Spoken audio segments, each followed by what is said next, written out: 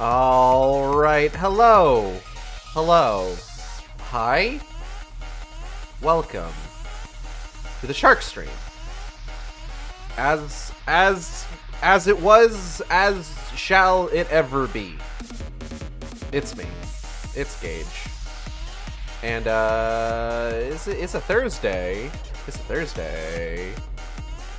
Oh God, excuse me. Which means it's time for Final Fantasy XIV. Heaven's Ward. Now, last week, we blasted our way through 3.2, and we are now on to patch 3.3 for Heavensward, which is the final patch of the Dragon Song War arc. So, one way or another, it ends tonight. And then what do we do? I actually don't remember. So, okay. So I've talked about this before. I created an entire list of hold on. Where is it? FF14 New Game Plus structure. Okay. I created a whole list of how all of this would play out. And let's see, we did Heavensward Part 1, Heavensward Part 2, did Warring Triad, Alexander, Shadow of Mach. We are nearing the end of Heavensward Part 3. Now, after Heavensward Part 3, we have a series of side quests called the Tales of the Dragon Song War. This is basically just kind of a wrap-up for that whole storyline. Very poignant. If you haven't done it, and you've finished finished Heavensward, I would recommend checking out Tales of the Dragon Song War. I feel like it's pretty important to that chunk of the game, that chunk of the story. So I would personally recommend it. And then we move into Heavensward Part 4, which is essentially going to be an epilogue that also leads into the events of Stormblood, which I'm pretty excited to get to. I like Stormblood.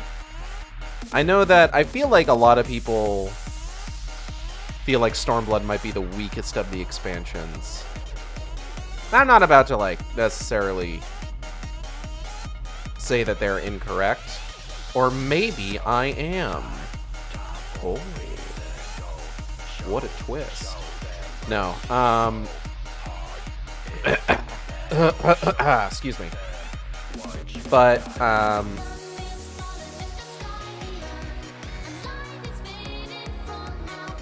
completely lost my train of thought. Yeah, like I said in the past, I have just meticulously planned all this out. And I actually need to update this somewhat. Since we got the, what's the word I'm looking for? We got the, final New Game Plus sequences for Endwalker mapped out. I can go ahead and put in, the Alliance raids, there's some Myths of the Realm, no, Myths of the Realm is the name of the Alliance raids. There's excuse me, there's a bunch of shit to do. They have so after Heavensward Part 3, we're doing Tales of the Dragon Song War. There's a few different quests like this, quest lines. There's one called Tales from the Shadows, which is a post-Shadowbringers quest line. There's a similar one that is specifically for the patches to Endwalker that we're also going to need to fit in there.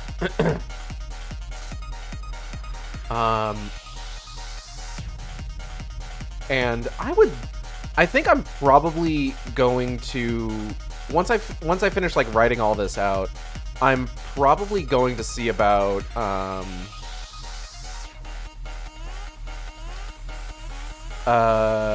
oh god,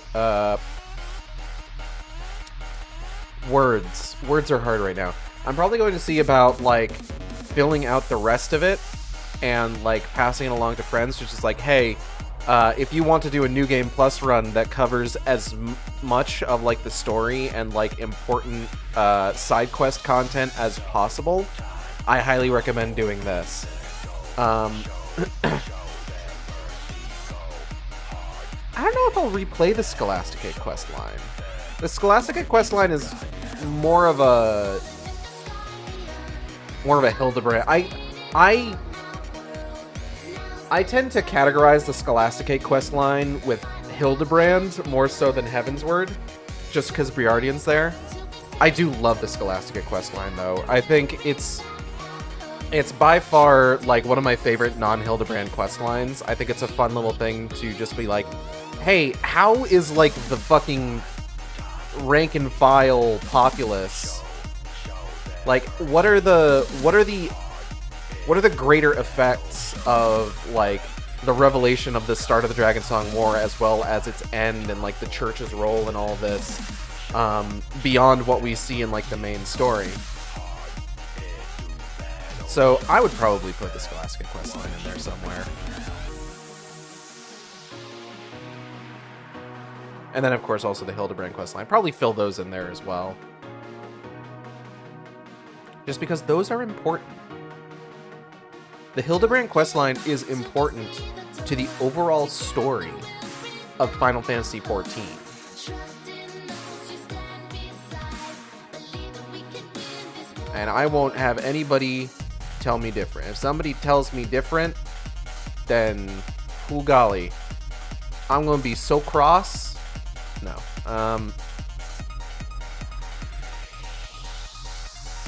But yeah. It was important to me to plan all this out, because I feel like it would be too easy to just do, like, a straight playthrough of the game. Without... And it's just like, there's so much context that you miss out on. There's so much stuff that you miss out on by doing just, like, a straight playthrough of the game. I think that's boring. That's boring. We gotta make this fancy. We gotta make this a fancy playthrough. But yeah. There's not any gaming news I can think of off the top of my head. Nothing I've been privy to recently, at the very least.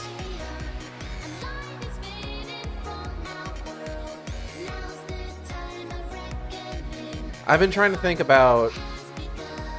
There's a lot of games that I want to stream that... Just, like, I don't... Part of the issue with this sort of being, like, a side thing for me, like, not, like, the main thing that I do for, like, income, is that I sort of, like, kind of reduce the amount of time that I can... Like, this is basically, like, a second part-time job for me. Or a second job, but it's a part-time one. Where it's just, like, there's a lot of stuff I want to do, but because I have to limit myself to only, like, 2 to 3 hours of gameplay, I don't get through the games that I'm playing particularly quickly. Which is unfortunate. But, you know, such is life. That's life. Life is like that sometimes. But, yeah. I do really like Final Fantasy XIV, and I do plan to keep playing it and keep playing it on Thursdays. Just because, like, I like having a dedicated day. I like Final Fantasy XIV. I like talking about Final Fantasy XIV. I like talking about my Warrior of Light. And I like having a dedicated day to do that. But it's also, there's a part of me that, like, also looks at it as, like, this is a slot that could be taken up by another game that I'm looking to play. But I don't know. What do you think? Sound off in the don't do that. Don't do that. We're gonna get started.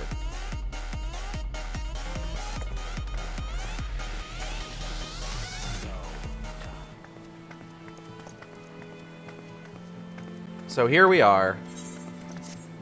Back at it again. In Ishgard. Standing next to this guy who's got something to tell us. Oh, she being silly funny. As she is wont to. The man within. The House Forton Knight has a message for you. Ah, Mr. Stjork. It is well that you are here. You are wanted within. I believe Master Alfino wishes a word with you. So, okay. They did like a big stream recently showing off Hades 2. Alfino's voice actor is in that game as Apollo. And it caught me off guard. Because I'm just like, hey, wait a minute. I recognize that voice. Welcome, Mr. Stjork. Shall I show you inside the manor? Yeah, man.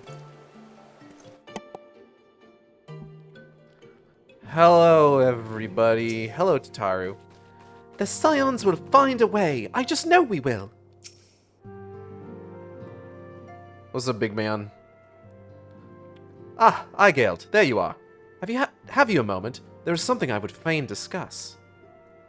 Okay. I must ask you to recall the events which unfolded at the peace conference, though I dare say you would sooner forget them. He is quite little. He is very small. My mind returns again and again to the moment when Nidhogg appeared before the crowd in the guise of Estinian. It was a sight to chill the soul, but one which gave me reason to hope that our friend might not be beyond salvation.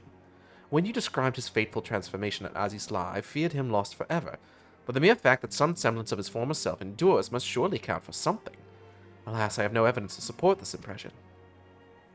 Thus did I turn to Y'shtola and Kryl for a more empirical appraisal, and full glad am I that I did, for it would seem that they have some observations of their own to share.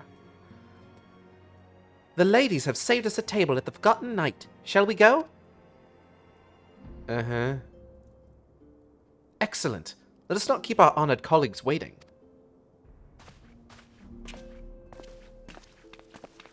Alright. 4 temps. How many temps are there? 4. Damn it, I forgot I could raid. It's all good, Lucas. Welcome. Good to see you. The 4 temps. What are they called? I don't remember. That person has Hian's hair. I entered my screenshot showing off my benchmark score in the Square Enix benchmark contest because, god damn it, I'm gonna get that fucking Cloud Strife hairdo one of these days, whether or not I can wear it. The name does this establishment a disservice. Remarkably few of its patrons seem inclined to drink their way into oblivion. I do begin to see why Tataru chose to work here. Hi, Quail. Quail Baldesion. We have kept you waiting over long, I fear. Oh, thank goodness. Not to worry, Alphino. We had some rather fine mulled wine to keep us company. Truth be told, you could have delayed your arrival a few moments more. Oh, okay, we'll leave then. Gibrion got the spicing just right this time. His latest batch is not only delicious and warming, but soothing to the humors. He's so proud of himself. Indeed. But 'twas not to soothe our humours that we gathered here. Ah, no, quite right. The matter of that poor dragoon. You have discovered something. A means to save him? Okay, calm down, Alphino. She hasn't said anything. Let us not jump to conclusions, shall we? Assess the facts presented, then make an educated analysis, as you were taught.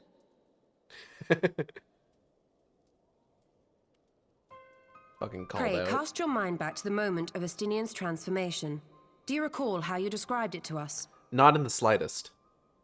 You spoke of the sudden pangs which racked his body when he took up both of Nidhogg's eyes, and of how his form was twisted thereafter into a shadowy semblance of the great wyrm. Right, I did say that.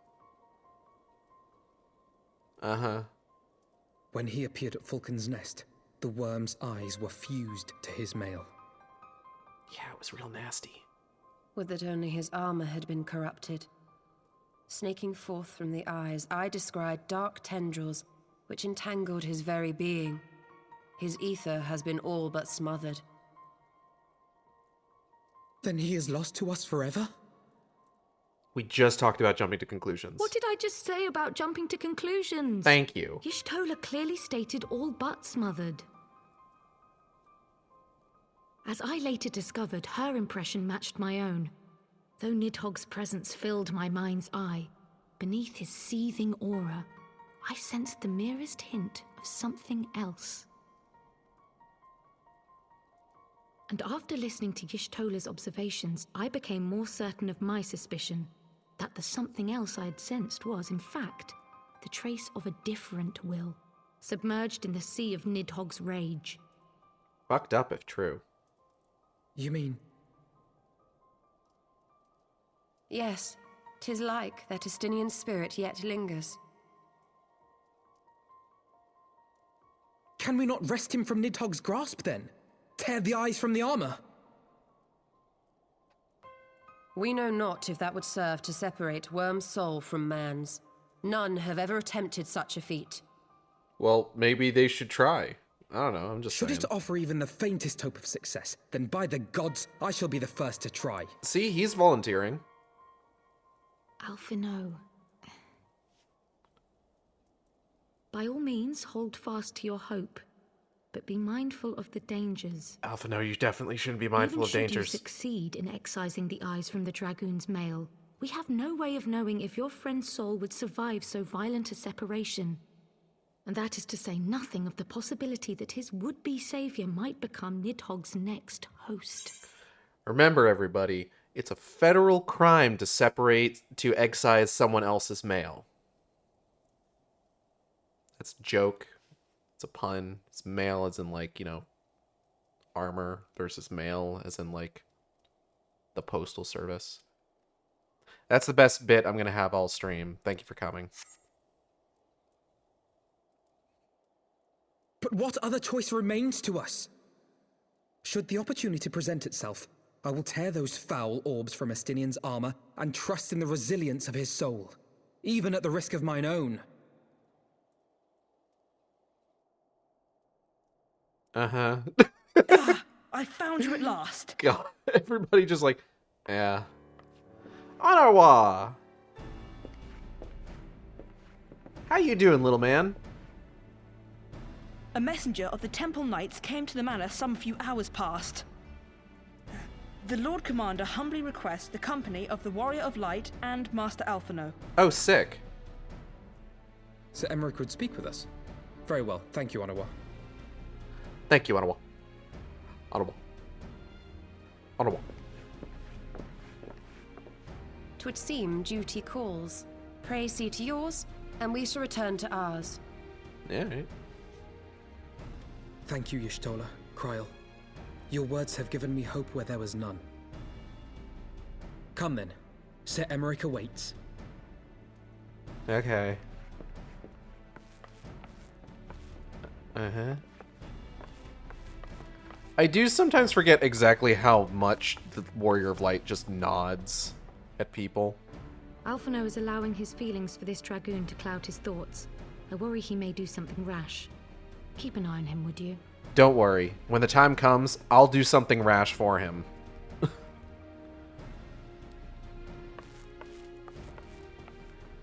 Ah, yes. Allowing the feelings for the dragoon to cloud his thoughts. Something I'm definitely not doing. Their friends to deliverance, than their foes defeat. But will history commend their fealty, or condemn their folly? I think it'll turn out fine. Aigale famously not having any feelings for Estinian that could cloud her judgment. None whatsoever. This is going to be a fun one to talk about Aigale lore with. The conference held at Falcon's Nest was to be a celebration of the reconciliation twixt man and dragon. Yeah, the relief's still up there, so that's a relief. But the lingering shade of Nidhogg, clad in the flesh of the Azure Dragoon, did mark the occasion by spilling the blood of his own kind. A timely atrocity to remind the children of Ishgard that the Dragonsong War was far from over. And when fear gave way to fury, the call to arms rang out anew. Death to Nidhogg! Death to Nidhogg!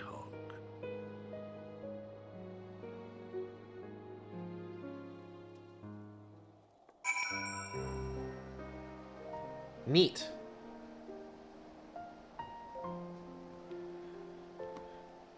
Alright, nice, most heavenly. But yeah, this is going to be a fun one to talk about iGuild lore on, because this is probably... I've written a lot of moments from iGuild's story. And, oh, hold up. Where the fuck is Firm Albert? There he is. I've written a lot of moments from iGuild's story, from her tale in particular.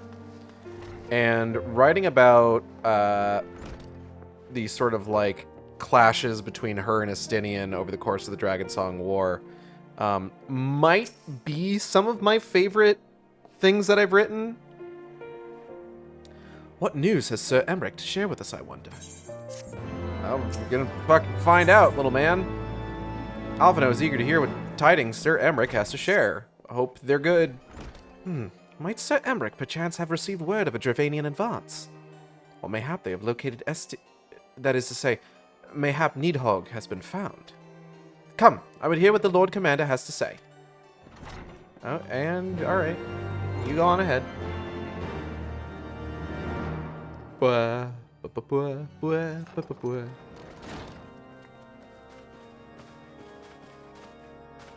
My friends, I thank you for coming. Yeah, you're welcome. You have had news of Nidhogg?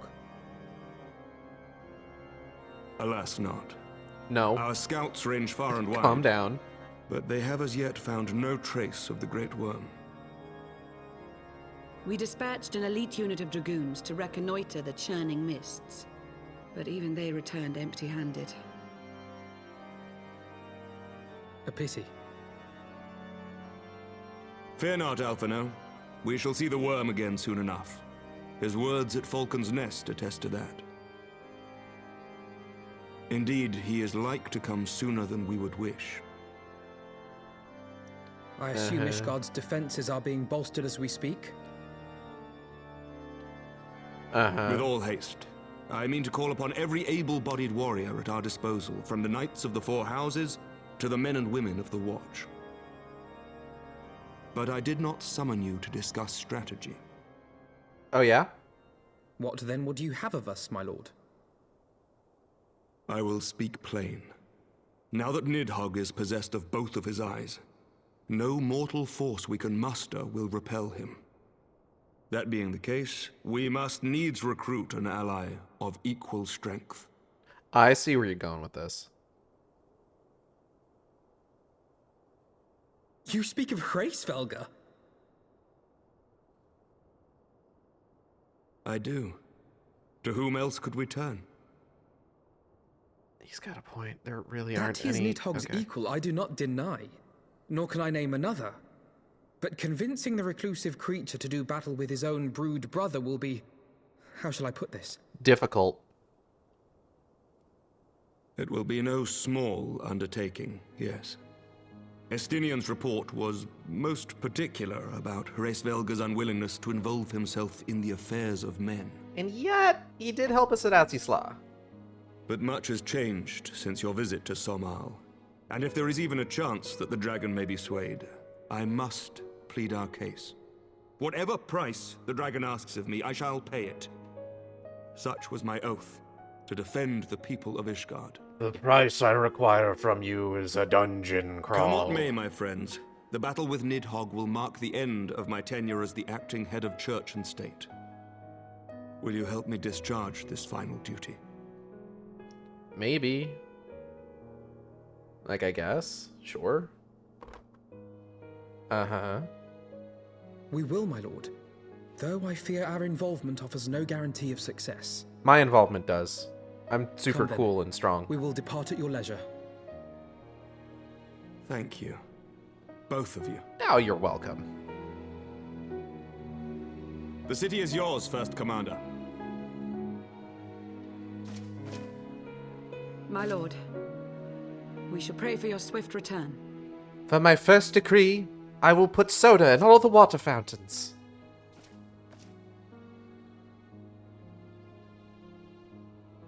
Uh-huh.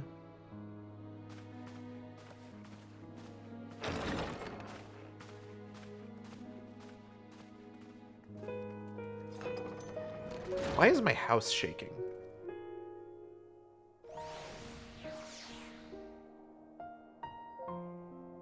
Like, what is that? There's like a slight tremor. Is somebody walking around or something? Is that what it is? I don't know. It's weird.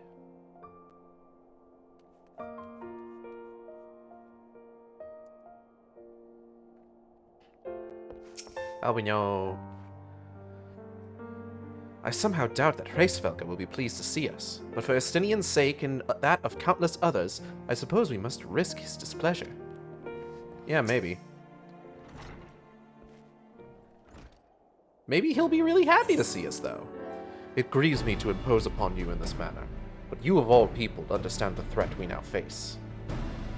It is no imposition, Sir Emmerich. To Eigild and I, Ishgard is as a second home. After the many battles we have fought and the bonds we have forged, the plight of your nation has become our own. If there is aught that we can do to aid in salvation, then pray impose all you must. Uh-huh. You are true friends. Shall we be about our task, then? We have no way of knowing when Nidhogg's shade will strike, but we must assume that time is not our ally. Indeed. With that in mind, I have taken the liberty of dispatching a messenger to inform Mistress Tataru that you will be escorting me to Somal. I confess I did not provide the exact details of our destination, as they are as yet unknown to me. We will summon Hraesvelgr at Zenith in the Churning Mists. Ere we begin our ascent, however, I think it best that we pay a visit to Annick's shrine. You seek an advantage in the upcoming negotiations. I do. I would consult with Vidofnir. I propose this in part out of concern for her condition. Were she to succumb to her wounds, it could have grave consequences for our alliance. That apart, she may be able to provide insight into her sire's current state of mind. Well reasoned. To the Dravanian Forelands, then. Uh-huh.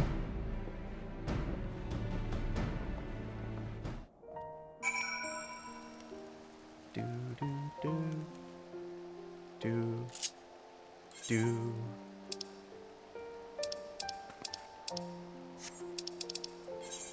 Boop, boop. Boop. And we just warp there.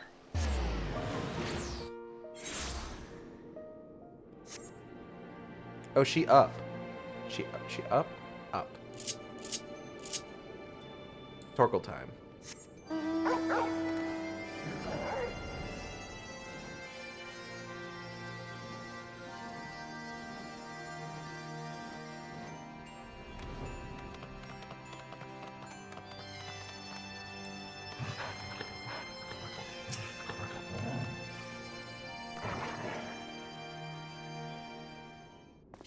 Hey girl, hey.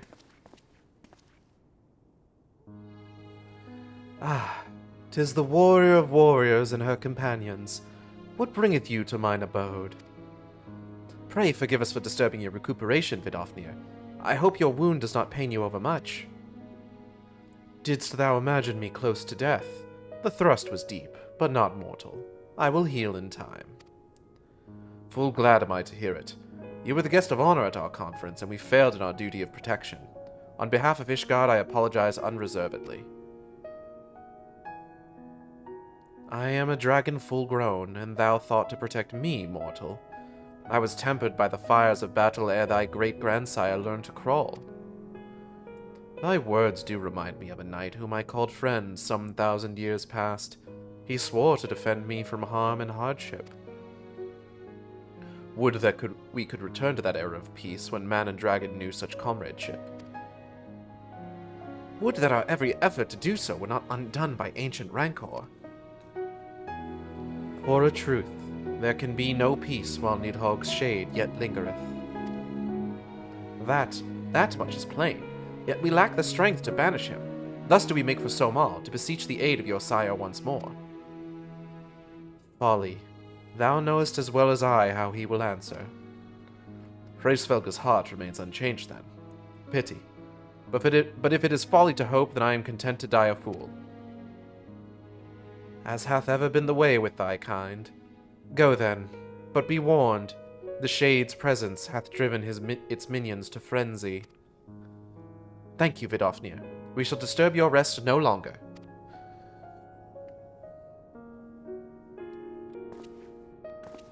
Oh, goodbye.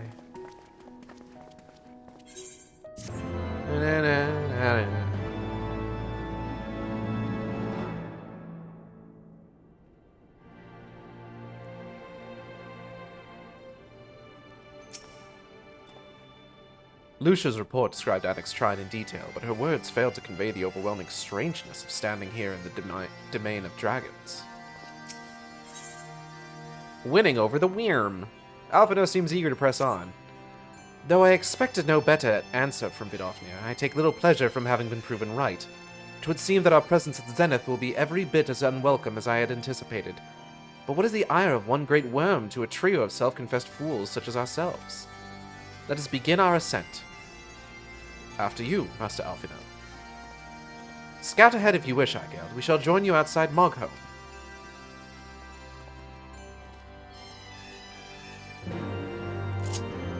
You alright?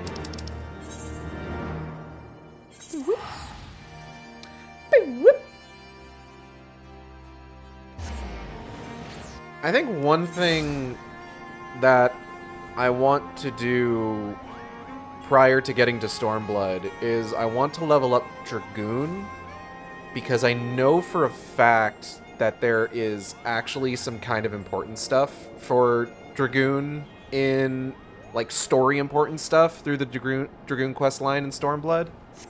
And I'd like to see that, you know? It'd be nice. I gotta go talk to, you know, that guy. Emmerich. The Lord Commander seems lost for words, nor can I blame him. I recall being similarly awestruck when I first beheld this vista. What's up, man? How you holding up?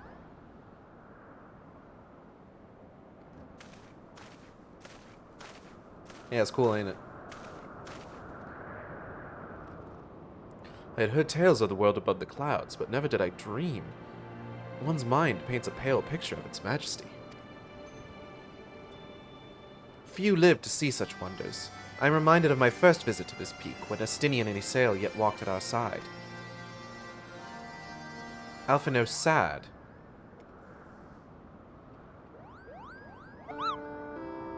Kupopo, is that you, Aigeld? Huh? Ah, if it isn't Mog... Don't tell me you've forgotten my name, Kupo. After all we've been through together. But at least you remember me. You do remember me, don't you, Aigeld? Moglin. How could I forget you, Moglin?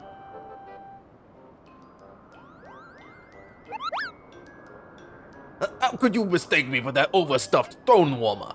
I'm Moghan, the courageous Moogle who guided you to Zenith, Kupo.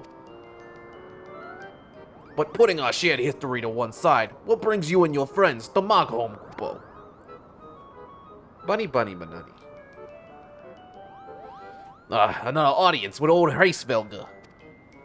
Well, I hope you brought the horn, Kupo. With the winds as gentle as they are, a good loud toot should reach the great worm's ears easily enough. That is good to hear, Moghan. Thank you. We had best press on to Zenith, while the winds are in our favor. Uh-huh.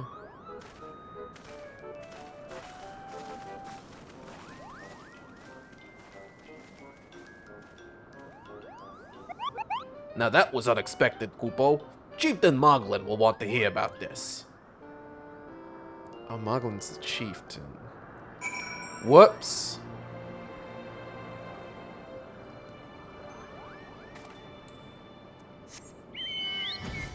That is 100% not the voice I gave Moghan. One of those Moogles should be voiced like Riku. Like from Kingdom Hearts? Whoever is the smallest Moogle.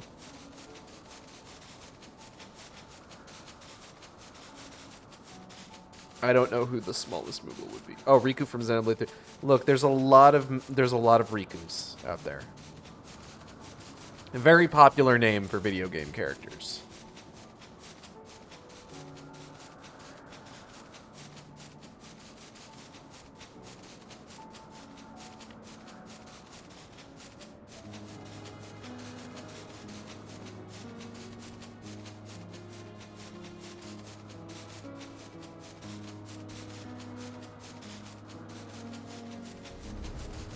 Okay. How'd you guys get here before me? Pray sound the horn, Aigeld. We must win Hresvelga to our cause. Fail in this, and Ishgard's fate is all but sealed. Nah, I'd win.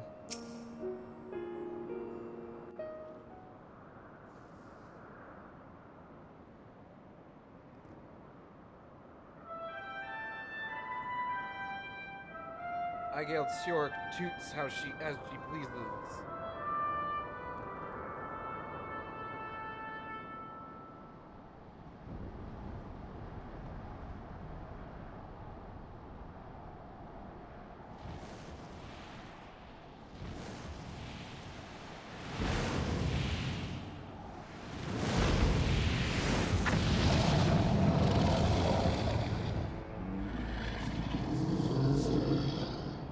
Hey, man. You dare summon me again, Mortals.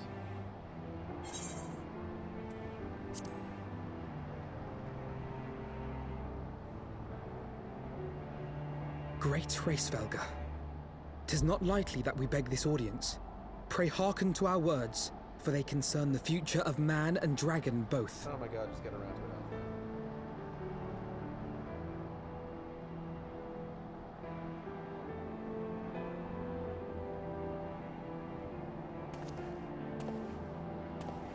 Get on with it. Greetings, Hresvelga.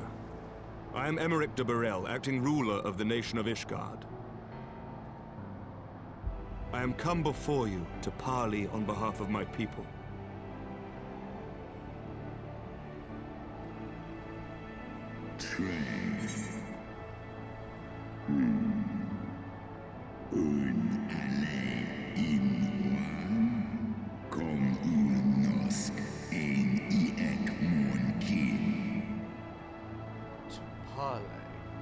Thinkest thou thy purpose unclear to me? Thou art come to beg mine aid in the battle against the shade of my brood brother. Damn, you're well informed. You foresaw mine intent. I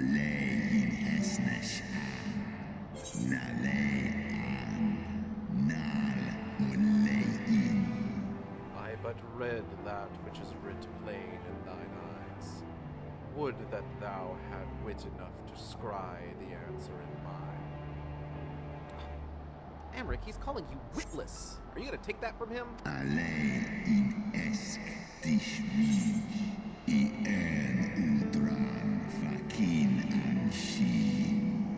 My beloved Shiva did once build a bridge twixt man and dragon.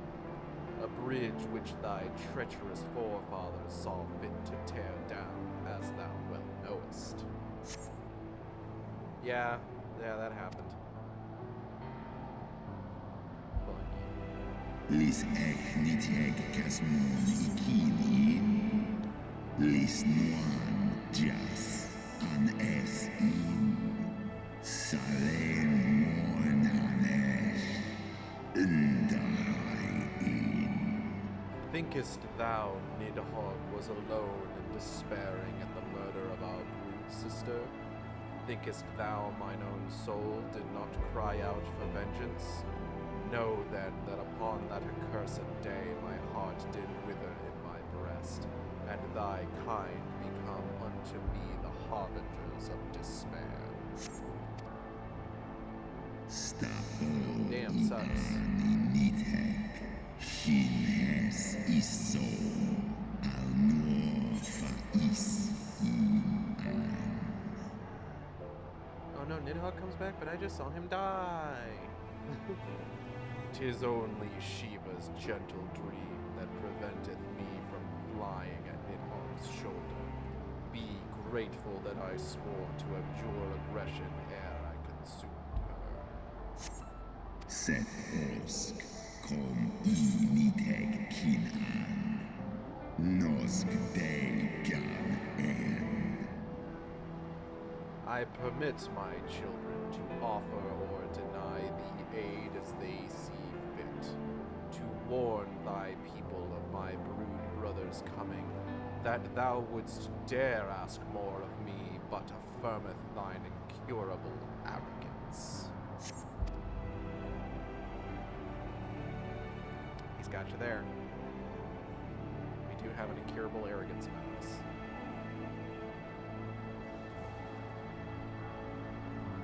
We understand that in your despair at man's betrayal, you seek only the refuge of solitude. Solitude, in it.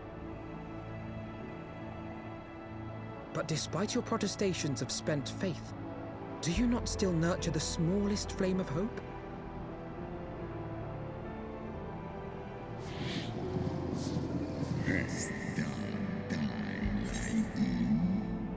Perceivest thou such light in the dusk of mine existence? Yeah, man, Alfie's reading you like a book. I do. If you claim I see falsely, then tell me, why did you consent to bear Rizel upon your back? He's got you there. Isn Kaisia Holes Exkdir Valsu Nesk an in Eskba. Isael, piteous, deluded Isael. The child did lament her past sins and sought to balance the scales with her remaining days. 'Twas her unquenchable passion, so alike to that of my beloved, which did spur me into flight. Wow, maybe she really was Shiva reincarnated. No, she wasn't. We've established this. That didn't happen. Stop it.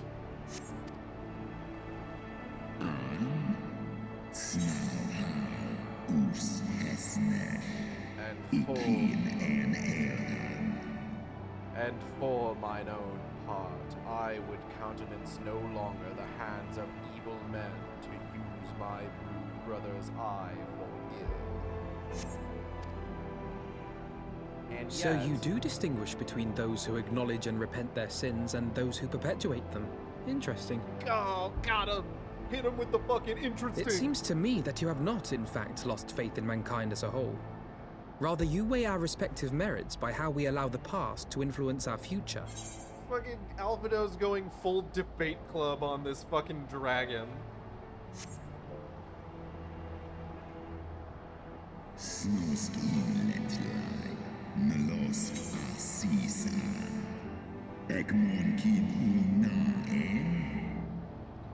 Spare me thine idle sophistry. Even were there a mote of truth in thy reasoning, what of it? Wouldst thou have me slay mine own sibling to save a city of mortals? I feel like I'm not getting, like, a good read off my mic here. Hold on. Oh, that is particularly low on its gain. Goodness gracious, no wonder.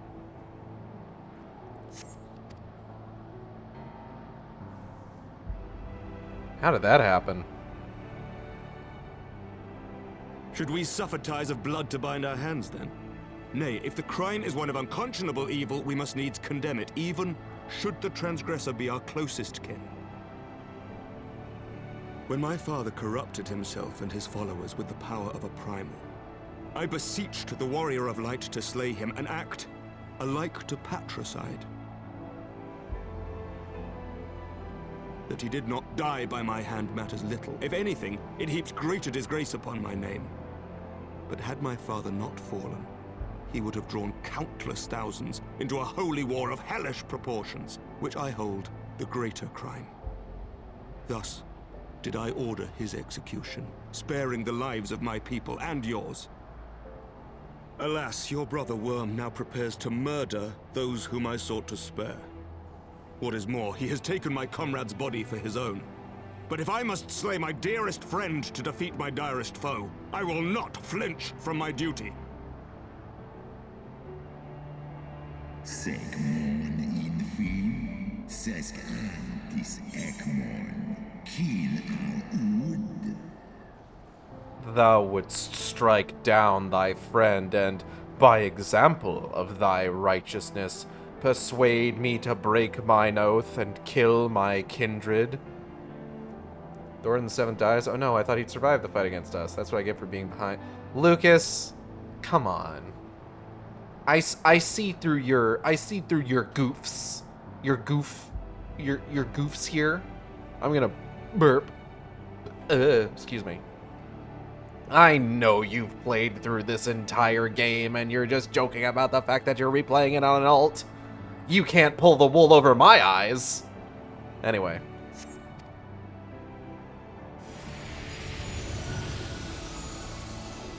Oh shit, Midgard Swarmer. Oh yeah, he's been hanging out with me. Don't worry about it. Sloskna, dyrkin illes, kolhes na inish, draor in. Heed me, my child. The servants of Hydaelyn envision a different outcome. They intend salvation not only for Ishgard, but for the doomed Dragon Slayer as well. Curses, you're too clever for my ruse. Alright, yeah, it's a whole thing. Oh shit, hi Dad. Da nideg, garjas, nosk in an, slisva holkas, kain na. Believest thou this shade to be Nidhogg returned? Is it not merely a manifestation of his vengeance? The shadow cast by thy brood brother's rage. I would not command thee, but ponder well thy course, lest it lead thee unto greater remorse. This kind of voice requires me to, like, take in a lot of breath and also, like, let it out while I'm speaking, and it, like, makes me lightheaded a little bit. So the less Midgard Stormer talks in such a way that I have to translate it, the better. While this shade of vengeance remains, the future will ever be uncertain. Or help us save our companion.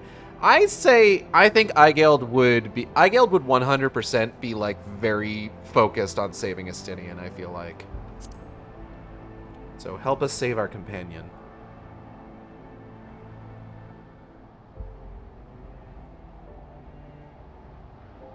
One nadran in ale is an, one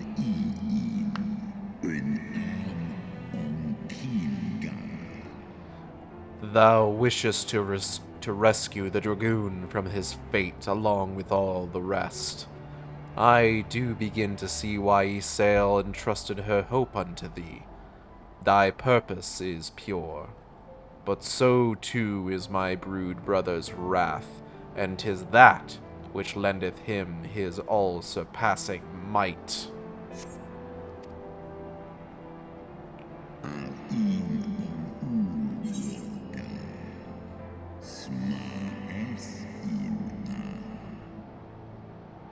Hast thou the strength of will to stand against so terrible a shadow, I wonder?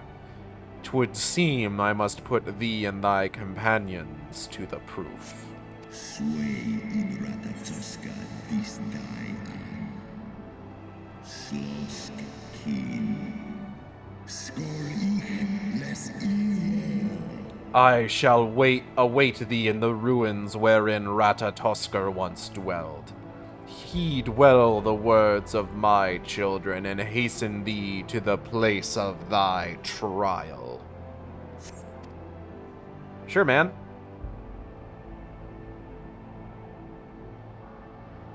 Uh-huh.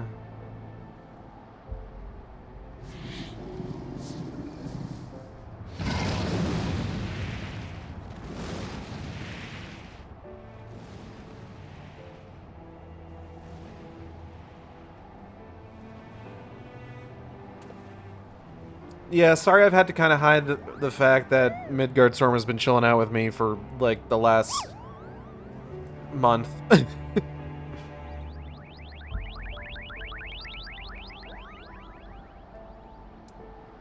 It's a whole thing. Don't worry about it.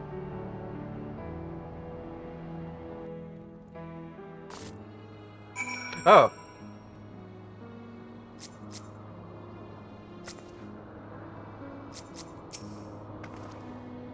Another day, another trial. Such ordeals must seem almost mundane to you by now. Would that I could say the same. I believe I spied a wyvern landing just outside the palace. It is doubtless one of the children of whom Hraesvelgr spoke. Come, my friends, let us not keep our escort waiting. Oh, okay, everybody's leaving. Cool. Let us not keep our escort waiting! Hey! Ow. I'm alright. Another day. Oh. For the sake of Ishgard, I shall overcome whatever trial is placed before me. And I have no doubt that you will do the same, my Geld. Yeah, I'm pretty good at this sort of thing. My broodmates and I will bear you to the place of your trial. Make your preparations. Sure thing. Sor, Kai, now accessible. Let's fucking go. We got Alphino. We got Emmawick. We got that guy.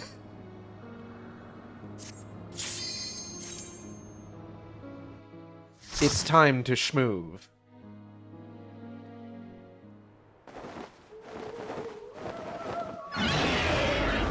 Oh no, there's only 3 of us. Where's the 4th guy? Where's the Banneret? Sir Banneret. Sir Banneret the Banneret. The unsung hero.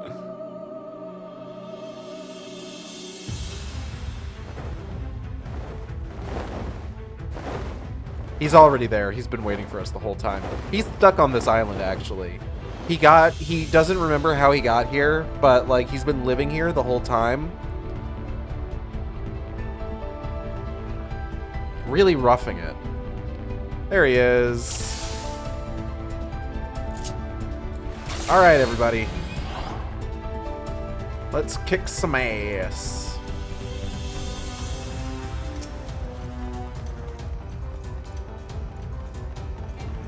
That's a weird looking block. I don't like it.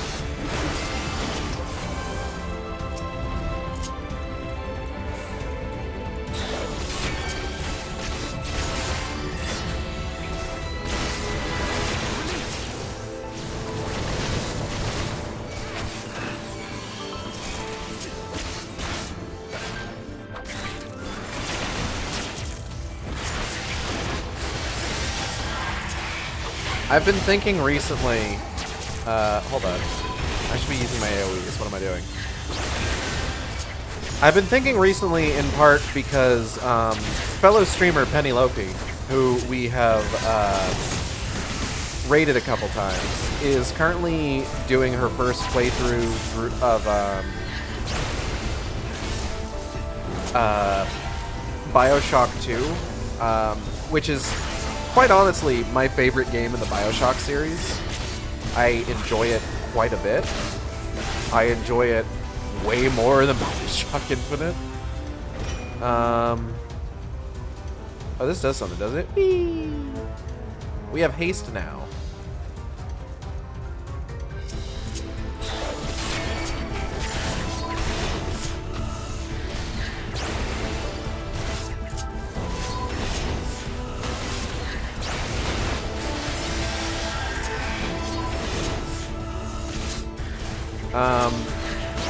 And watching her play it has kind of like gotten me thinking, God, I really want to play BioShock 2 because I really like BioShock 2. And as a result, like I've been thinking about so I had my my mid-aughts shooter-thon last year. And I have been thinking about doing a follow-up to that stream series, to that event, called the Shooter-thon Sequel-thon. I've talked about this before. Where, like, the entire idea is playing sequels to the games that I played for the Shooter-thon.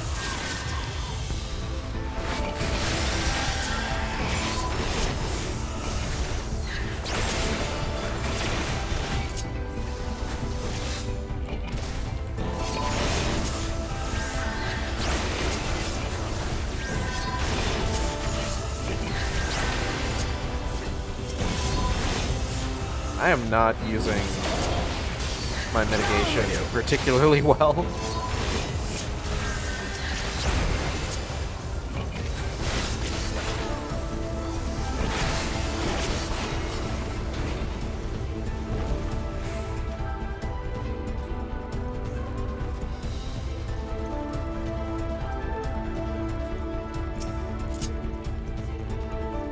Chieftain Moglin?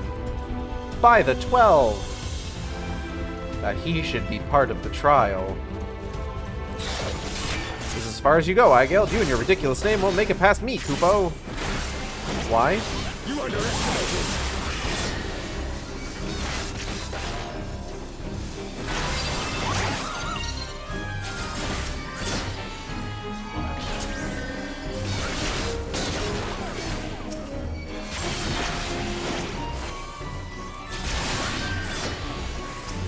The fact that the mechanics and the music are very similar to Good King Mogglemaw, Good King Mog, Lord of all the Land Kupo, is very funny to me. Get out of here.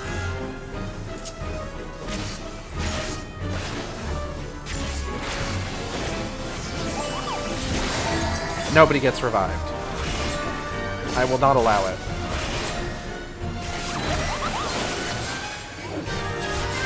I don't know what the fuck that is. It's making me nervous.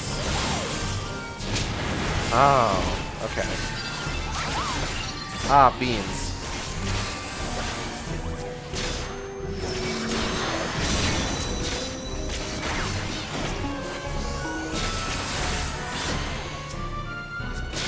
Away with you.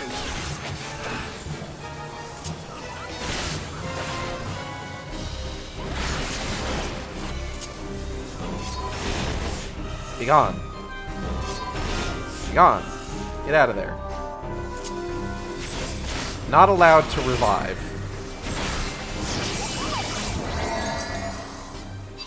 This isn't a fight to the death, Kupo. He'll be fine. Don't worry about it. Somehow they made it faster to rank up tribal quests for Heavensward, and this came with the consequence of being locked out of ranking up past a certain reputation level because of MSQ progress. Really?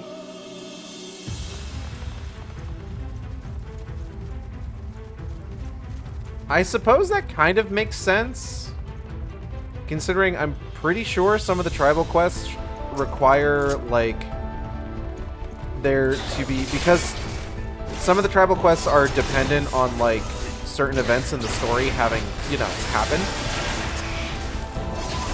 I guess that kind of makes sense. I wouldn't really have any idea of any of that because I did all the tribal quests way after the fact.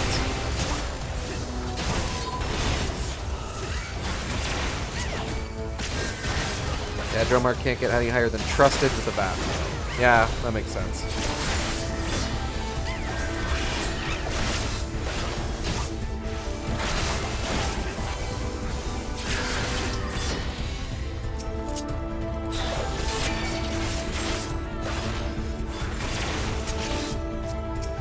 Wait, that one? Really? Okay.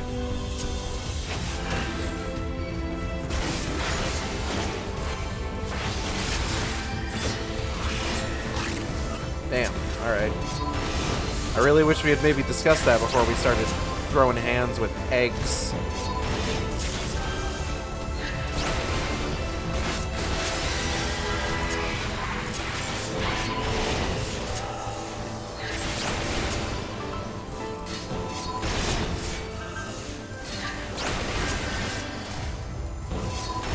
What was I talking about? I was talking about something.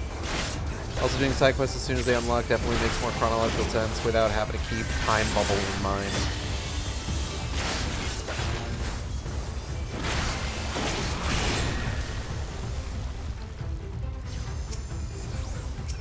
There's like, I forget what it is. There is a, I want to say it is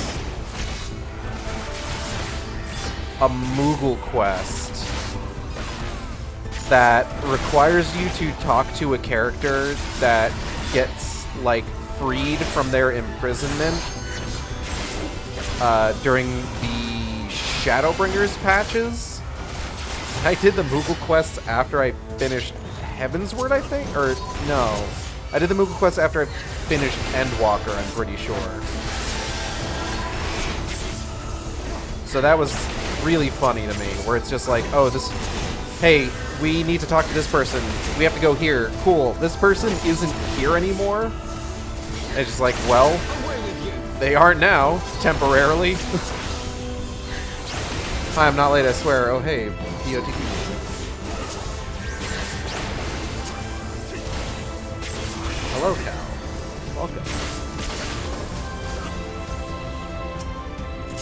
We're gonna go beat up Prey Stalker. Heard this song in Palace of the Dead more than the actual dungeon. See me, I've really done Palace of the Dead. You underestimate me.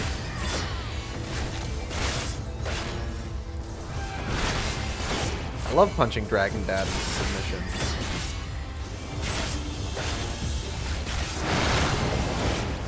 Oh yeah, Emmerich's over there too. So's Alphino and some other third guy. Yum. Delicious.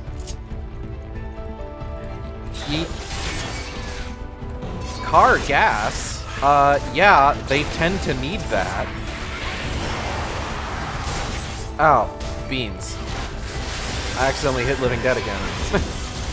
I'm fine. I'll be fine. It's okay. All my friends are here. Igeld, Alphino, Emmerich, and a random person. That's Sir Temple, Banneret-less's father, who died defending Ishgard.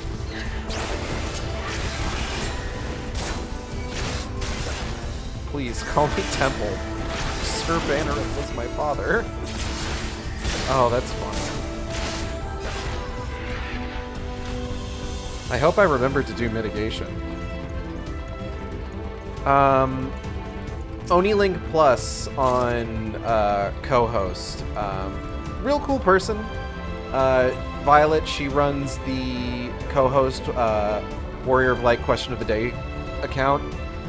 Was recently discussing how she was really, really hoping that we get some sort of concrete answer on how long the boat ride from Eorzea to Tural takes. To which I I made the joke just like, wow, what a boat ride.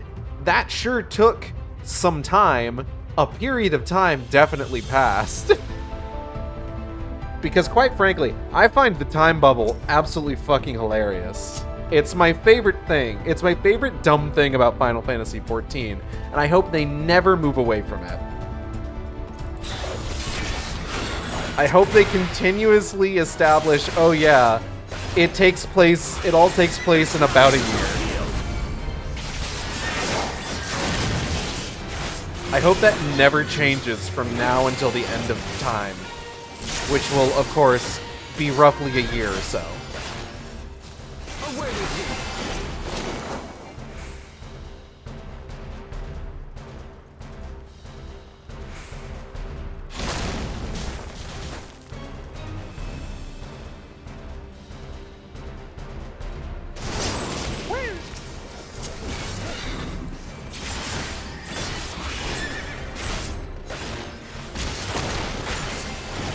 Why are you guys over there?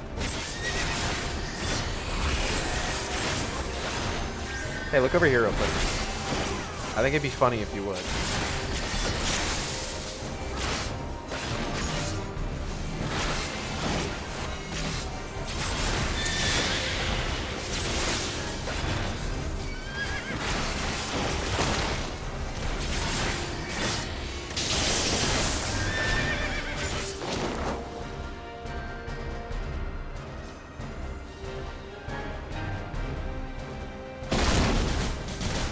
Ouch.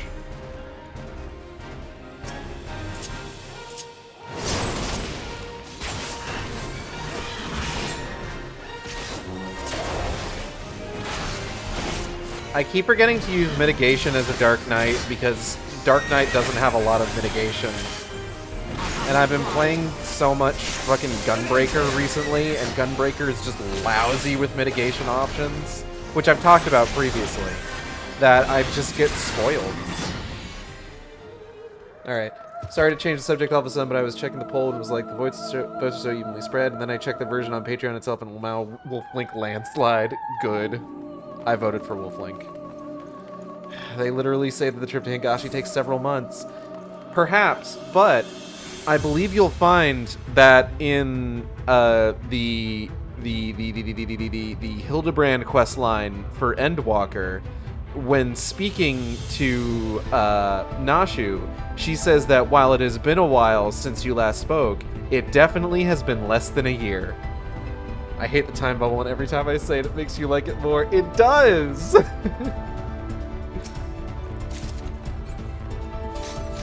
And as we all know, every side quest chain in FF14 is canon. Including both Blue Mage and Hildebrand. They all happen.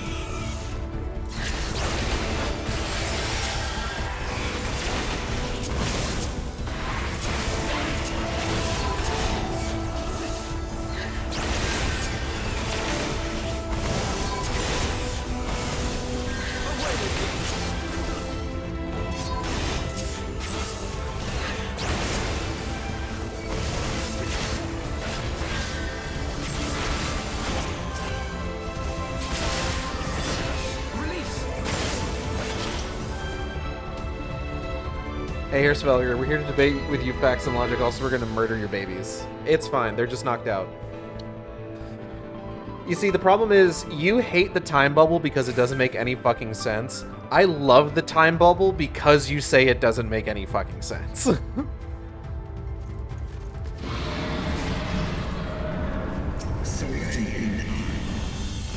They need to go back and add bubbles to every enemy you defeat in this dungeon. They're just sleeping. They're just so eepy.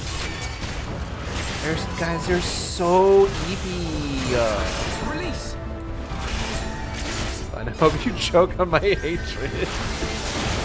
Nah, I'm gonna do really well. Check this out. I'm beating this guy up. I need to use meditation.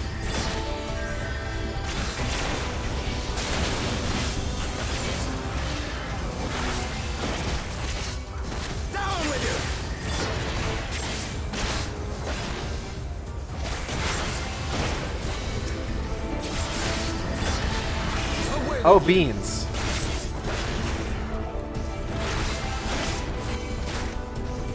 What kind of dragon are you? Oh, ice wagon.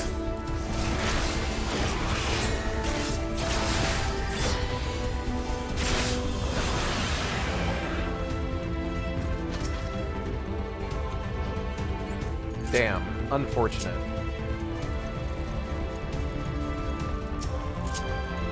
So next week we're probably not going to be progressing New Game Plus because next week the return of the Yokai Watch quests or event is going to be upon us, and I kind of want to do a whole stream of just doing Yokai Watch stuff.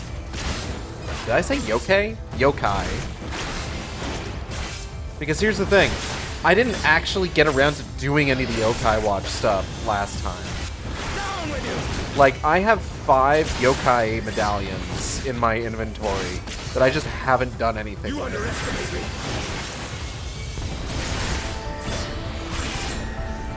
Isn't Yokai Watch event just a fake grind? Yes. Yes, it is. That's it. In fact, that is exactly what it is. So we're gonna be grinding fates for like 3 hours. It'll be fun. Don't worry about it.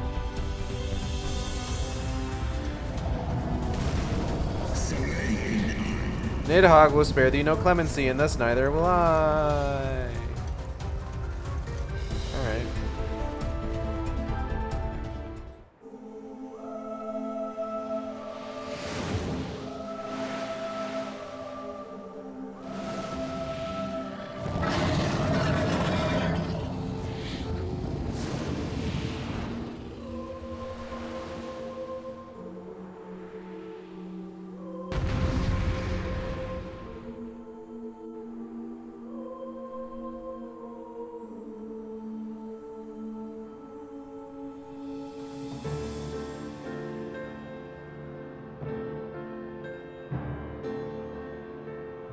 You know, I appreciate accounts on Tumblr that are just like boosting like indie VTubers like me. I wish they would do the streams that are actually happening instead of being like, "Oh, hey, you reblogged the post for my Splatoon stream from 2 months ago. Thanks." I appreciate that. I'm not playing that game right now, but, you know. Whee! Now, I don't think I've done this fight since it was reworked. No, actually, I take that back. I absolutely have. But I think I've only done it once since the rework. Eat! You underestimate me. Don't hit me, please.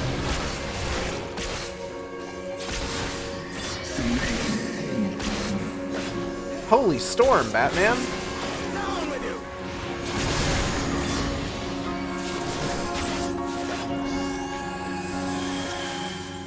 Y'all remember in Batman Forever when they, like, go to the big island that, like, the Riddler and Two-Face are on, and Robin's just like, "Holy rusted metal, Batman," and Batman's just like, "What?" And he's like, "The island, it's made of metal, and it's full of holes, you know, holy." It's just like, okay, guys. Whatever you say. I'm glad you're having fun.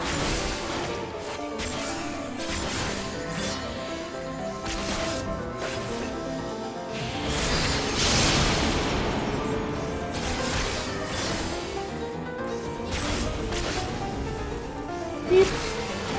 No, I'm actually okay right now.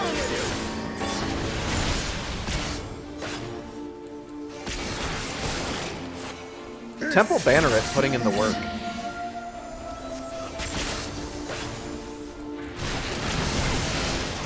Waha!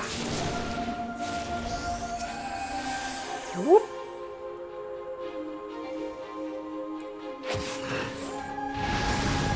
Eep!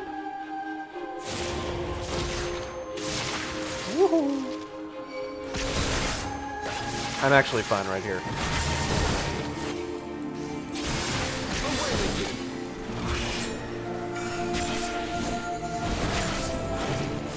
Nope, did that out of order.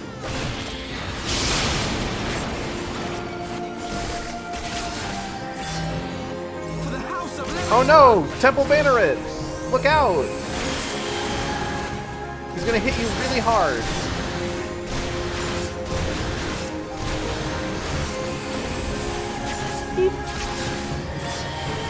Mr. Temple, no. Away with you.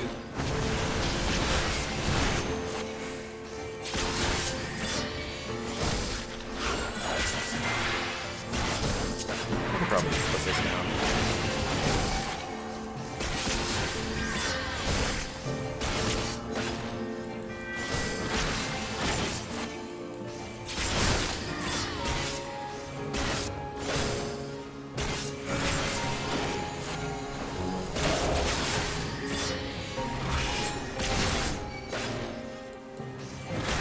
We're just kind of spinning our wheels until we hit 0%, huh?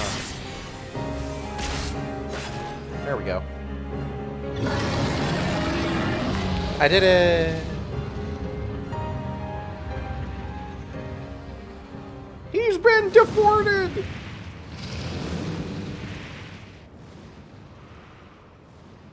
He seems upset.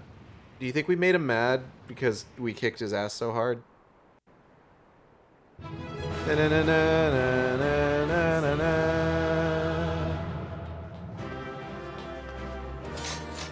I shan't soon forget this trial. Hold up, I gotta reset Alpha now so he'll say his line. I gave my all. I pray it was enough. Emmerich, that wasn't a trial, it was a dumbium. Don't worry about it. Berserker's scale mail. That sounds neat. What's that look like?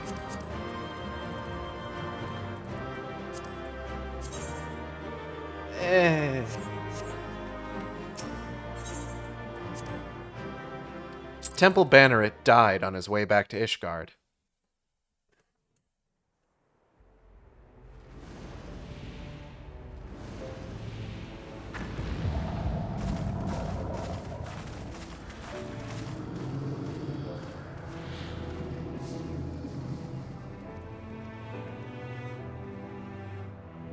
Should go back and have him fall theatrically onto the platform with a goofy expression and his tongue out. Little chocobos swirling over his head. Even bereft of an eye, my brood brother was a fearsome foe indeed.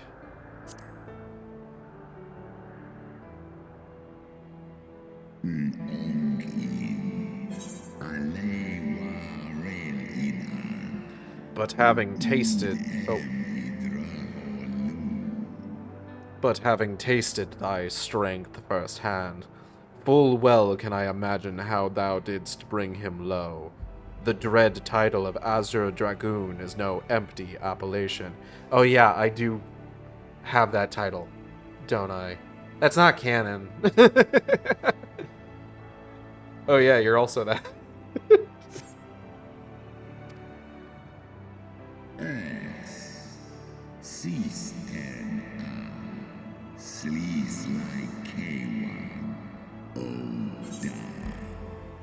Very well. I shall trust in the seed of man one last time.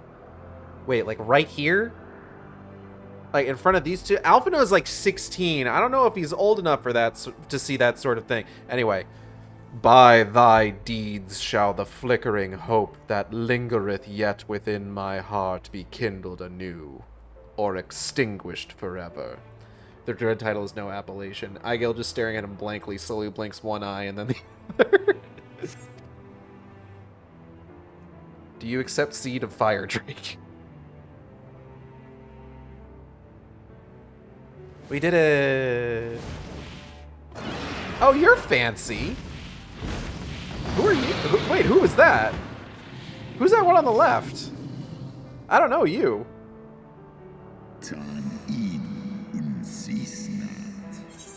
That you yet stand is ready proof of your determination, mortals. Oh, that's shit. There's a fate chain about him. Oh. He looks cool. As final stiska ikim el en in Let us... in Nidhogg. You done? Okay. Let us fight as allies, then, and together banish my brood brother's vengeful shade. On my oath, the wrath that once was Nidhogg shall meet its end. Dope.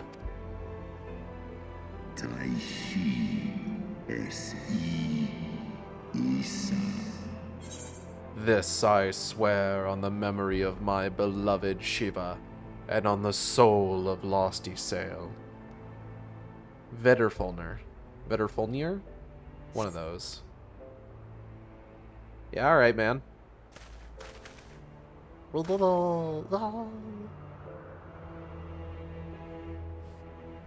the wieners. Away. Oh, I think that went pretty well. How you feeling about that, Amwick? Countless times have I fought the minions of Nidhogg, but never did I imagine that I would one day face Hreysvelga himself.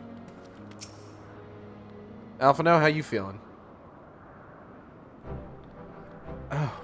Oh, my poor ribs. That was a painful reminder of the great worm's might. And had he truly meant us harm, we would not be standing here now. Plainly, his intent was to teach. His onslaught forced me to recall my training, but the speed of the dragon, his balance, his blind spots. It was, in short, a very thorough lesson. I need to turn off auto advance. Oh, hey, Moglin. Wow, Kupo! Igeld, let me begin by congratulating you on the completion of your trial. For one with a name more befitting a jester, you fight with the savagery of a rabid demon. Do you see how my wings are kinked? Even my palm aches. After this drubbing, I fear my loyal subjects will have to bear the load of my personal chores for quite some time, Kupo. Possibly indefinitely. I think it's like the Norse weird D that you pronounce like a very soft P, so it should be Vedderfolnir, but with like 3 syllables. Anyways, Moogles! What? When I told you about Igeld's trial, I didn't mean for the rest of us to suffer.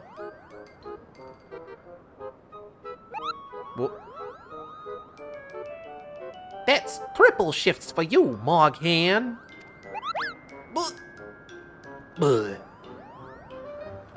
Splutter. Triple. Triple? But that's not fair. There's no justice, Kupo. Not at all. No respect. No respect at all.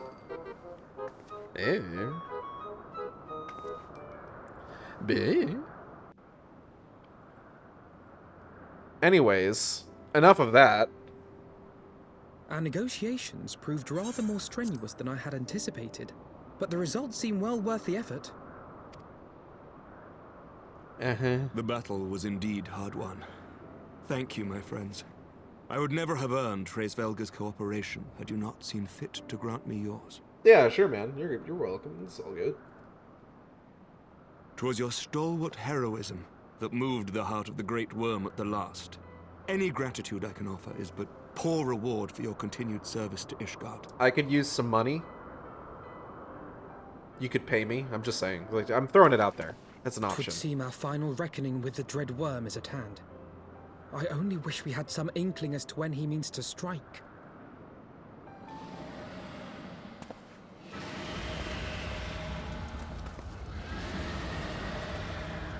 Oh, gods.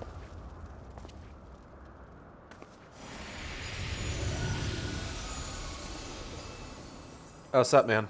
The cry heraldeth his coming. Nidhogg's shade hath taken wing. That's probably bad. It has begun. We must away to Ishgard.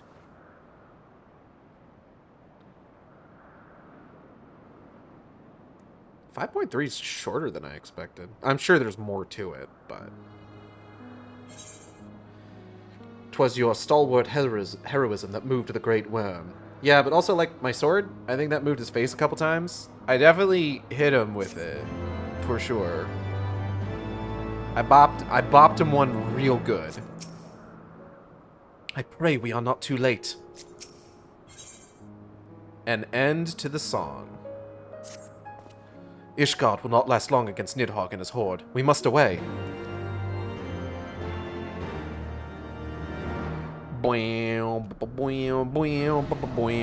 Oh.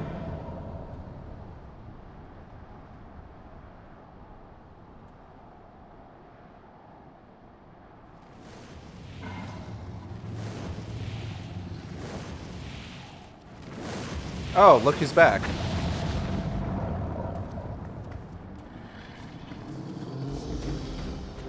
Hey, I know we were like just talking, but like things have gotten worse. Know you then what this roar portendeth? Yeah, man. Nothing good. I must return to my city without delay.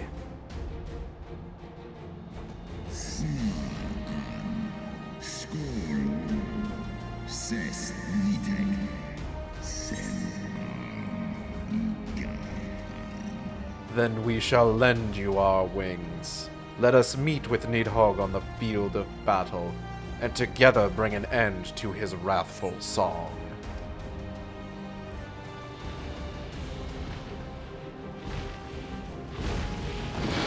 Hey girl, hey!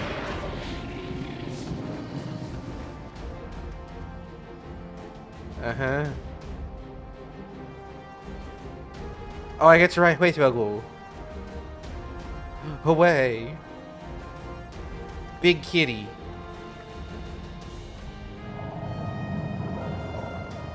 Funny looking doggy. Whee.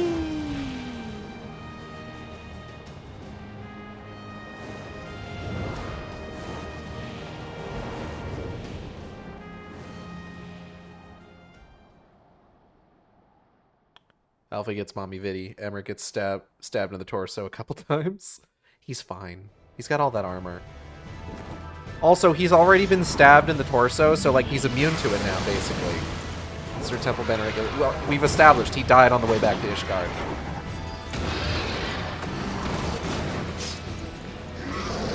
So, you know, no big deal. Oh! The fucking guy just got fucking owned. Damn. Ooh, this guy's got specials. Artoirel.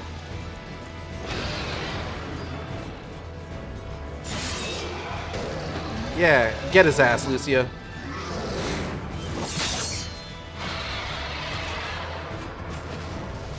Remember your training. We hold fast until the Lord Commander returns. And Lucia, much like Thancred, can't use magic because she's Garlean. So she's doing all of this by her own strength. We must hold. Because she's a badass. She doesn't even have any sick-ass Garlean armor to help her out like her fucking sister did. So what was her glowing light sword? That was just her. That was just her being a badass.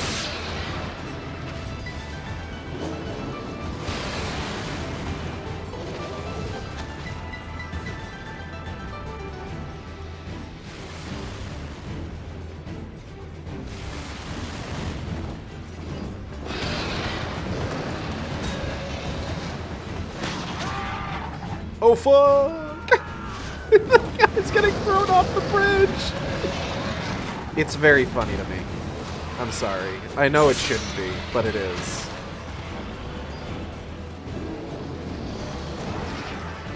Oh yeah, we don't get back in time for this one, do we?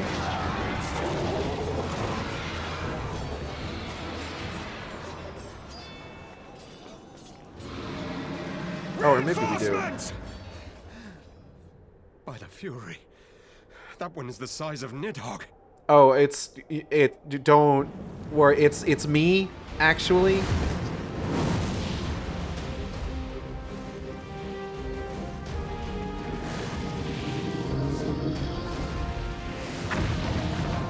Don't worry, guys. I'm here to save the day, you know, like usual.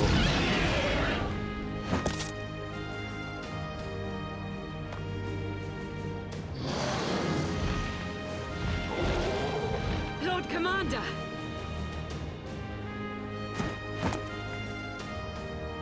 Sup, fuckers? You are late, Warrior of Light. Yeah, look, I had some stuff I was doing. Don't worry about it.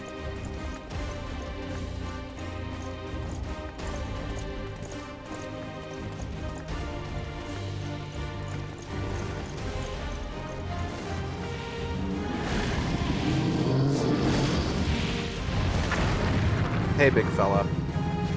Any chance you could leave, maybe?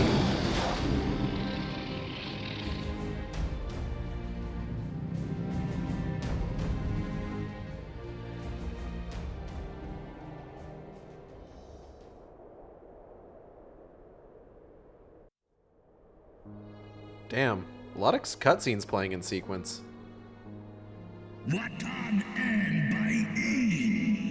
Okay, I can take a moment here.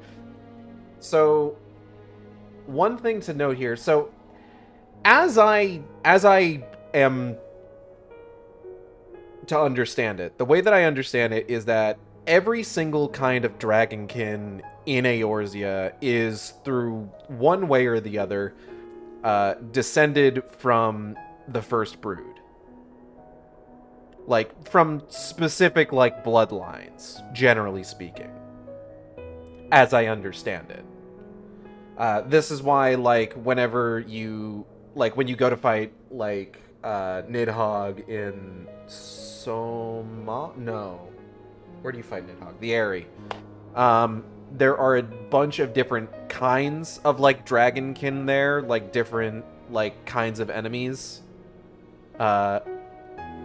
That are generally all within, like, the same enemy type. Now, you may be asking why this is important. And the reason it's important is for Eigelld lore.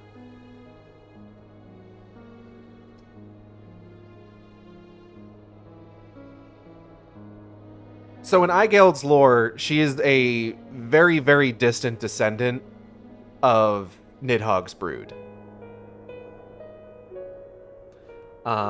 Which means that this whole situation here is a bit fraught for her. The way that I end up writing it in the fanfic that I've written of this would be covered by The Drake and the Dragoon. Is the piece that I wrote for this. The way that Eigelld describes it is that the influence of the First Brood is different from tempering. It's something deeper than that she's...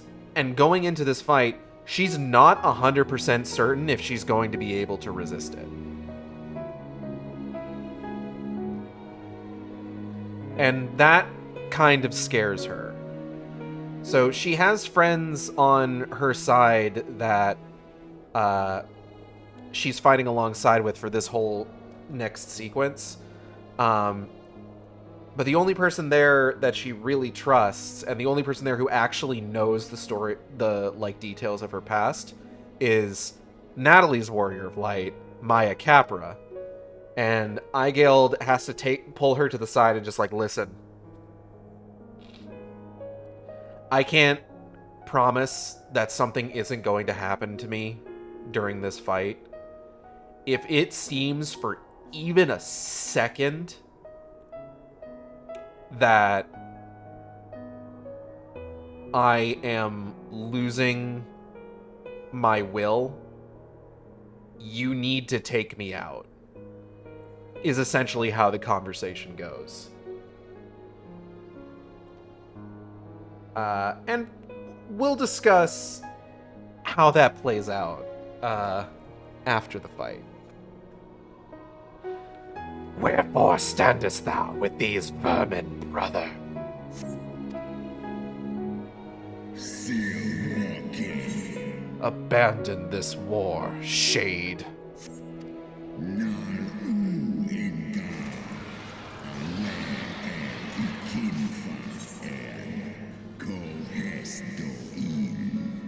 The suffering thou sowest serveth no end. The traitor's progeny have learned of their forefathers' betrayal, and seek now to make amends with our kind.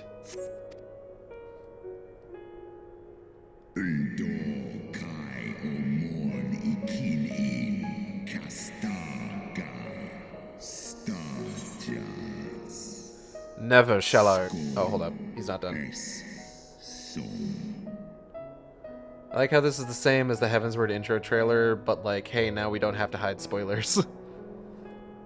Never shall our grief be assuaged, nor our loss forgotten, but reconciliation may yet halt the spread of this plague of enmity. Forsake thy vengeance and be at peace.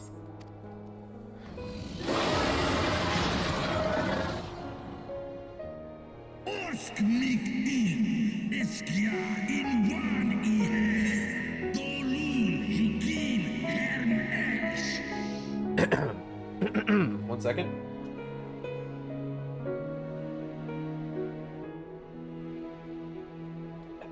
Alright. What soft-headed ramblings are these? Thy dalliance with that vile maid hath robbed thee of thy wits. Mayhap her cloying perfume hath made thee forget the stench of our brood sister's lifeblood.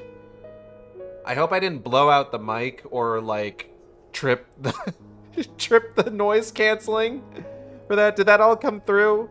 I was really excited to read that line.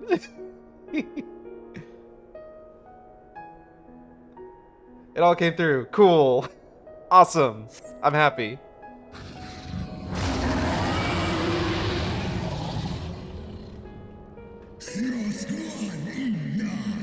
Thou darest speak thus of my beloved.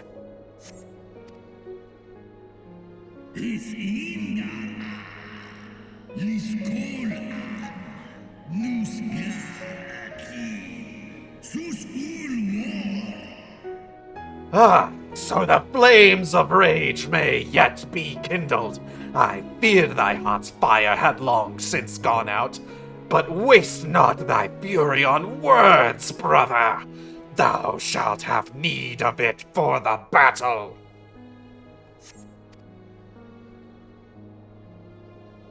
Hey man, you good?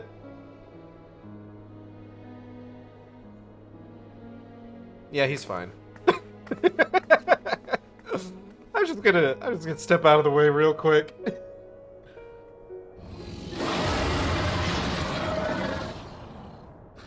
Dragon fight, dragon fight, dragon fight, dragon fight.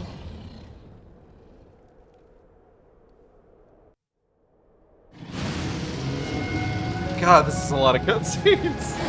I didn't even get a prompt for that.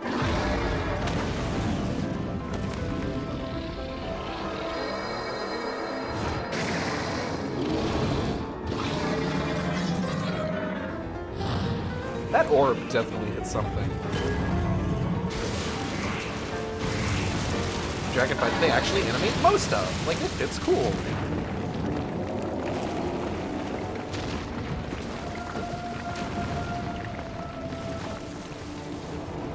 That's probably bad.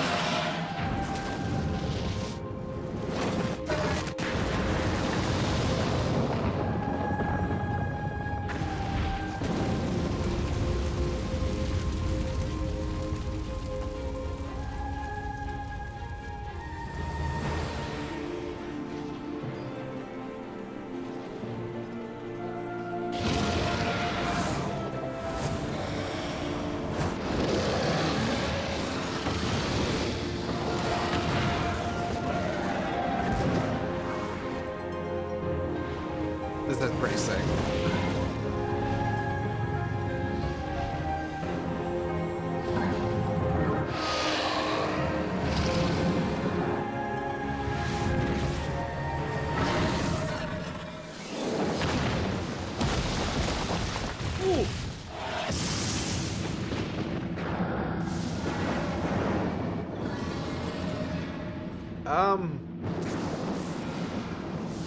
This is normal, right?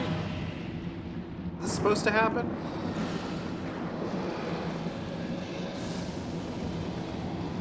This is fine.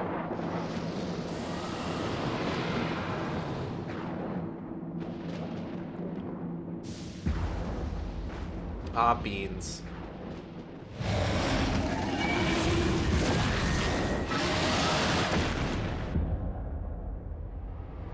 Ah, beans.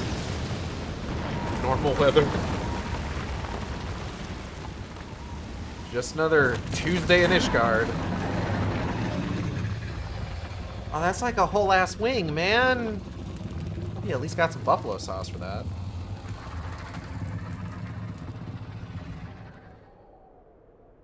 Yum, yum.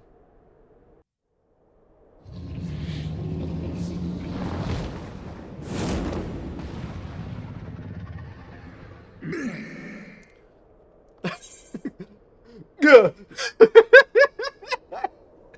Gah.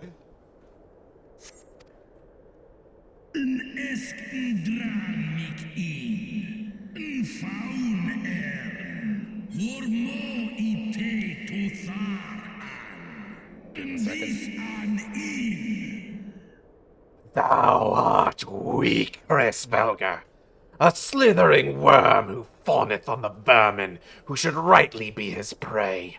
For 1,000 years I have fought without cease, and thou didst think to prevail against me. No.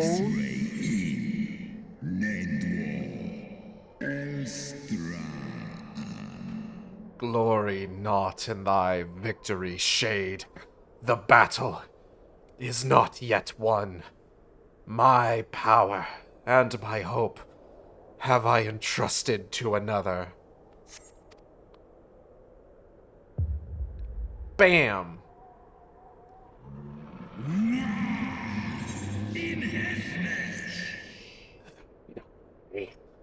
What hast thou done? Oh, Nidhogg. Look what I got.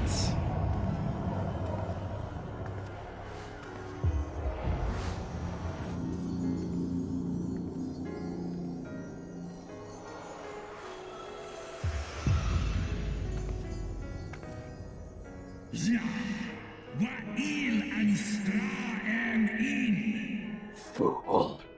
Thou wouldst trust a mortal with thy strength.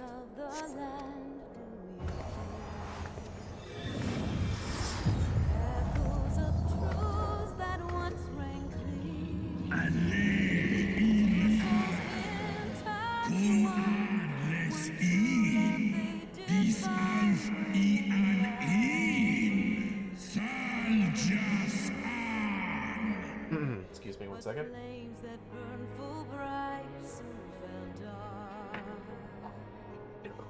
Thee. 'Twas thou who didst intrude upon my lair, and best the half of me.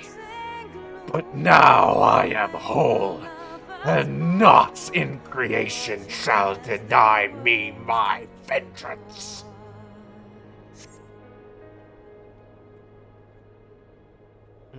One soul's cry, a passion welling within.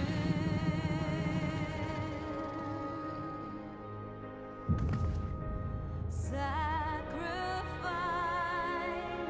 a bind of plea to her kin. The final steps of faith now accessible.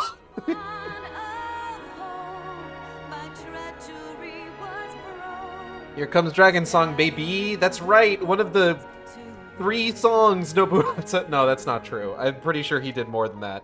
Because, like, oh, Lucas was telling me about this. I want to say most of the music that Nobuo Uematsu provided for 14 when it was 1.0 was, like, other stuff that he had been working on but hadn't been used in anything else? Lucas, if you're in chat, sound off and tell me if I'm remembering correctly. Because I remember we had a whole discussion about this. The shot of you staring at Nidhogg and slowly walking forward is so fucking cool. Yeah, it is. I'm so fucking cool. Okay, so another small bit of iGuild lore. Nidhogg 100% knows, just like immediately at a glance, that iGuild used to be a fire drake. And as such, anytime they meet, he refers to her as a whelpling. Sort of as, like, it's a taunt more than anything. It's a taunt in sort of just, like, kind of comparing her to, like, his own majesty. But also, like, I think I wrote him as once calling her a whelpling playing at being a man. Just kind of as, like, you know what you are and you can't deny your nature. Hello, Flintraws. Welcome. I love this part of the game. It's really good. Let's go beat the shit out of Nidhogg.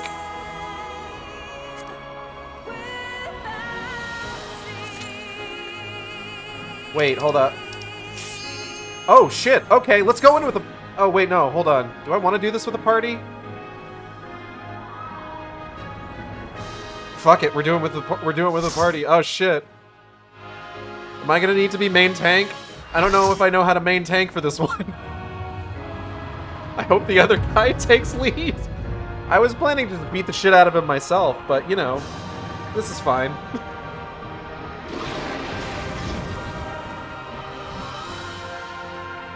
Dodge the bad.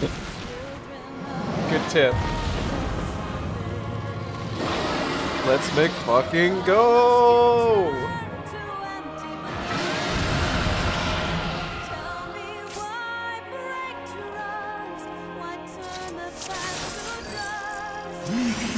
Okay, they're taking lead. Cool. I don't have to worry about it then.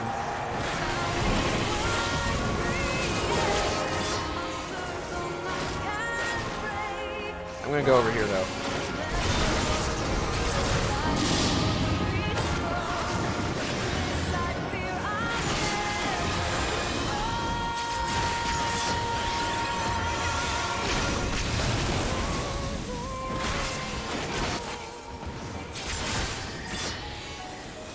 Ooh, alright. We're doing good. We're doing good. This is fine.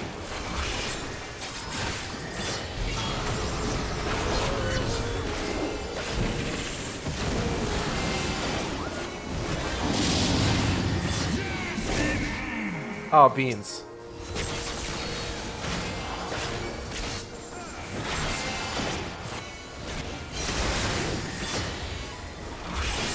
Should I take that guy? I wonder if I should take that guy. Should I take that guy? Nah, they got it. Do we need to separate them? I don't think so. I seem to be doing alright here.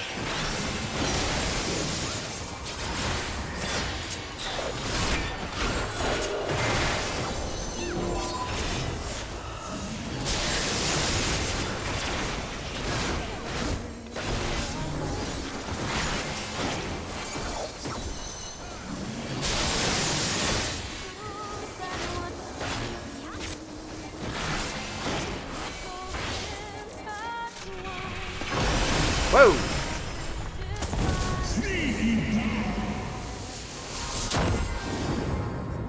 Oh.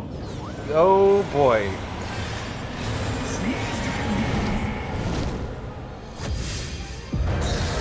This moment, Nidhogg's just like, yo, Igale, this your man?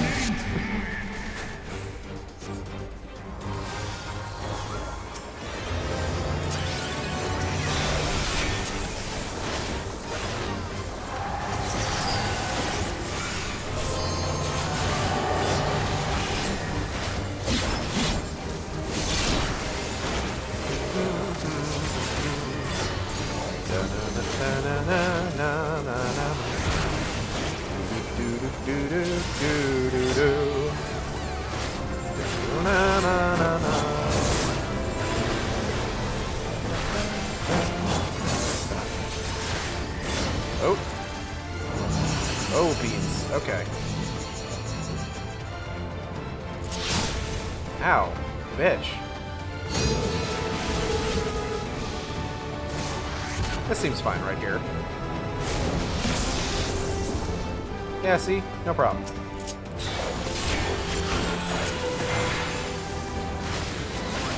Revenge of the Horde plus Free Fall is... God, the music in this game is so incredible. It is! The music in this particular fight is, like, a really good fucking top-tier medley of songs, honestly. Like, now I'm actually kind of glad that we went in this as, like, with, like, a normal group. Oop, oop, oop, oop.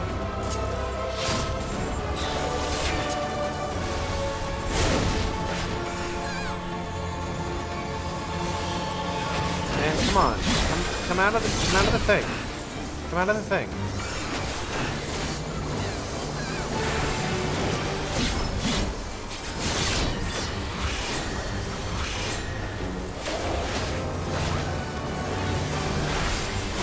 But yeah, we get to hear it in its entirety, which is nice. Oh, fuck. Oh, beans. I got hit by that. That's not fun. Okay, me and the other tank are still up. I saw dead bodies, I'm just like, oh no.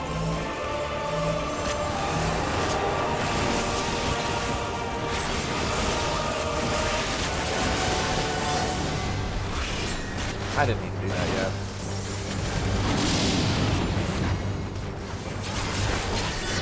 I do need to do this. That orb is making me nervous. Everyone's over here. I'm gonna go over here. Beep.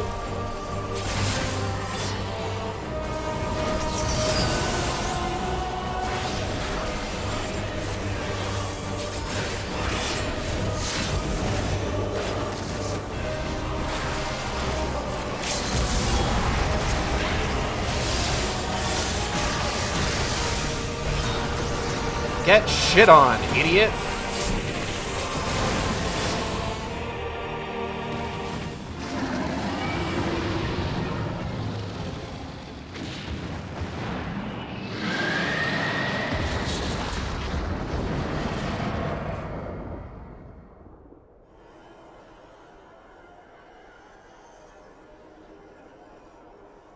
What's up, you Resident Evil boss-looking motherfucker? How you doing, baby?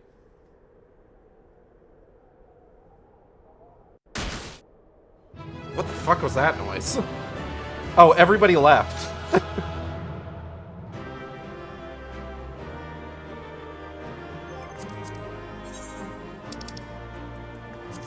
Yay! We did it!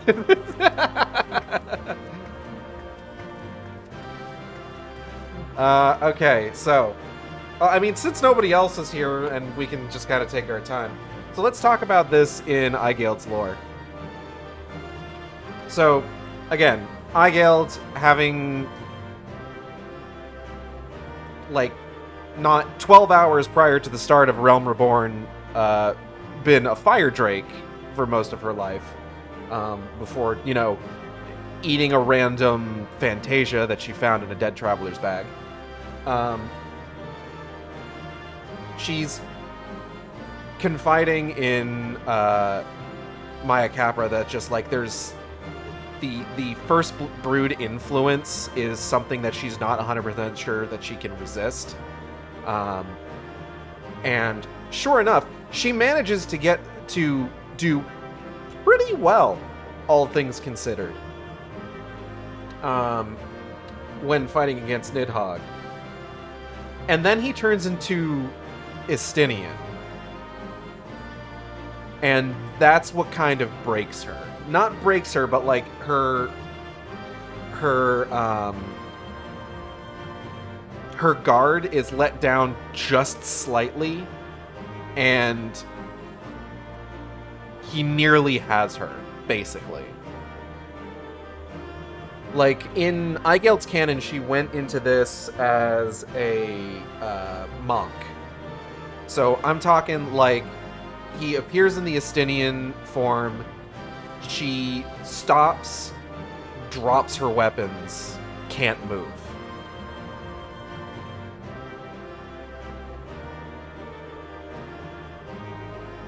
So Nidhogg is basically tempting her, just like, hey, don't you miss him? Don't you want to be with him again? If you join me, you can be. And good lord, she almost goes for it. So Maya and everybody else are standing there and just like, what the fuck is she doing? Is she okay? Why isn't she fighting? Why is she just standing there? Does Maya see her almost going for it and pull her back? Yes. So Maya's watching all of this happen, and she is panicking about it because she's like, oh god, what do we do? What do I do? How can I stop this? And she calls out, who are you?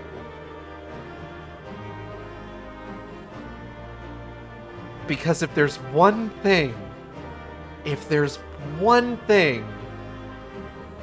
that Aigeld cannot help, it is a dramatic introduction. Maya's question breaks her out of her trance. She winds up a fucking haymaker and punches the Estinian Nidhogg square in the middle of the fucking chest.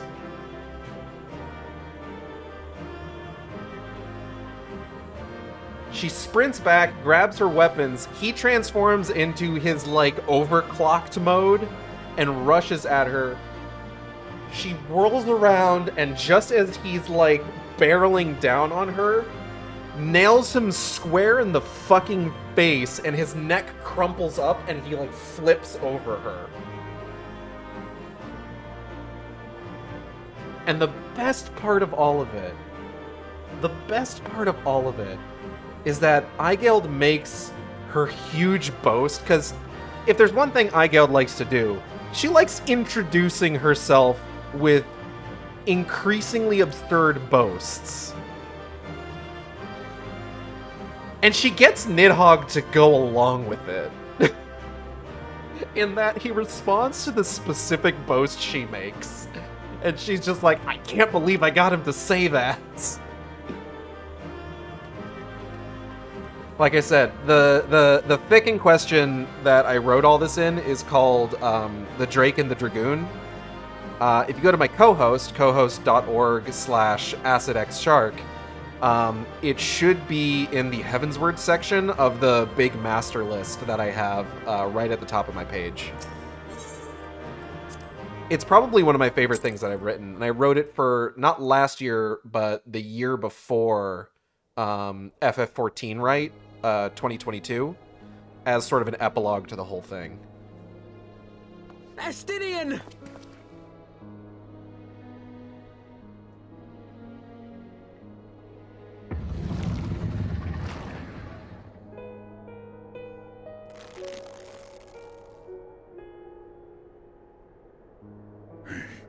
Is this to be mine end? Nay, I will not allow it. I am of the first brood. I am vengeance incarnate. I am Nidhogg. Thou shalt die by my hand. Did they make Estinian's voice growlier after this happened?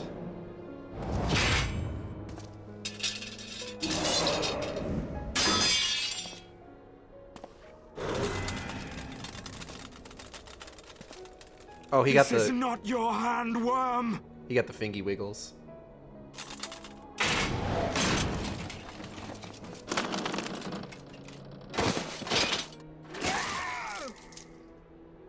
Thou wilt obey! Because this entire patch, anytime Estinian has spoken, it sounded... I would ask one last favor of you, Warrior of Light. Finish me! Now, while I have the beast subdued! But every time I've heard Estinian speak during this entire patch, he sounded very different from what I remember him sounding like in, like, Endwalker. And now I'm thinking just like, did he get growlier after his Nidhogg possession?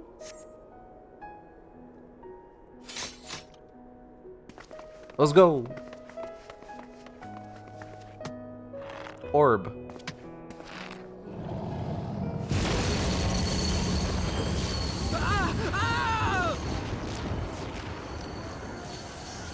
You waste your time. Kill me! It is the only way!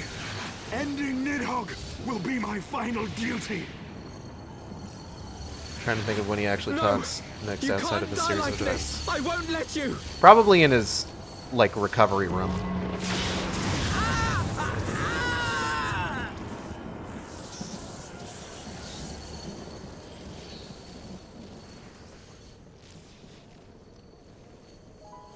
Hey girl, hey!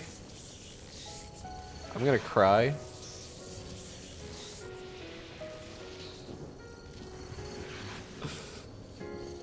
I'm gonna fucking cry! Oh, you boy!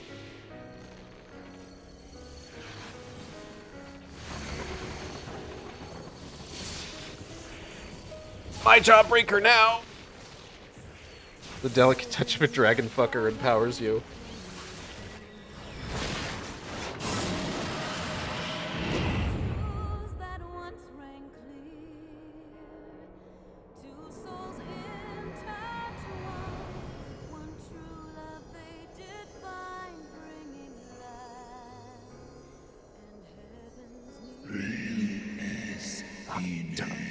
Mortal will wither now.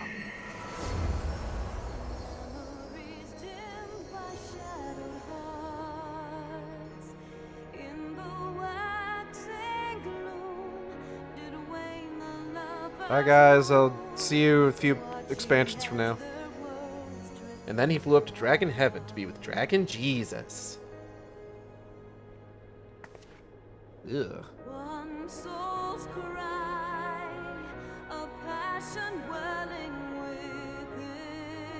I'm gonna take a screenshot of that later, because that's a cool shot, actually. Oh, hold up. I gotta... last 30 seconds.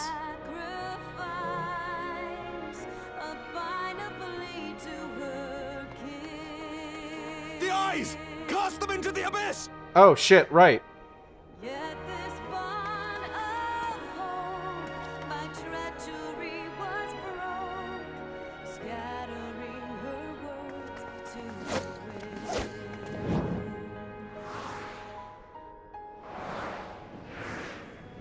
Yeet!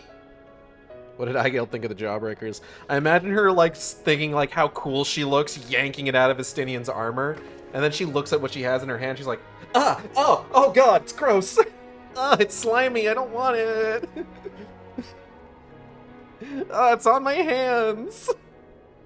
Just because that's what I would do.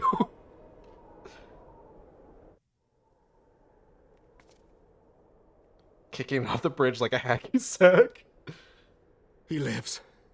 Ah, Estinian, my ill-fated friend. Lucia, summon the healers. I want them ready to receive him. Anyways, I'm sure that won't have any future repercussions. Why would it? Lord Commander. I can't think of a single situation where there would be any sort of, like, negative outcomes of us throwing those off the bridge in just a random direction. Allow me to do this much, at least.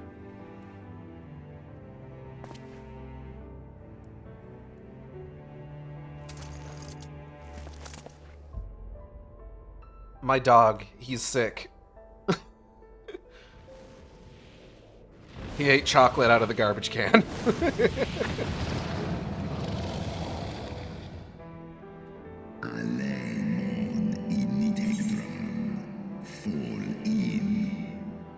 The Horde have sensed the fall of their master and scattered to the winds. You have my gratitude, Hraesvelgr.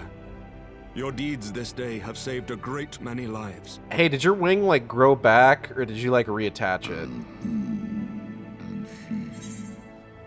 then our alliance hath served its purpose.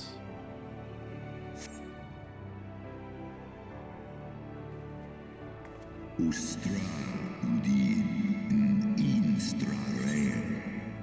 Anhesnish. Thou didst wield the power I granted thee well. 'Twas thine own skill and not mine eye which earned thee victory. By the way, can I have that back? You know, no rush or anything. This hurts. Actual, if you can believe it. Very painful. Fellas, is Gate a bridal carry your ill-fated friend in full-weighted armor? My long-necked dog, Viddy and Vetty, found some duct tape. He's fine. Okay, that's good.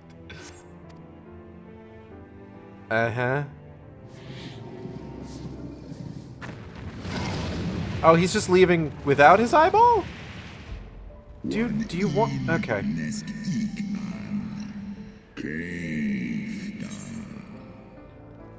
I wish thy companion a swift recovery. Fare you well, children of man. Okay, bye, Huevelgo. I love you.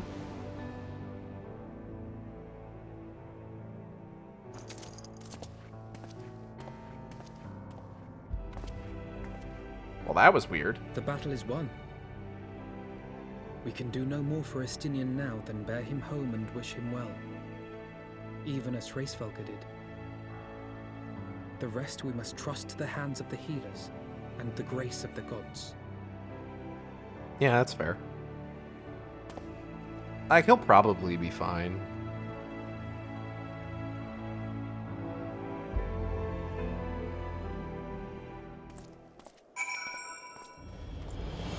Hey, man. Working hard or hardly working? Mondays, am I right? Anyway.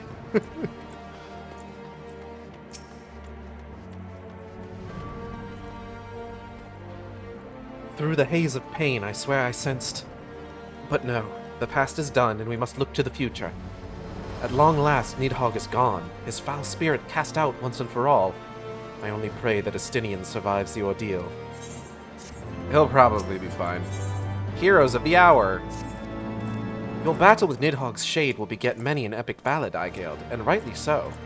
It was, without a doubt, one of your more epochal victories, though I must admit that I took greater joy in seeing you emerge from the experience unscathed. So here's the other part of that. This is something that I actually established with a Warrior of Light question of the day on co-host. So, a funny thing,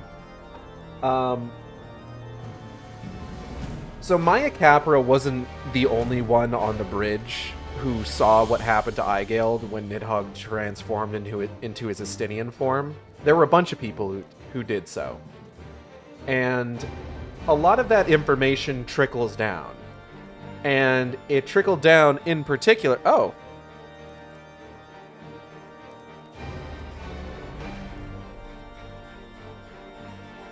Who's that?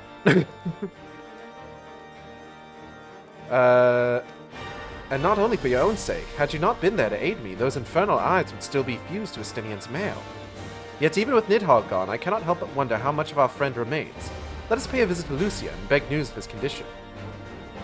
Alright, oh! Hello. Hold up. Emote.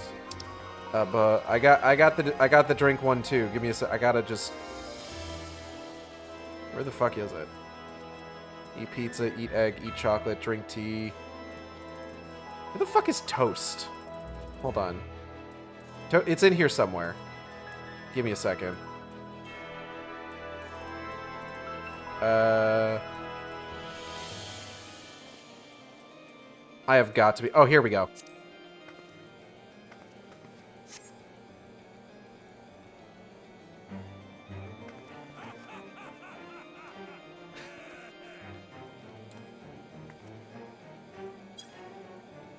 And away we go. But yeah, so the information, like the rumors and stuff, they trickle down. And who do they reach but the Wandering Minstrel, who composes the ballad of Aigeld's fight against Nidhogg. And does in fact make mention of the possibility that Aigeld has some dragon blood in her with how she froze up in the middle of the fight. But the thing is that everybody thinks it's just him exaggerating for dramatic effect.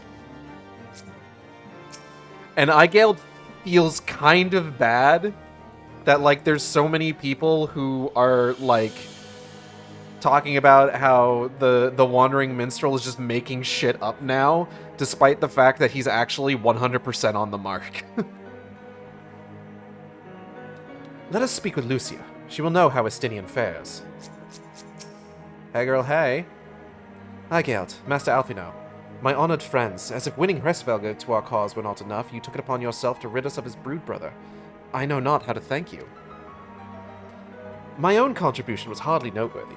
The true saviors of the day were Aigeld and Estinian. One triumphed over Nidhogg's shade through strength of arms, and the other through strength of will. And speaking of Estinian, what news of his recovery? The Azure Dragoon was conveyed to the infirmary, where he now resides under the care of a hospitalier captain. I am told he has yet to regain consciousness. But as you know, Estinian's mind and body were held hostage for many days. We must be patient and allow the process of healing to begin. In the meantime, you would do well to rest and recover from your own ordeals. But surely... Sir Emmerich has never longed from Estinian's bedside, and will send word the moment there are any developments. Now, if I have satisfied your concerns, I believe Lord Edmund and his sons are most eager to celebrate your return. Very well, First Commander. Come, Aigeld. 'Twould seem that we are awaited at Fortall Manor. Pray, call upon Lord Edmund. I gather Fortall Manor holds its breath for your return. Yeah, alright.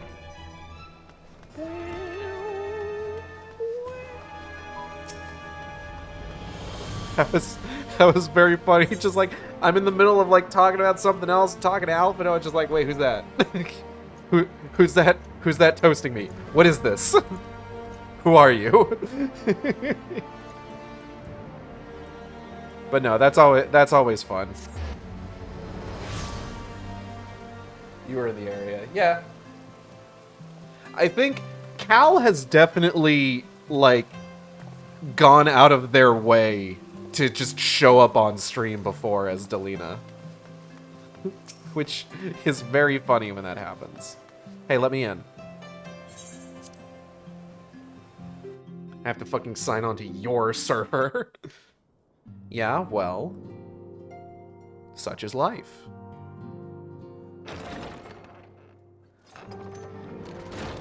Sup, fuckers? The heroes of the hour return. Honorwell, were you out there Did our fighting? duty, my lord. It was the memories of fallen friends and not our heroism which saw us through at the last.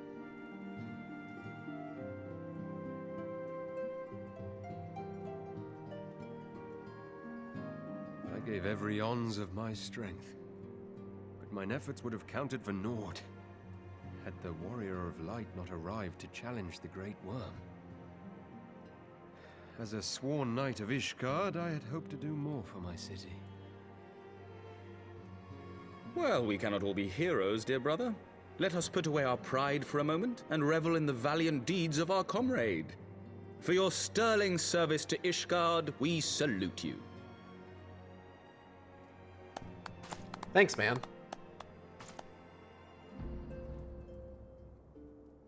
And while we're on the subject of valiant deeds, I believe I myself have earned some small measure of recognition. Okay, calm down. Under my watchful command, the ballistas of the Outer Ward struck down a veritable swarm of Dravanian invaders. My lord's command was certainly watchful. He bravely watched as the siege crews took aim, and continued to watch as countless wyverns met their end. Indeed, the ward's defenders proved so well drilled that my lord had little occasion to stop watching.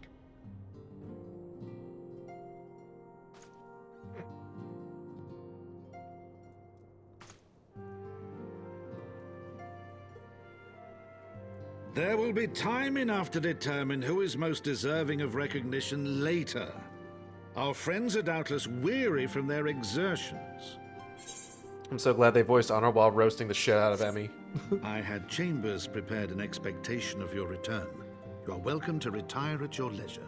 Thank you, sir. I'm so eepy.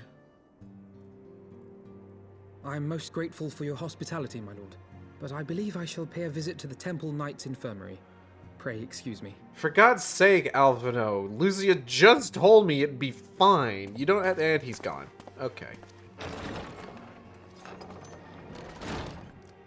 Our master Alphino has grown. The plight of his stricken brother-in-arms pains him more than his own hurts. Welcome to retirement. I'm never going to fight again. In which respect he has come to resemble you, warrior of light. Go then, visit the Azure Dragoon, and grant him what comfort you may.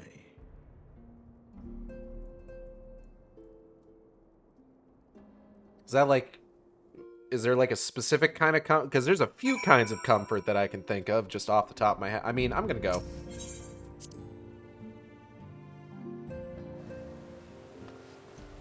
Where am I going? All right. Just right back to the congregation of our Knights Most Heavenly.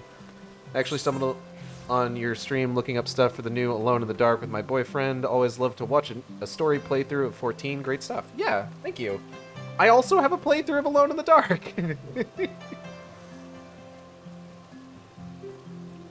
We're doing... I think I'm going to be finishing up Emily's story on Saturday, if I can manage it. Whoa.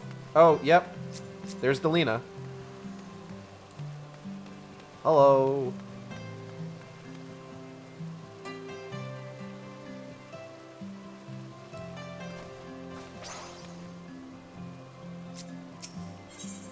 I gotta go, though. Pew!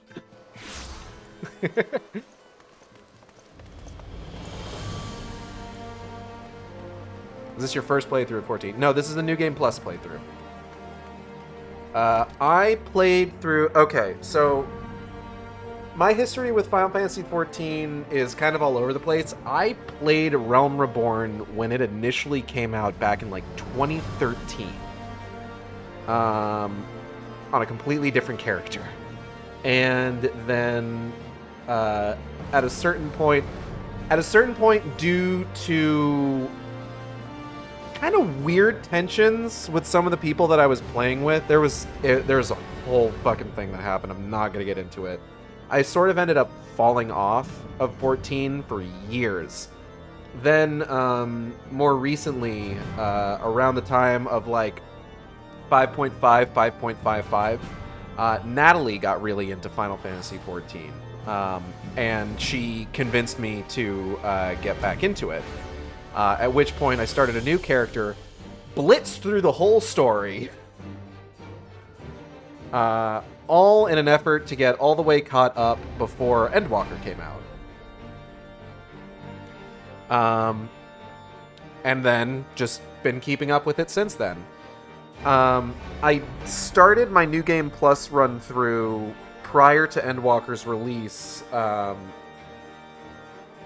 and then stopped for a while and really only kind of came back here and there to do new Hildebrand stuff. But sometime last year, I decided I wanted to restart. Or was it last year or this year? I think it was last year. I think it was sometime last year, right? Hold on, when the fuck? Hold up. Hold up. Now I can't think. Now I can't remember. Give me 1 second. I've got a playlist for this, I'm pretty sure. Yeah, story quest line.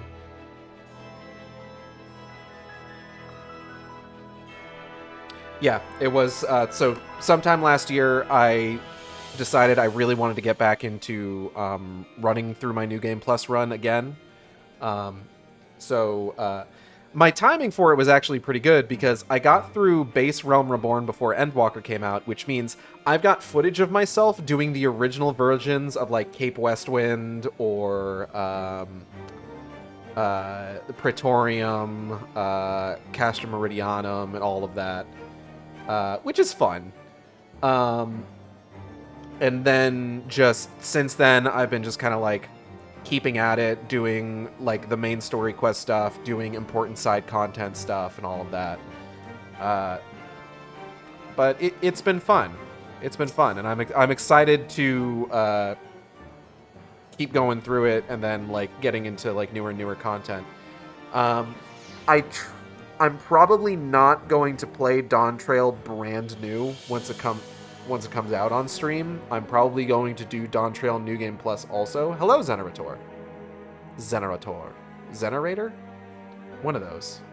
Where's the emphasis on which syllable? We're gonna talk to Emmerich. Hi, Gales, my friend. What can I do for the savior of Ishgard? You seek Master Alphino? Ah, he came to relieve me of my vigil a short while ago. When he begged to sit at Estinian's side, I could not well refuse him. Zenerator. For viewership, I recommend not streaming Dawn Trail until at least a month after launch. Lucas, there you are. Hey, Lucas, remind me. Most of the 1.0 stuff was stuff that Nobuo Uematsu just kind of had lying around that he had done for other projects, right? And he hadn't gotten a chance to use. Is that right? Is that right, or am I misremembering? Because we talked about this. We had a whole ass discussion about it. I think you're confusing a bit. I am? Damn. Okay. I can't remember, because I was talking about Dragon Song, and I made the joke of like, oh, it's one of the 3 songs Nobuo Uematsu did for 14. But I think I think that's a comical exaggeration. Uematsu composed a lot of tracks without full context. Okay. Understood. Though he would sooner faint than admit it, the boy must be exhausted by Hraesvelga's trial and all that followed. Estinian is blessed to have such devoted comrades. Kaglis Yomnan, Litany of Peace. Emmerich appears lost in nostalgia. Yeah? My own friendship with Estinian began some 10 years past, shortly after we joined the Temple Knights. I learned his name soon enough, but Estinian barely registered my existence. I was less a fellow recruit and more a shadow which occasionally darkened his path. And so I might have remained had fate not seen fit to intervene. While out on patrol, our company was set upon by a dragon, and we were the only 2 to survive. The experience forged a bond between us, as such life-threatening situations are wont to do. And they had different original purposes before they were reused in ARR onwards for completely different situations. Got it. Got it. And some of the tracks Uematsu composed may have been unfinished, like the Aesthetician theme, which uses a motif for OG Kurthus. It makes sense, considering I suppose it makes sense that the Aesthetician theme is like a repurposed Kurthus theme, because isn't Jandalain a, like, son of a noble house or something? I forget which one. Leave a comment if you know which one. What was I fucking saying? Okay. Cutscene, right. Despite our friendship, he remained an intense and solitary youth, wholly obsessed with claiming vengeance against Nidhogg. Revenge was ever at the forefront of his mind. Revenge for the death of his parents, and revenge for his younger brother. I would venture that in Alphino he sees something of his lost sibling.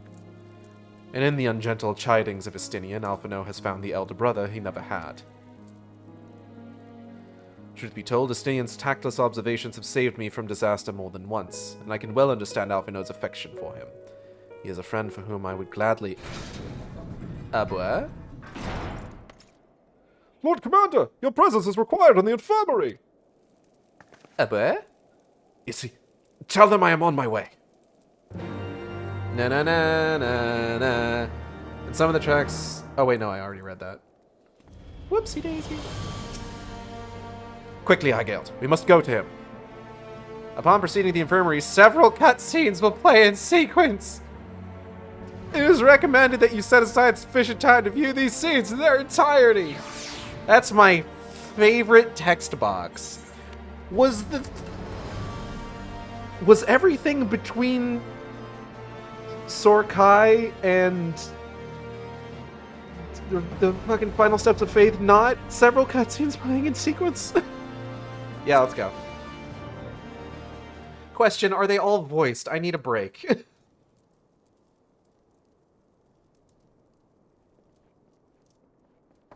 Who the fuck is that guy? Looks like an idiot. Sorry. Doctor. Idiot. Doctor idiot, excuse me. Estinian. Oh, stop being so fucking melodramatic, Alphino. He's gonna be fine.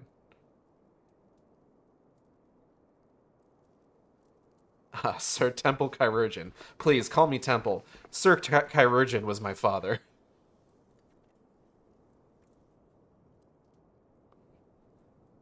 What happened to his lips? They're so much smaller now. He looks like he's holding a secret frog. Cease your mewling, boy. It grates my ears.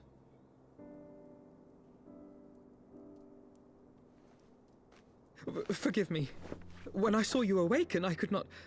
It was such a relief. That We feared you fucking might never fake wake out. up. Those motherfuckers. Now, Astinian. If Master Alphino thought any less of you, you would still be Nidhogg's plaything. Or dead. One of the two. Aye, 'twas but a jest. I thank you, Alphino. And you too, Warrior of Light. Quite how you managed to persuade Hraesvelgr to aid in his brood brother's downfall I cannot imagine. But full glad am I that you did. Oh, you know, I got my ways. 'Tis an honor to share the mantle of Azure Dragoon with one such as you. By which I mean I beat the shit out of him. It was fun. Everyone had a good time. Did you call the doctor an idiot? I did! I, for my part, owe you an apology. When last we met, I did willingly loose an arrow at your heart. Can you forgive me? Hey man, I shot you. I'm sorry about that. Hameric. You but acted in defense of Ishgard as is your duty. Oh boy. Were you any less single-minded about it, I would not follow you into battle, nor trust you at my back. Besides, I had come to the selfsame conclusion, that I would have to perish for Nidhogg to be stopped. So let us dispense with the hand-wringing. I have heard enough mewling for one day. Are you sure? Because I do have the hand-wringing emote. Oh. Fucking roasted.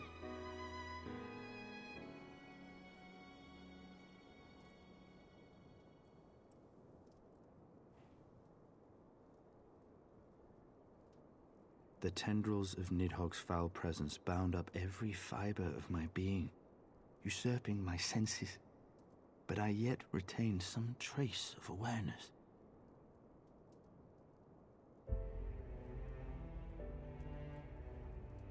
The worm's mind was as a vast and tumultuous sea.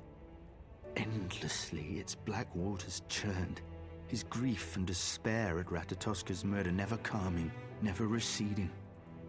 Driven by this surging current came wave upon wave of unrelenting rancor.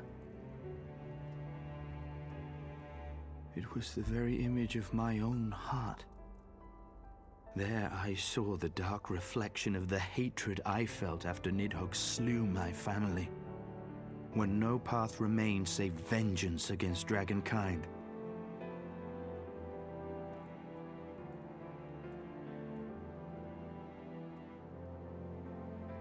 Neither one of us had a choice.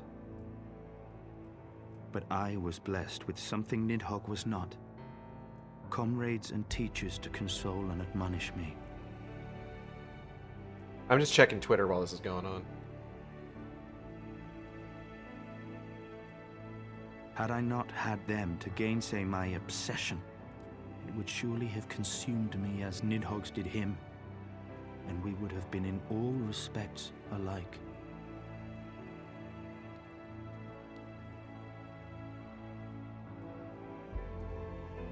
Though his shade is banished, his spirit scattered upon the sea of clouds, I feel no joy at his passing.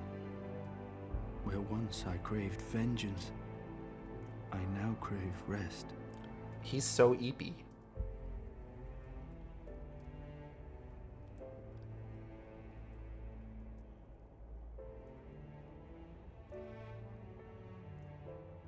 You might need to wash Lord that Commander, armor. Oh. My hunt is at an end. I would lay down the mantle of Azure Dragoon. My friend. No.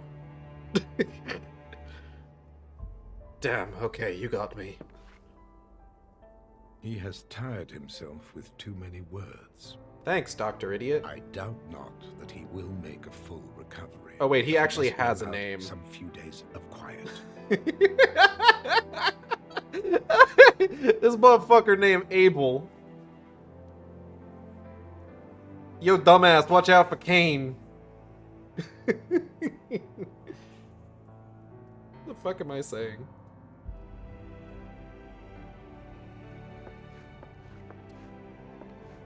Motherfucker's named Abel when Cain walks in the room.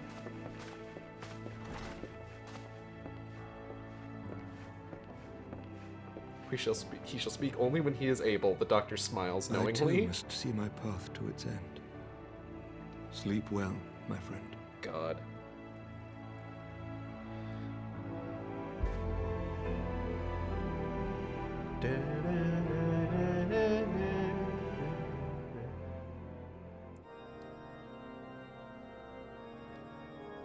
Following the battle with Nidhogg on the Steps of Faith, Sir Emeric called an assembly that he might make his final proclamation as acting head of state. We promise it was really big. We're definitely not using camera tricks to cut off most of the crowd. Was there, with one decree, that the 1,000-year rule of the archbishops was ended, paving the way for a new republic.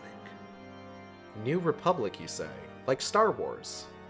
The governance of Ishgard would now be placed in the hands of high and lowborn alike, their ranks represented by the newly founded House of Lords and House of Commons. Church was separated from state. Oh no, they showed the rest of the room. The foundation for change had been carefully laid, and the reforms proposed by Ishgard's new government passed into law without incident. Yay, new laws. His duty done, Emeric de Burrell gladly stepped down from the Archbishop's dais, only to be raised unto the highest seat in the House of Lords. That might be the funniest fucking thing about the end of the Dragonsong War.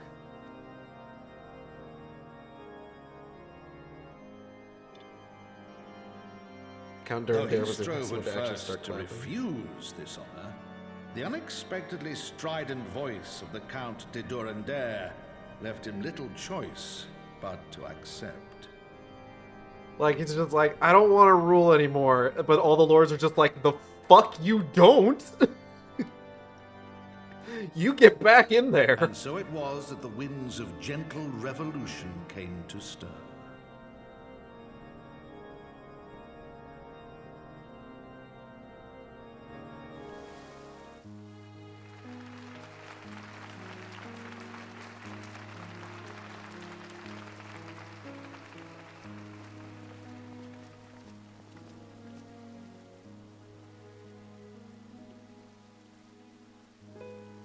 Prominent among the many honored guests at Sir Emeric's investiture were the ambassadors of Dragonkind, a fitting symbol of Ishgard's newfound peace.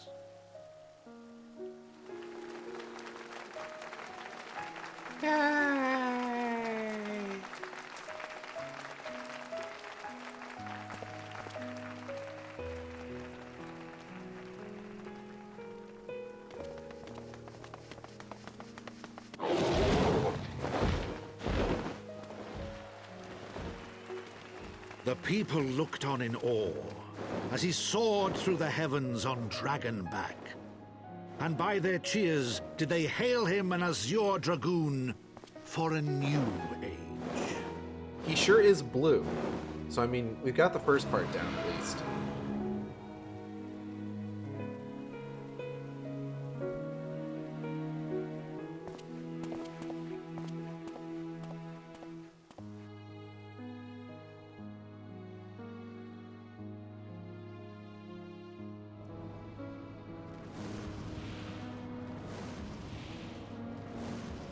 This didn't even get to give his boyfriend flowers. The flowers are for something else.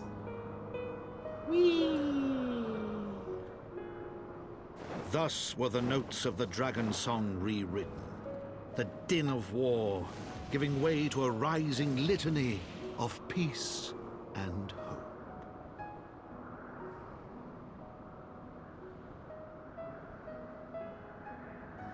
Given that it's only been a little over 2.5 hours, we might go ahead and just start the Tales from the Dragonsong War quest today.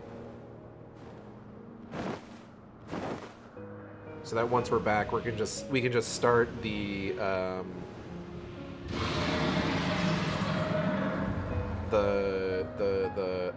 epilogue prologue stuff leading into Stormblood.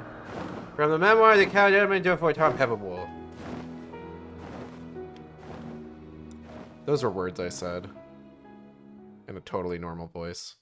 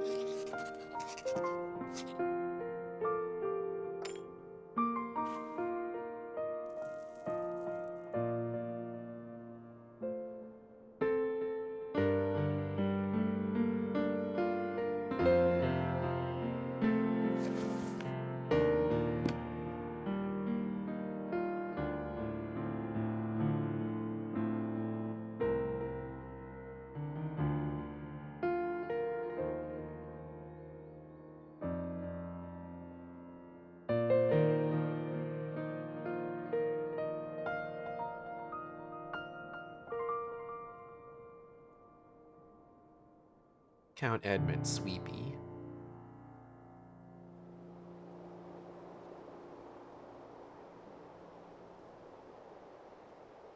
I also wrote really nice scenes between Aigeld and Estinian while he was recovering in bed, and then after the after the official end of the Dragonsong War. How to befriend your dragon, Edmund de Forton.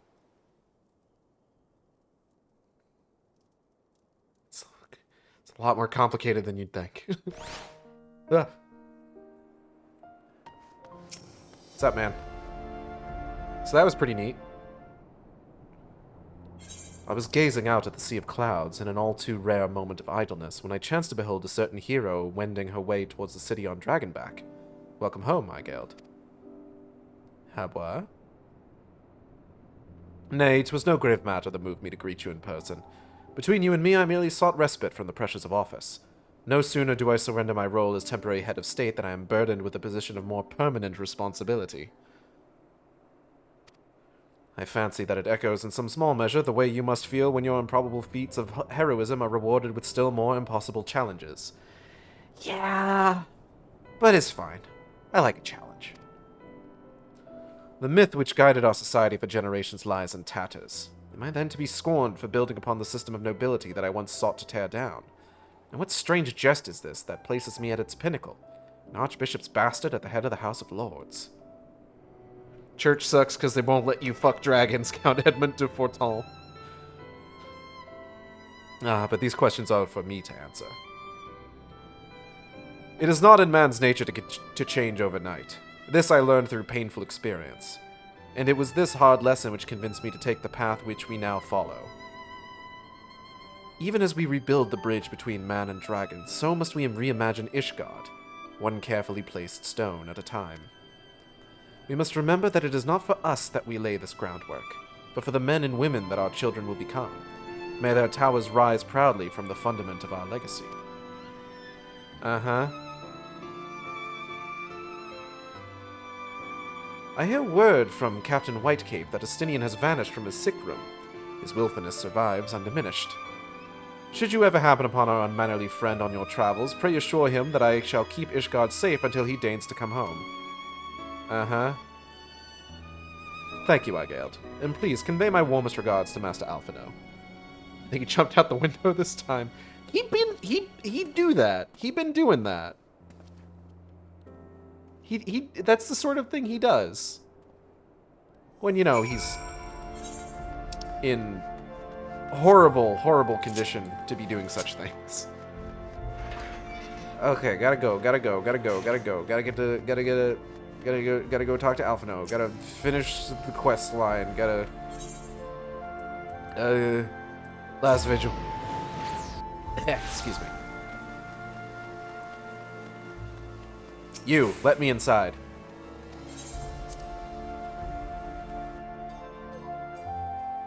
to Taru. You've saved the day again, Eigeld. Not that I ever doubted you would.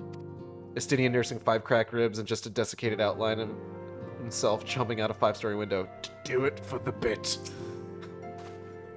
You spoke with Sir Emmerich. I do not envy him his new position. Ishgard has chosen a new road, but one littered with the detritus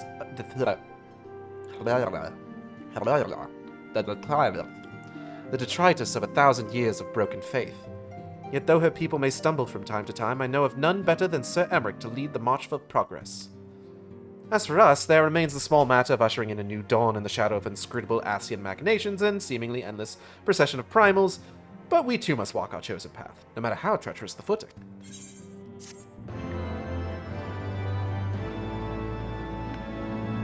In the wake of Ishgard's governmental reform, new airship routes have been sanctioned. You may now travel to a selection of distant locales from the landing in Ishgard. Sick. Boy, sure hope this is completely resolved and never comes up again. But wait, what's this? Brandon? The fuck are you doing here? Get out of here, Brandon.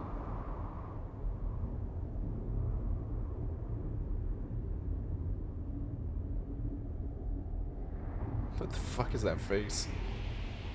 Don't make that face. Stop that.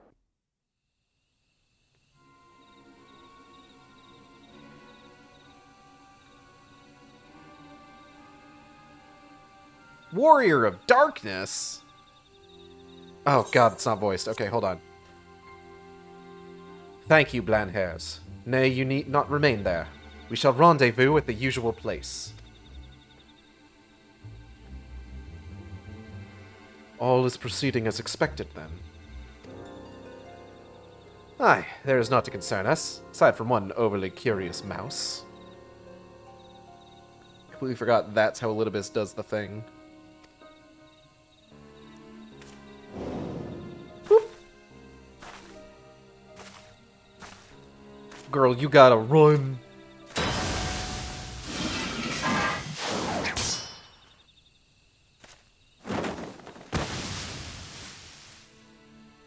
This way! I'm so glad she's gonna be back in the plot. Him again. It is of no moment. They will play their part and we will play ours. Grr. Growl. Glower.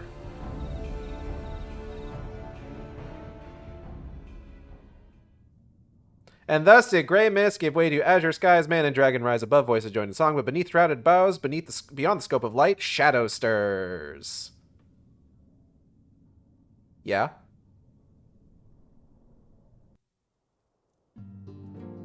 You have completed the quest Heavensward Part 3, exiting New Game Plus mode. Damn, alright. Yeah, we got some time. Hold up. Here we go.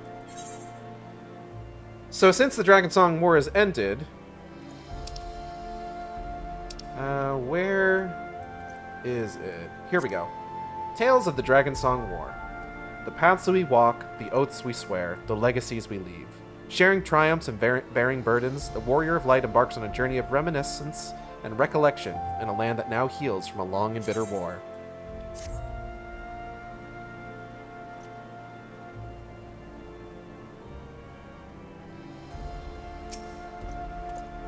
Welcome, Mr. Sjork. Shall I show you inside the manor? Yeah, man. Do it.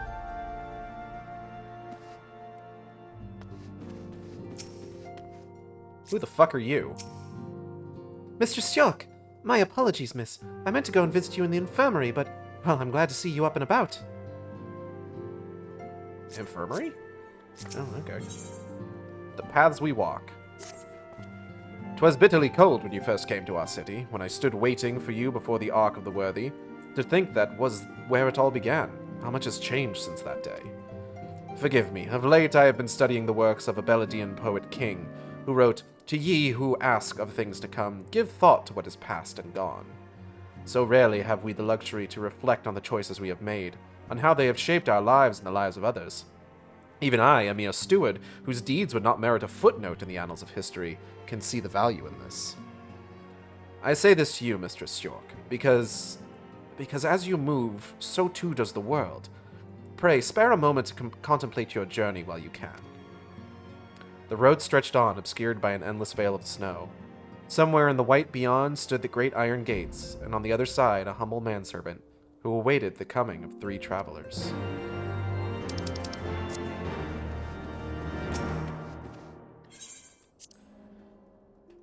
So, FF14 has these neat little side quest chains where you basically kind of like reminisce on past things.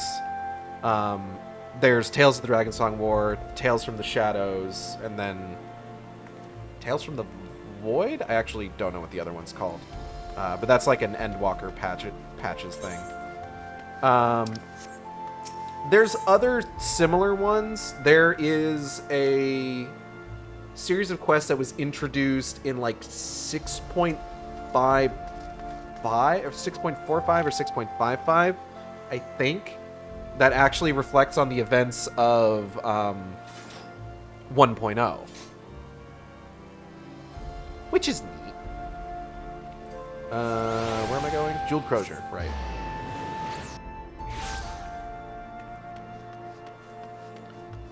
And from what I understand, the post-Moogle quest is kind of similar in that regard. A warm welcome to you, Mistress York. To what do I owe the pleasure? Bunny bunny but nunny banoy, bunny bunny. Retracing your steps from those first days in Ishgard. I see. Well, no one could begrudge you for indulging in a little nostalgia. I'm reminded how much I owe to you and yours. Lest you forget, foreign merchants were subject to a fairly unreasonable level of scrutiny until relatively recently. Not so now, however. Now goods from every corner of Eorzea flow into our markets. And that, my friend, is a change we can all appreciate. Merchants of all nations speak a common tongue, and its words are coin. Needless to say, there is little profit to be had in prejudice, especially against those who have received the patronage of a count. Thus, when the wards of House Fortin arrived, she was glad to make their acquaintance. The Forgotten Knight.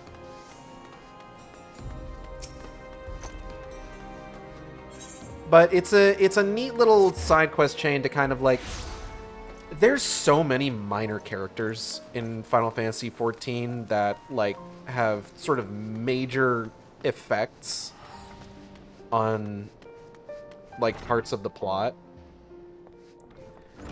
And a lot of times with like some of these side quest chains, or even honestly with some of like the job quests, like it really helps to kind of like flesh out a lot of these like characters that like go by in like a fucking flash. Like the lady who tried to like the lady who Amanelaine ended up getting her shot while she was like protesting the like end of the war and everything.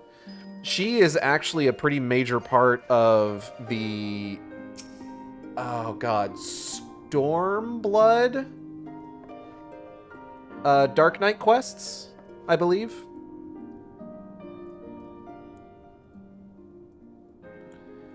What'll it be then? Ale? Mulled wine? No, don't tell me. Tea.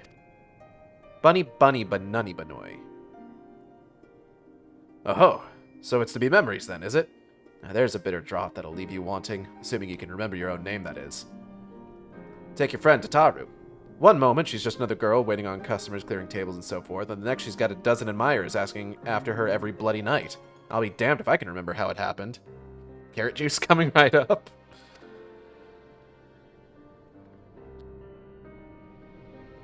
Singing those stupid songs, dancing those daft dances. Though to be honest, I think it was her stories that really won him over. Stories of a certain hero's grand adventures across Eorzea, told with a flair that had put a minstrel to shame. Ishgardians horny for Tataru?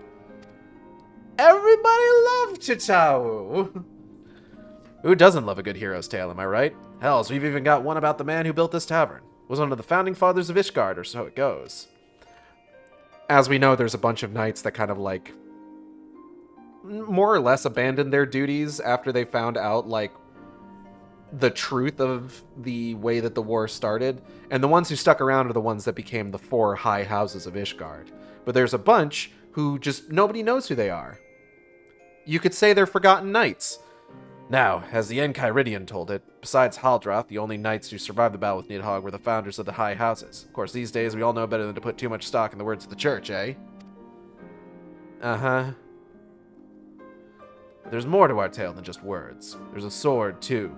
One which has been passed down from proprietor to proprietor since before anyone can remember. She's a rusty old bugger, but if you look closely at her handle, you can just about make out an inscription. Brothers brave and true, live well, forgotten and content. A man who forsook wealth and fame and chose the life of a humble tavern keeper. It's just a tale, of course, albeit a good one. As for the truth, who can say, friend, who can say? He knew everyone's story, though he would never share his own. An optimist, he wanted to believe in the best in people. Sometimes that faith would be rewarded, other times betrayed. But he would listen, regardless, and he would hope.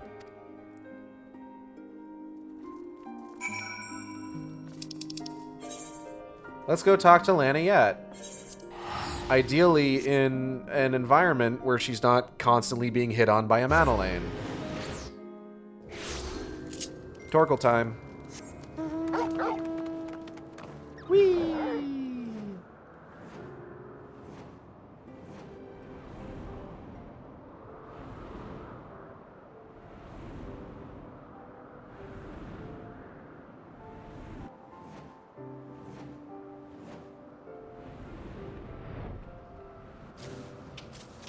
Unless we forget. Get out of here. Hey girl, hey. Mistress Shork, I was but this moment thinking of you. I had hoped to speak with you at Sir Emmeric's investiture, but circumstances conspired to prevent me from attending. Mayhap you will allow me to say now what I could not say then. On behalf of House Helenart and all of Ishgard, I offer unto you my deepest and most humble thanks. You risked your life to stand against our sworn enemy and freed us from a millennium of torment. Though we can never hope to repay you, we will ever remember you and your deeds, that our children and their children's children might know the woman to whom they owe their lives. Oh, it's nothing. You want to, like, kiss about it? Ahem, I conceived that the grand investiture would have been a more fitting occasion for such words, but I could not risk them being left unspoken. What brings you this way? As you can see, Camp Cloudtop remains much the same as it did during the war. Though we need no longer watch the skies for Dravadian outflyers, the Vanu Vanu have proven themselves similarly worthy of our attention. Oh no. I say, old girl, you have the most uncanny ability to appear whenever I least expect you. But enough about that. Onawa...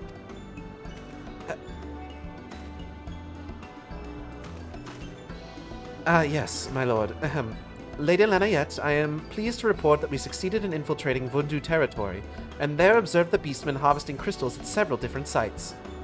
Based on the volume of crystals acquired during our period of surveillance, I have prepared an estimate of how much time I believe it will take the Vundu to gather sufficient crystals for another summoning. I have also taken the liberty of drafting several proposals outlining how the Rose Knights might prevent such an eventuality, such as raiding these sites and securing their stores, as well as a detailed assessment of the risk involved should you choose to proceed. Uh-huh. That's really impressive. He 100% made Honorwall do all the work. By the Fury! I gathered you were clever, but I was not aware that you were capable of this. With respect, you are wasted on your master. Hard-working, full of potential? Hi, I think there's a place for you here with the Rose Knights, if you would have it. That you would even consider taking me into your service is a tremendous honor, my lady, and were I free to do so, I would gladly accept. But I am pledged to another, as you well know. Regrettable, but understandable. I take comfort in the fact that a youth of your talent and character will never want for opportunities. Lania also believes that Honorwat did it all. And that the fucking backhanded compliment you'll never want for opportunities. In that Imanolane is so fucking incapable that Honorwall will always have something to do.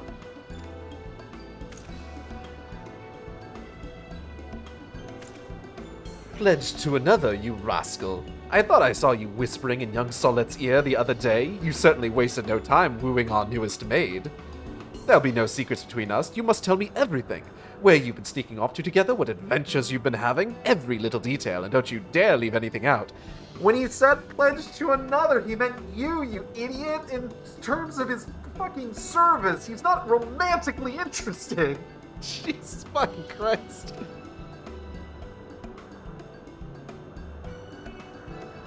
Amonalane, you idiot, I love you. I am sure he will not.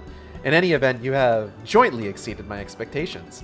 I grant you leave to return to the city. Should the need arise, I shall call upon you again. Thank you, my lady. I believe we shall do as you suggest. Until we meet again, Mistress Shork. Yeah, sure, guys. Not so fast. The next airship isn't due for another hour, and we have so much to talk about. On a wall. On a wall?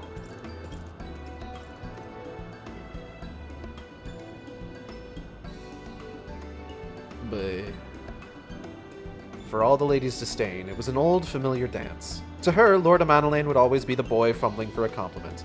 And perhaps there was comfort in that. A memory of home on the bleak frontier. Falcon's Nest. We gotta go talk to Redwald. Sorry, fresh out of Redwald. Would you perhaps prefer Bluewald? Maybe a Greenwald. We've got Puce.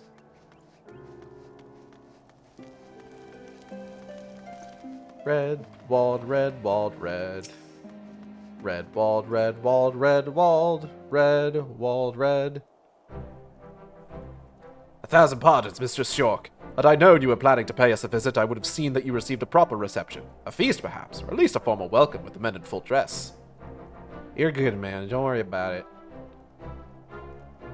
You have more than earned it. One need only look to the pilgrims who come in their droves to pray before the relief to see the truth of that. Some abide in silence while others shed tears. Not for sorrow, you understand, but for joy. Joy at being released from Nidhogg's torment.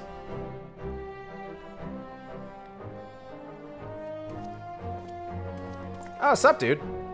Sir Redwald. The shipment has been unloaded and the quartermaster confirms that all supplies are accounted for. Mistress Shork, are you here on official business?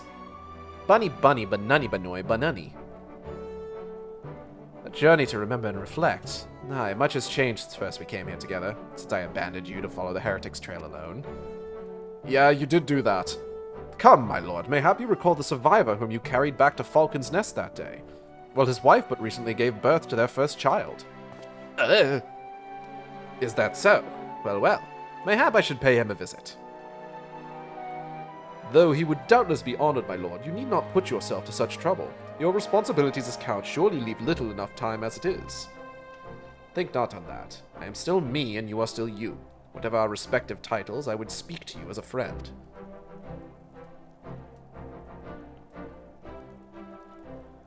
This preoccupation with position and power has sown no end of discord between our two houses, to the great detriment of our nation. It is especially galling when one considers that much of what we have achieved was by virtue of our blood and not our character. So call me Count if you must, but know that I take no pride in it. Mayhap one day, when I have earned it, I will, but not today.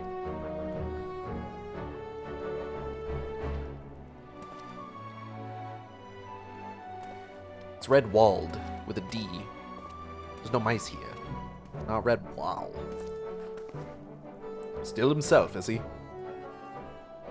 Uh-huh. An honorable man, mindful of tradition, he was loath to accept the assistance of a foreigner in exile. But when forced to confront bitter truths, he looked within and found himself wanting. Pride be damned, then, if it led one astray. He would set aside his prejudices and join hands with this gifted outcast for the greater good of Ishgard.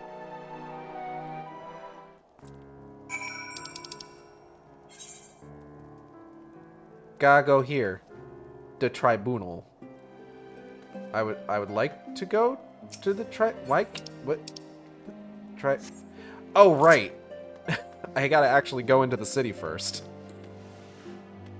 I'll just walk there, it's fine. I'm trying to fucking warp with a goddamn Ethernet shard. I'm just like, why isn't it working? Because it's a fucking Ethernet shard. Dummy.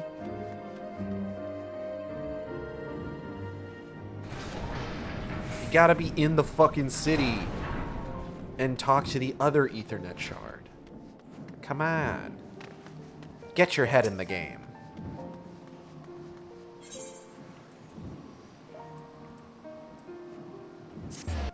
Buh. Hey guys.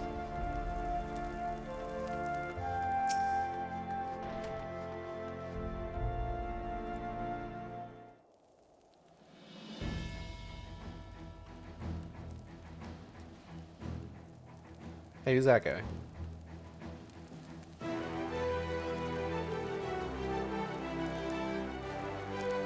Two foreign heretics against two knights of the Heavens Ward. Under the watchful gaze of the Fury, they would fight, and the winner's claims would be proven true. I almost read that as clams. Almost. Not quite. It was the opening gambit of a greater game whose stakes would remain unknown for some time. Uh-huh. Visit the Hoplin.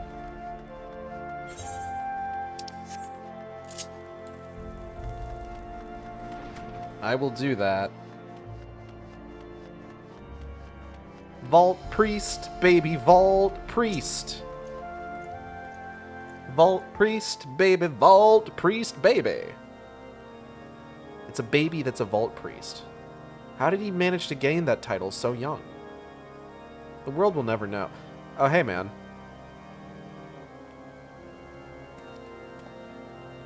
You are Mr. Shork, if I am not mistaken. Yeah, that's me. We have met, though I am sure you do not remember. 'Twas a seeming lifetime ago when you answered the Archbishop's summons. I often come here to reflect upon all that has come to pass, and when I saw you gazing at the Holy Vault, I have thought perhaps that you had too. You turned our world upside down. Everything we held dear. For change. For the truth. They say it had to be done. That his grace sought godhood. If so, then perhaps it was the Fury's will that led you to prevail. But to say it, to believe it. I know that no man is without sin, but he was pious and humble, wholly devoted to the church and to his people.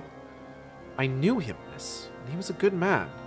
Whatever else he may have been, I will remember him as a good man. I should probably not tell him that I ripped his throat out with my teeth. To walk the righteous path, to live for the sake of others, to rise to the highest station, yet remain powerless to bring an end to your people's suffering. What price salvation, then? What sacrifice beyond reason? For uneasy lies the head that wears a crown. Vault Priest is just the Ishgardian form of leapfrog. Haha. Limsa. Jesus. Alright. Let's go to Limsa.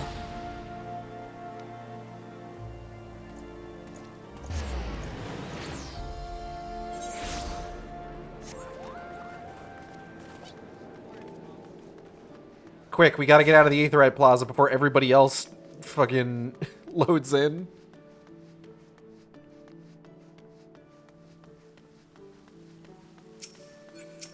Hey man, I gotta talk to Merwib about how I rescued, what's his goddamn name again? Rabon. It's Rabon. I can't. This is most unexpected. Do you have business with the Admiral? Bunny bunny banunny banoy. A journey of remembrance, you say? Well, far be it from me to deny you. Unannounced or not, I suspect the Admiral will be most displeased if she heard that I had turned you away.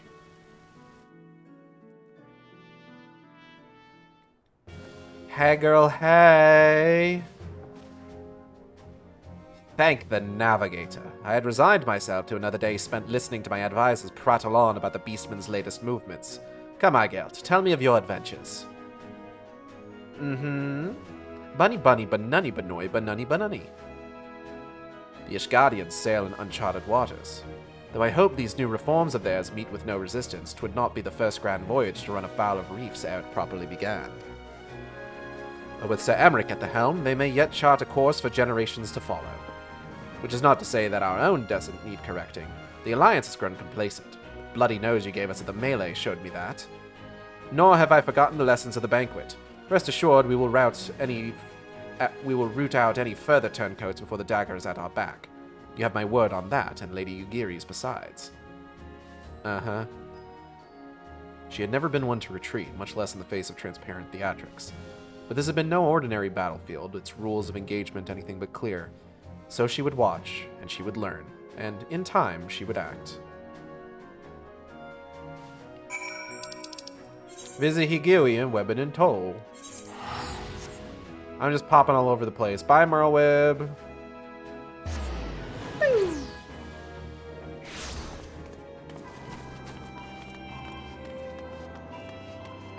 Oh, goodness, where's she at? Ugh. Hold on, Higiri. Here, give me a second. Bye, Momwib. Momwib? Sorry. Momwib? Sorry. Okay. Okay, we're almost there. Almost there. Oh god, I'm tired. Mistress Eigeld, is aught amiss? Bunny Banani Banoi. I am both flattered and surprised that you should remember my small role in this tale, given the grandeur of your subsequent endeavors. Though I must confess to having derived some selfish pleasure from donning the garments of the shinobi once more, I am honored to have been able to assist in freeing General Raban from his captivity. And I believe I speak for all of my countrymen when I say that we are most grateful to have been granted the opportunity to contribute to the restoration of the Scions. Much has changed, it is true, and much may never be as it once was. But in watching you and yours rise from the ashes and rebuild, I am reminded that we must never give in to despair, where there's always something which may yet be saved. Yeah.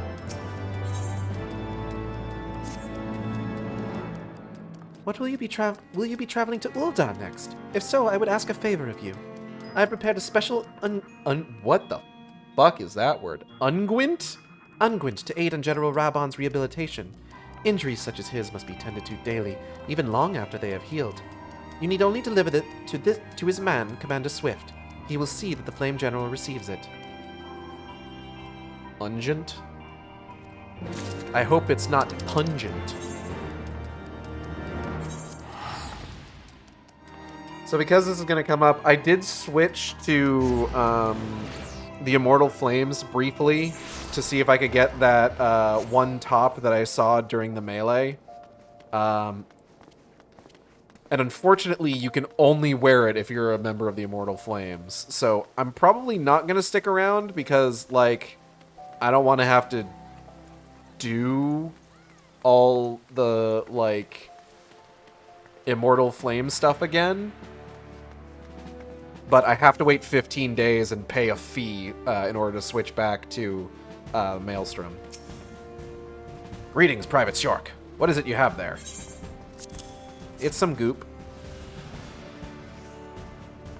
So now I'm a private instead of a captain. It sucks. I hate it. Unguent. I was not aware the General acquired such stuff. And one of our Doman friends made this for him, did she? Very well. I shall be sure to pass it on.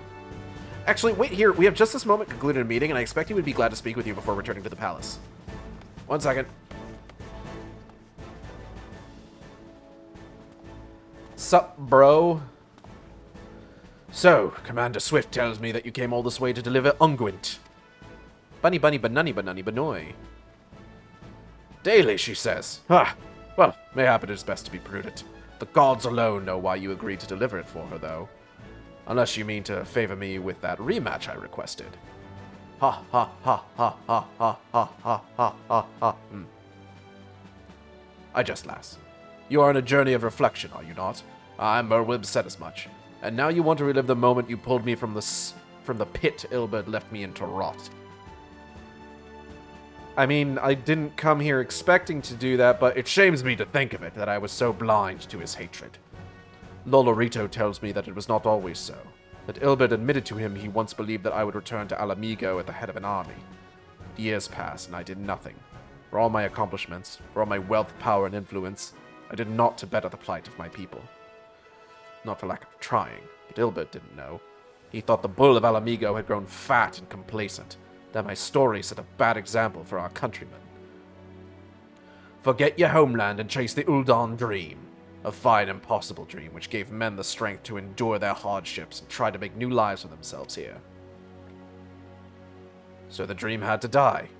He would kill me, stir up the disillusioned, arm them at the monetarist's expense, and then... Well, Stormblood would have happened a lot sooner, that's for sure. Forgive me, the Scions paid the price of my failings. The gods know I've no shortage of debts to repay, of vows to keep and duties to discharge. But mark me well, lass. There will be a reckoning. Mayhap not today, mayhap not tomorrow, mayhap not the next day, mayhap not last week, mayhap not a month from now. But definitely within a year. But a reckoning there will be. Uh-huh. Bye.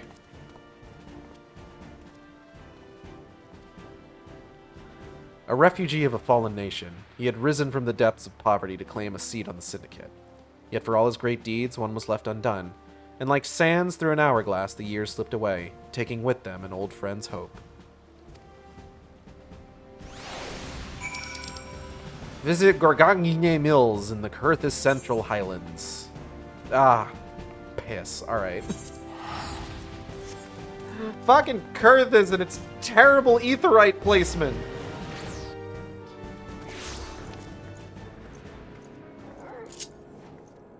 I am the angriest person who has ever lived.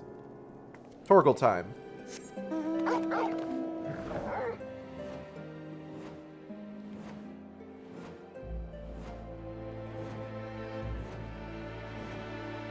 I'm gonna check Twitter while I'm flying. Give me a second.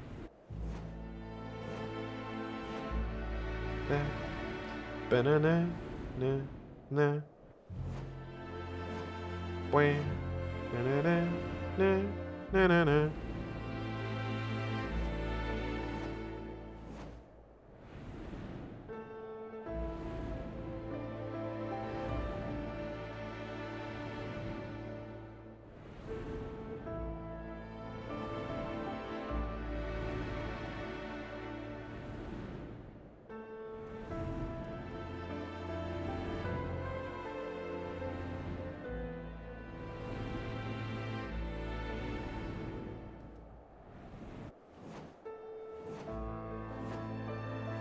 Well, it's because you keep making jokes about 1 year. Yeah, because they're funny. By the Fury, is that you, Mr. Shark? Forgive me, but what reason could you possibly have for returning to this multiple god's forsaken place? Bunny, bunny, banani, banoi, banani. Mayhap it is fate which brings you here on this day of introspection and reflection. We are come to Gorgonia Mills to accept the surrender of a half-dozen heretics who once fought for the Lady Iceheart. If you are intending to visit the cellars, I would ask that you do nothing to unsettle them. I can't promise that. My presence is often described as slightly unsettling. It's the lizard in me, you see. Sup, fuckers? Wait, I know you! You at the amphitheater with the Dragon Slayer! Bunny bunny banani banoi. I suppose we owe you an apology. When you came to us seeking to parley, we were sure it was a scheme to lure out Our Lady. We were sure about a lot of things. When she first shared her revelation, when she told us that she was not Saint Shiva reborn, we assumed it was a test. For had we not prayed for salvation? Had she not descended to deliver us from evil? She replied that our prayers were but fuel for a fever dream, a construct born of desperation and denial. She was no savior, she said. And when we marched upon Ishgard regardless, she pulled us from the brink of oblivion and implored us to find another way. I don't know, Oblivion's a pretty good song. I think you should definitely charge forth into it. And here we are, ready to lay down our arms at last. It is time. Uh-huh. She considered you a friend. Had things been different, mayhap we could have been friends too. Farewell. I don't actually know who you are, and he's gone. My mans didn't even have a face. Forsaken by gods and men, they found salvation in a revelation. They would take up arms against their own kind to set ancient wrongs to right, cut out Ishgard's festering heart, and the war would be over. This they knew, believed with all their being, until their savior told them their efforts would be for naught. Fucked up if true. Oh god, it's still doing things out here. Alright, Torgal time. Go, Uppy Dobe.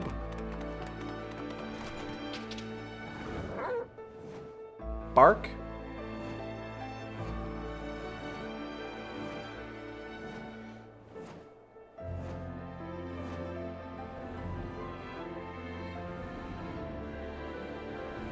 Y'all motherfuckers be like, bark?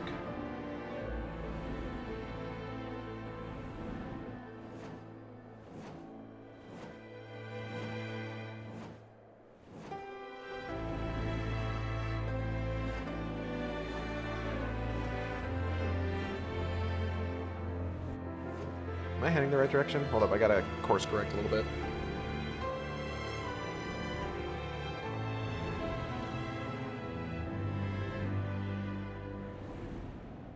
Whoop, hold up.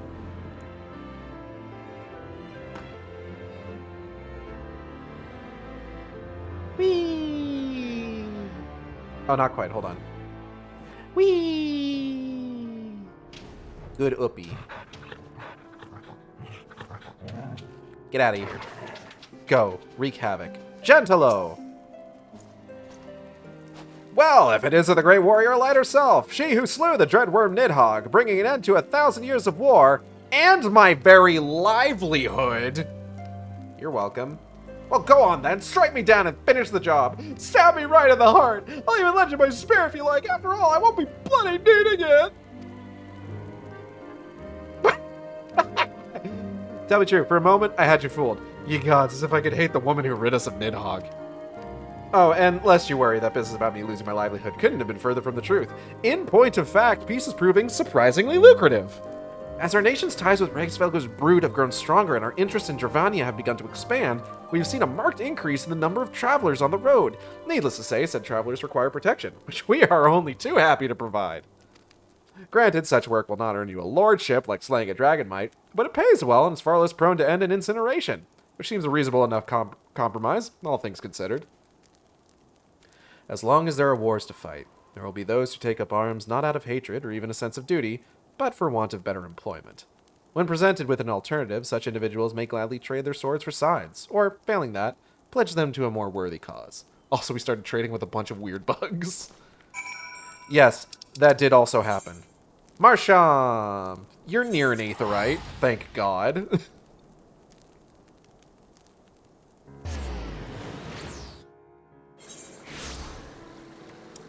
Alright.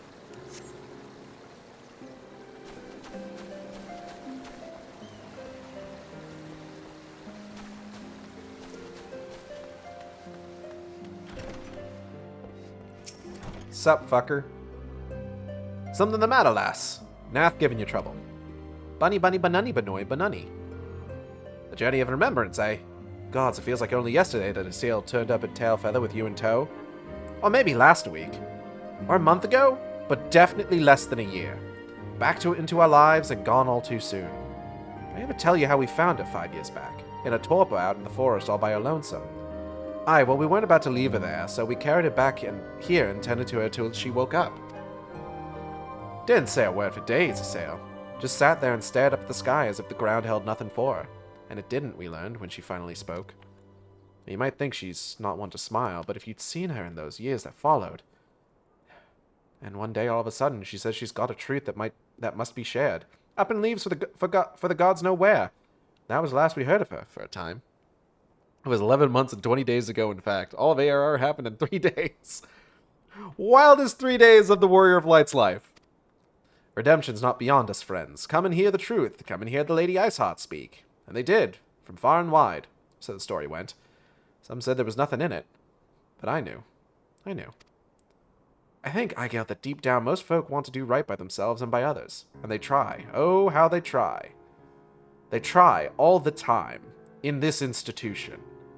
And they pray! Oh my God, do they pray! They pray every single day for revolution! Anyway, you do certainly, and so did she. And I say, hey, hey, hey, hey, hey, hey, hey, hey. I say, hey, what's going on? All right, we gotta talk to Marsham again.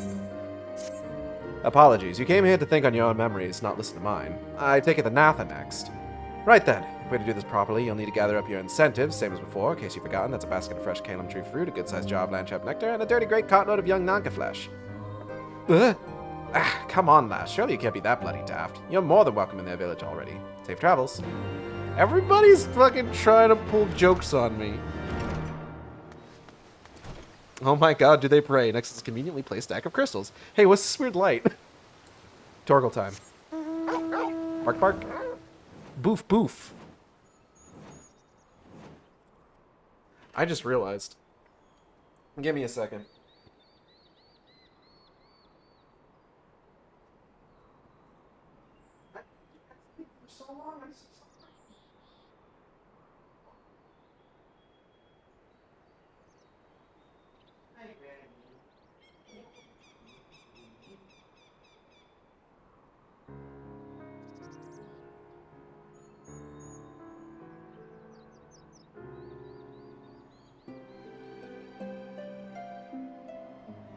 Ragnarok and Calamity need to be given their food separately from Moose, because if they don't, Moose will just like muscle in and eat all of their food.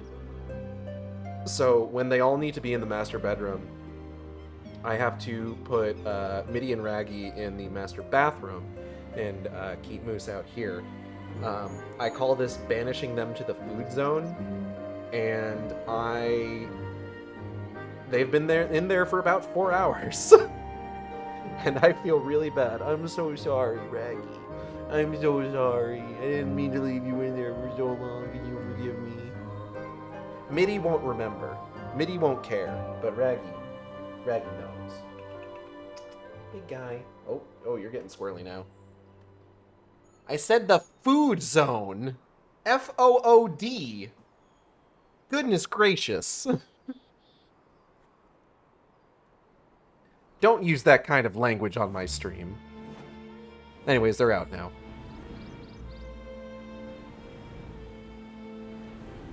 Cal, I'm gonna ban you. Or at the very least, give you a timeout.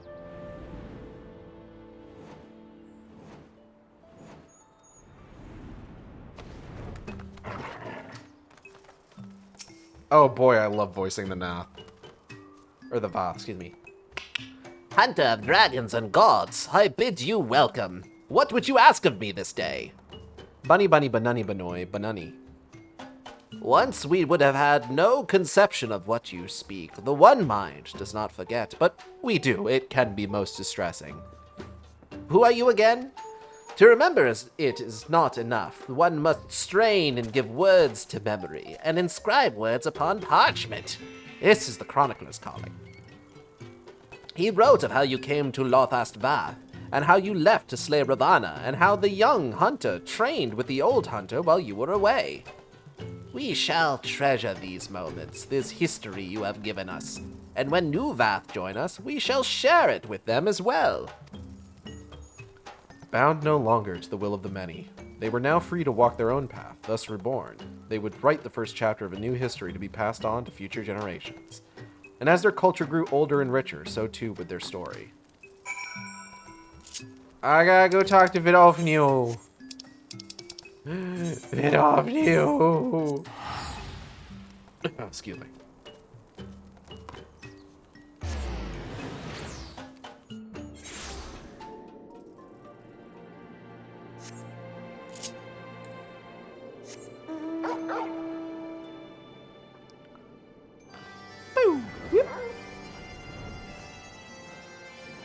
Torgle time. Let's hear it for Torgle time. Let's hear it for Vidofnir. Hey, where's that other guy? Friend of Isael, warrior of warriors, thou art ever welcome in Anix Shrine. What bringeth thee to us this day? Bunny bunny banunny banoi banunny. There is much wisdom to be gained from looking to the past, to walk half-remembered paths, and mock anew their twists and turns. We too do this, though not through pilgrimage, nor less the written word beloved of thy historians. In song do we preserve the deeds of our lost, and chronicle the passing of the ages. Naught hath greater power to stir our hearts. 'Twas a dirge of profoundest sadness that roused Nidhogg's brood to action, a dirge which sounded no more. Veti's out in the churning mist, he's busy killing shit. Now a new song riseth to fill the void, one of hope rekindled, of war's end and peace's rebirth. I shall sing of thee and Ysael ever after, that all may know and remember.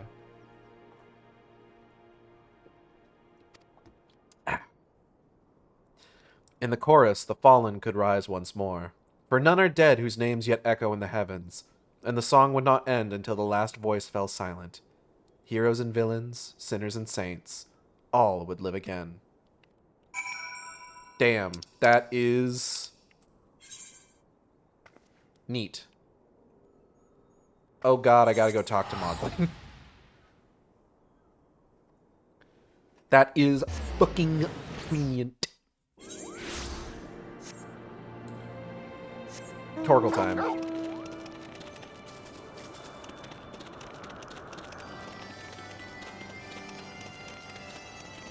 Wow. Wow. Wow.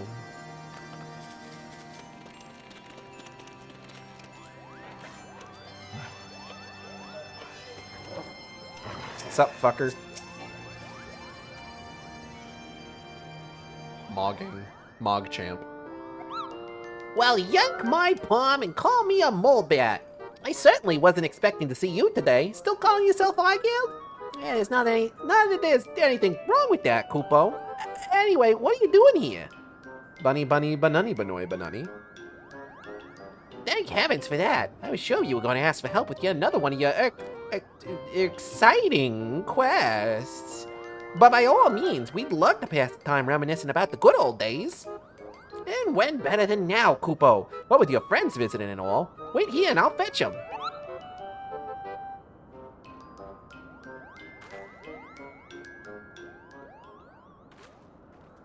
Oh shit! Hey girl, hey! Full glad am I to see you again, Eyegeld, and in Mogholm of all places. I see you're here with your dude who doesn't have a name. It's okay if you call yourself Eyegeld. I don't see names.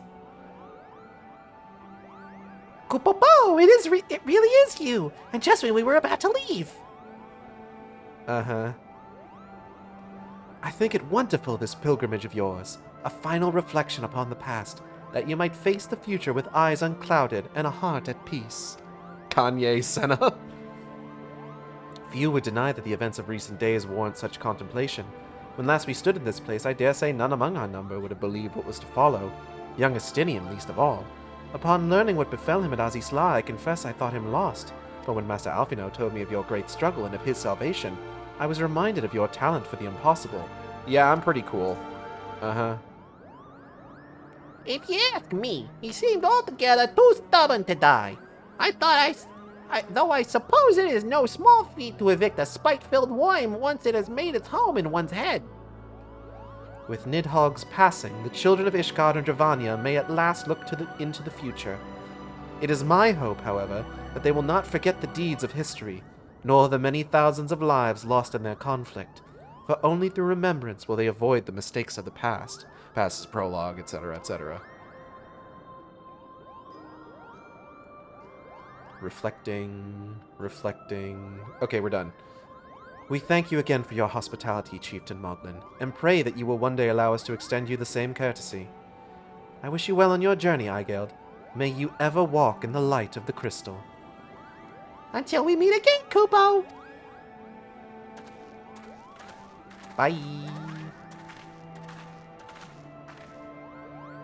Even in the farthest reaches of distant, dangerous lands, one may chance upon a friendly face. Though given to mischief and largely unconcerned by the troubles of the outside world, they came to understand Ishgard's plight and agreed to lend their aid. Eventually, that is.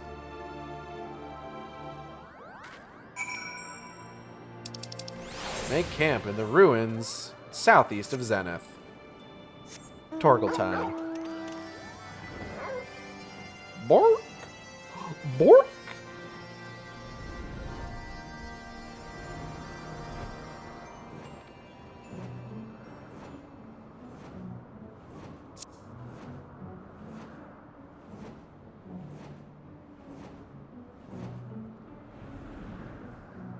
Come on, Torgal, let's go camping. What do you think this is? Final Fantasy 15?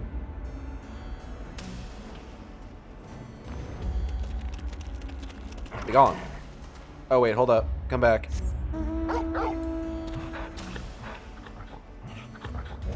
Okay, now get out of here.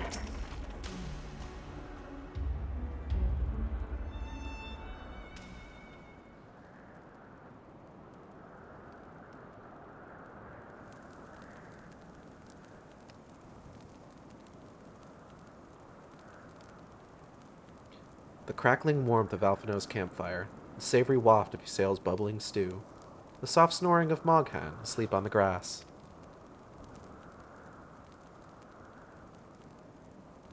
A cold wind blew that night as well, and on the morrow they mounted the steps and blew the horn. But having climbed to the summit with hope in their hearts, they descended dejected, weighed down by truths too grim to contemplate.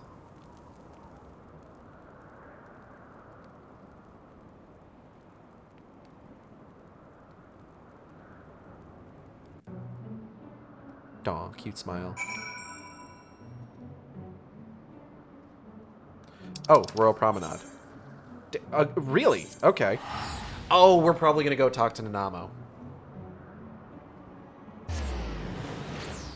That would make sense, given the point in the game that we're reminiscing about.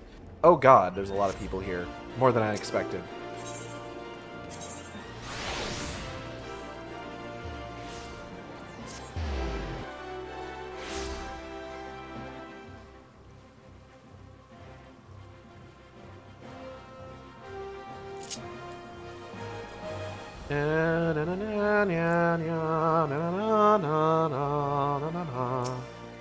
Destination. I really do like the lightning hair. It's a good look. I'm glad that I kept it for all of Endwalker. You there! Over here, quickly! Huh? What? Oh, hey girl, hey! You should have I should have known you would see through my disguise. After all, you have seen it before. But enough talk. Have at you! No, I'm kidding. We cannot linger here, lest the guards recognize their sultana. Oh, okay. She just leaps at me and starts rending me asunder.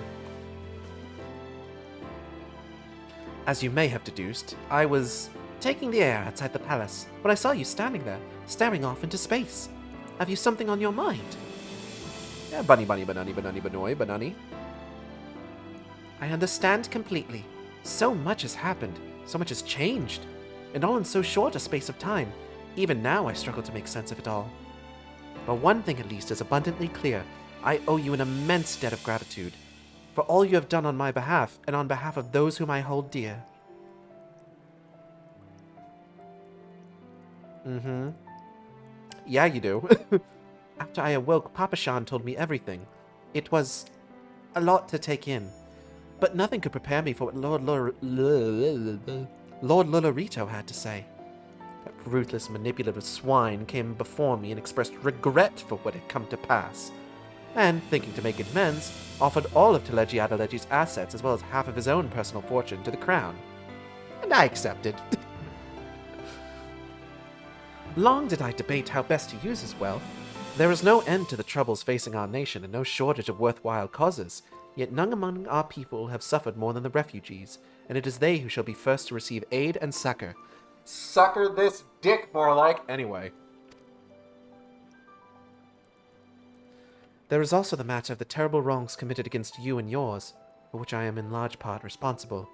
Nay, do not protest. It is the truth. Accordingly, I have set aside monies to aid in the Scion's rebuilding, if you would have them. It would be best if we did not. This is kind of the whole, what caused the whole problem in the first place. I see. I trust you know that I would never presume to atone for my mistakes with money. I only wish to see it put to good use. Assuming you have no objections, I shall pledge the funds to the continued development of Remnant's Toll. Oh, listen to me. So much for enjoying a moment's respite outside the palace walls. It rather seems as if I have brought my responsibilities with me. I suppose I should return. Uh-huh.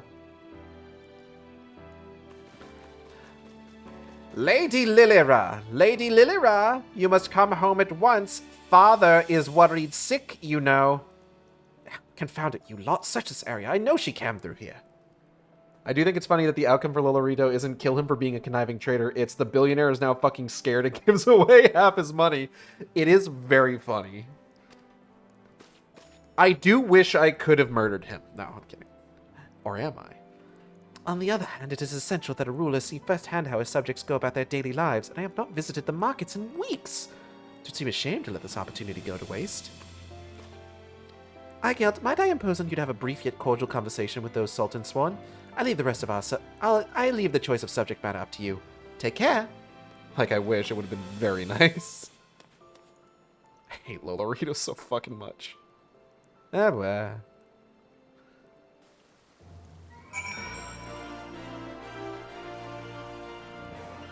Bwah, bwah, bwah, bwah. Bwah, bwah, bwah, bwah. Hey, man. I beg your pardon, miss, but did you perchance see a young Lalafella noblewoman pass this way? No, not in the slightest. Are you certain? Oh dear. Master Papashan said this might happen, but I never truly believed he was serious. The Sultan Sworn Elite sports a faintly troubled expression, as if straining to remember something important. Wait! I know you! You're Aigelt! Aigelt Shork! But, here's a whole 1 billion to show how much I love and support the Sultana! P.S. Please don't murder me. Works too. What a stroke of luck! I can think of none better qualified to help us. You see, it is no mere noblewoman that we seek. But Master Papashan was most explicit about the need for secrecy. Pray forget I mentioned it. We'll find the lady on our own. I'm sure he will. What cruel fate to lose her father as a child and to be compelled to rule in his stead. And how the years had tempered her dreams and taught her, sometimes brutally, the price of naivety. Though outwardly unscathed by her ordeal, it was a wiser and more wary Nanamo who reclaimed the throne. Yo, we get to go see our girl Alayan.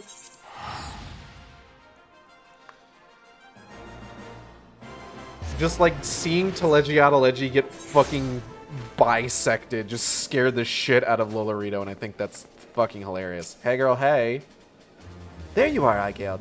Higiri told me of your pilgrimage. I knew it was only a matter of time before you sought me out. I too have been reflecting on the choices which shaped my path. When I took to the road with my grandfather, when I joined the Crystal Braves, when I tried and failed to warn you before the banquet, I had my suspicions about Wilrid's death. That it was the work of a Garlean spy within our ranks, but I could not be sure of who was involved, hence my desire to speak with you in private. I thought long and hard about how to approach you, without arousing suspicion, mayhap too long. Eventually I decided to arrange a meeting through Mistress Momody. Little did I know that bastard Laurentius had seen me do it. Shortly thereafter, the Fourth received urgent summons. Needless to say, I had no choice but to answer, and soon found myself at the mercy of Captain Ilberd's band of traitors. They confined me to the Rising Stones along with the others still loyal to the Scions, Riol, Ephemy, Ergnus. Quite what they planned to do with us, I couldn't say. Mayhap they thought we would turn, given time. The fools. Lieutenant Yuyohase bid the Third keep us under constant guard. When Captain Ilberd moved to carry out General Rabon's execution, they were forced to withdraw all but a token force, which we took by surprise one night. And then it was over. One might argue that it turned out better than it had any right to, all things considered. Still, there are nights when I lie awake wondering, if I had done things differently, if I had been more careful, more decisive, what then? But there is not to be gained from thinking thus. We must count our blessings, must we not? We are still here, and most of what was broken can be rebuilt. You will see, Aigelt, you will see. There's a quest around Pearl Lane where Lolorito starts hiring refugees and homeless people with fair living wages, and no one trusts him. That's hilarious. For the freedom of all, It had begun with an oath and ended with a betrayal as the conspirators turned on their comrades for coin and country. The good and true were beaten and imprisoned, or else butchered where they stood, but even in their darkest moments they never stopped believing that the dawn's light would shine again.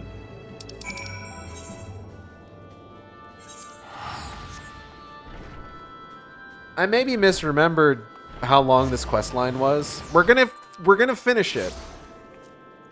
But I forgot how many fucking people I gotta talk to for it. We're not even at a base Heavensward. Ba ba ba ba ba ba ba. Ah, destination. Takes a bit, but not as long as ARR. That's fair. There's very little that takes as long as ARR. Why, hello there, Igeld. Fancy meeting you here.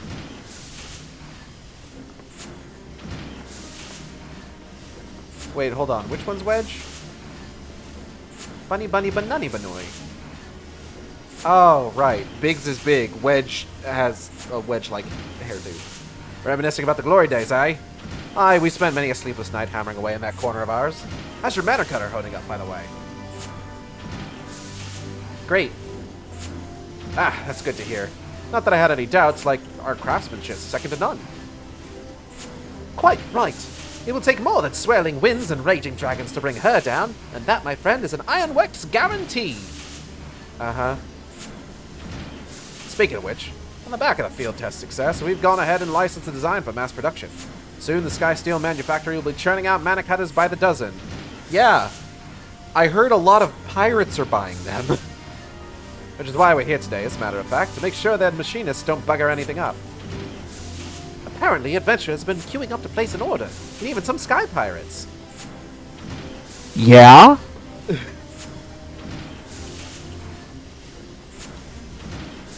Just imagining the sea of clouds teeming with our creations fills me with a father's pride.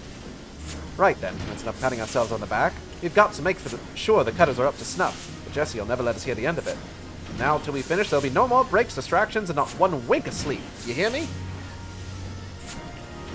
Oh! Oh! Caught chocobo. Smile. Well, we'll leave you to it. Till next time, eh? Just imagine the pirates swarming all over the Sea of Clouds and raiding airships with our branding! Despite the many hardships they had endured, or perhaps because of them, they greeted every new challenge with a smile. Their workshop, their battlefield, their tools, their weapons, they invariably rose to the occasion, delivering ingenious solutions to seemingly insoluble problems. Churning mists! Oh god, alright.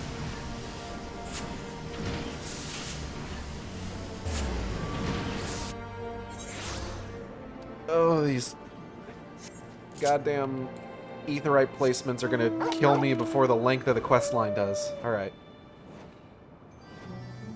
Torgal time.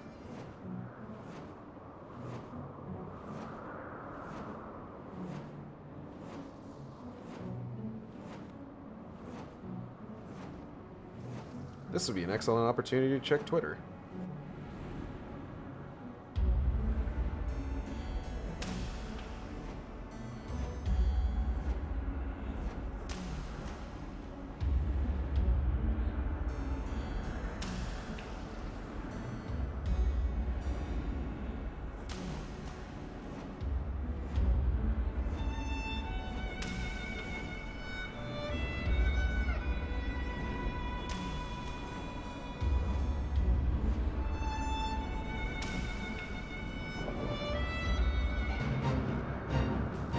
I don't want to do that.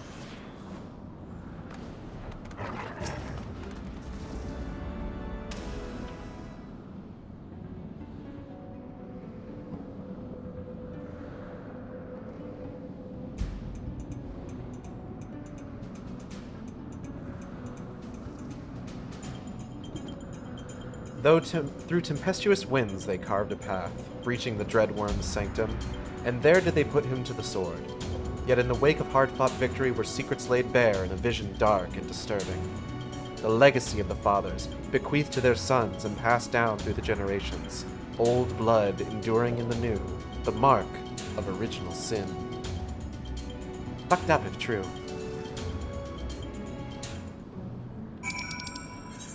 Hilda time.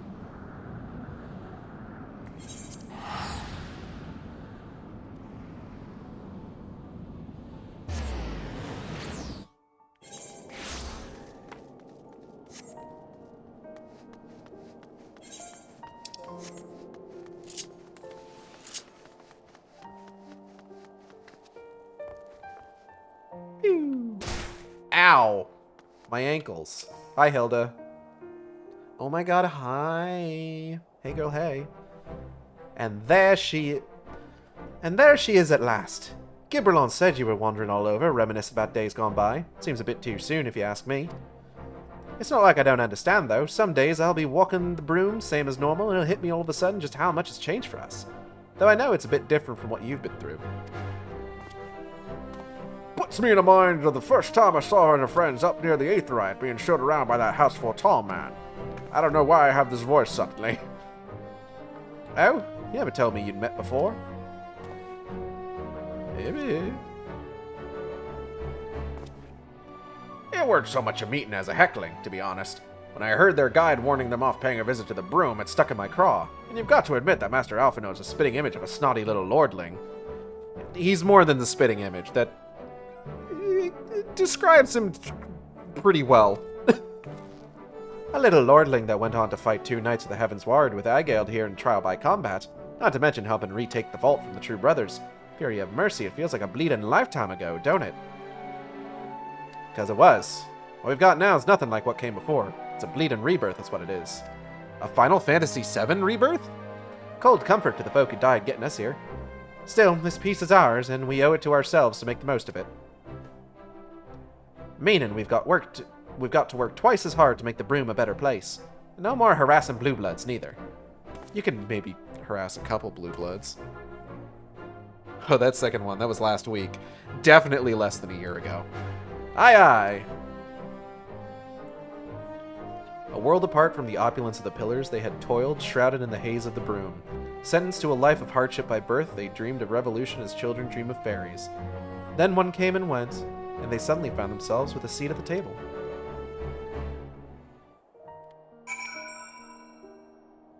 Visit Lonu Vanu at Oxzundu. A lot of words, a lot of funny words.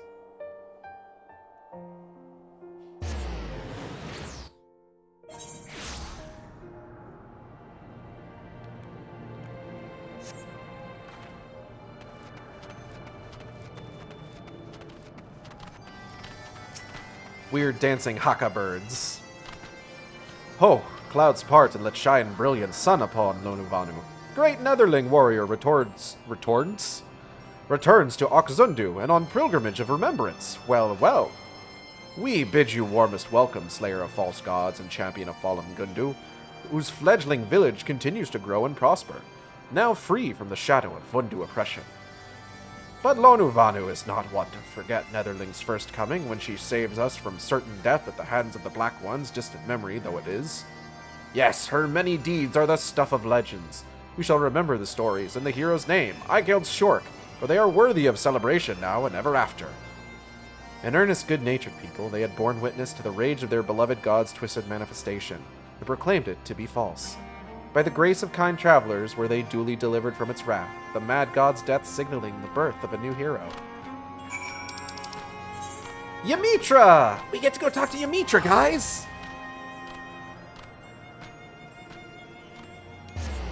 I am extremely excited to talk to Ymitra!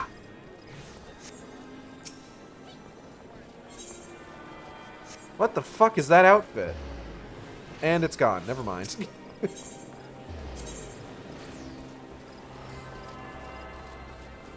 What's the closest one? It's Miketo. It's Miketo. Of course, it's Miketo.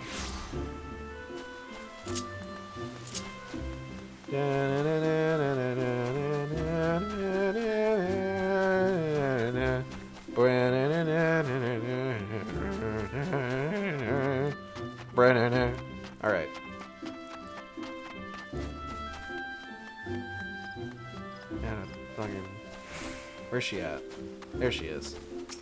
Hey girl, hey! Sorry I haven't done the Summoner questline yet. Well met, Igeld. What brings you here this night? Bunny bunny banunny banunny banoy. Indeed, though it seems an age, it was not all that long ago that we rescued Stola from the lifestream. Stola from the lifestream? God. How quickly we begin to forget even those memories most precious to us. In my defense, I might add that I have rarely missed an opportunity to make new memories with my sister in the days since her return.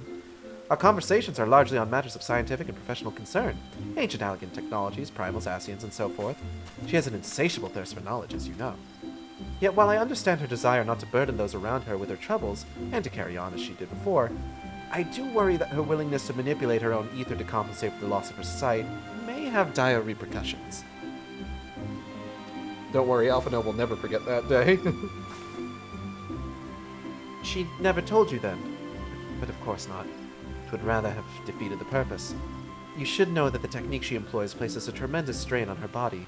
She is, of course, well aware of her limits, and more than willing to ignore them should she deem it necessary. I pray you see that she does not. Uh-huh.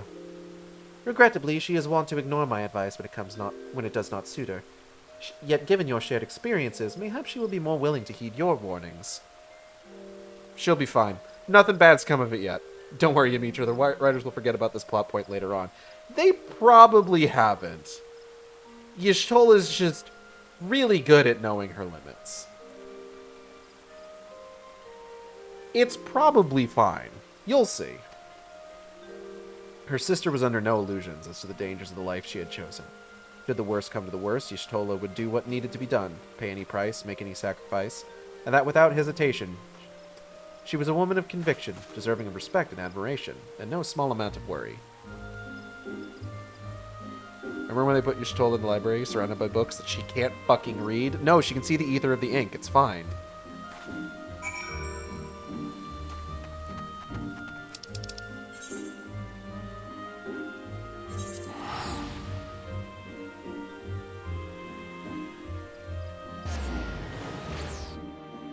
It's fine. Don't even worry about it.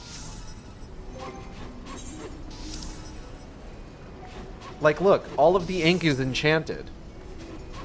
All ink is enchanted in Final Fantasy XIV, so it's fine.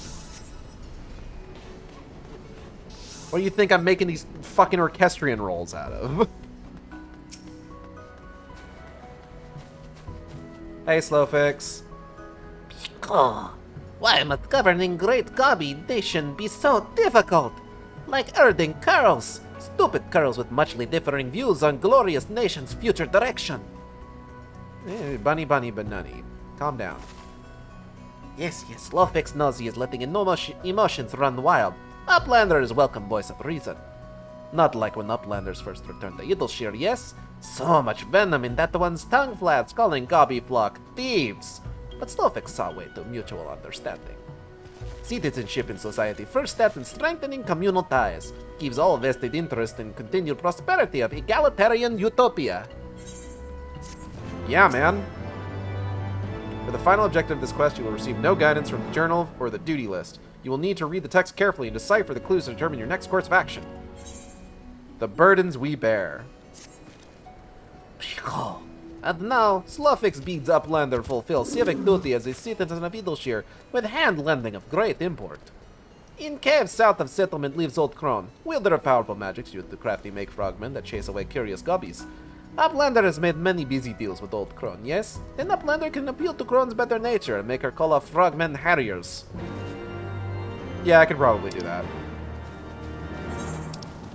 Gee, I wonder what that's going to entail. Oh, I know. Don't worry. I will not remember where it is exactly.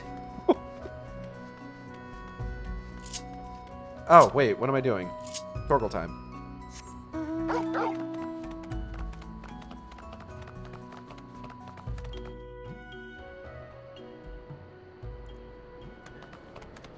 Okay.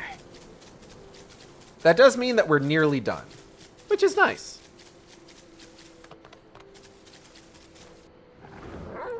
Speak with Matoya. Oh god, Matoya's way down there. Jesus. Matoya, why you gotta live so far away, girl? What the fuck?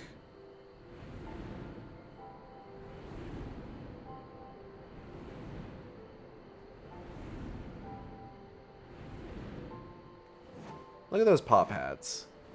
Those are some really good paw pads. I appreciate these puppy paw pads. Puppy paw pads.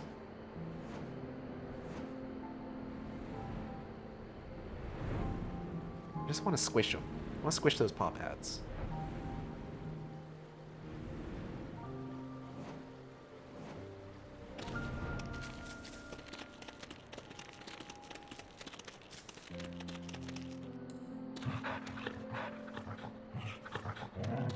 Get out of here.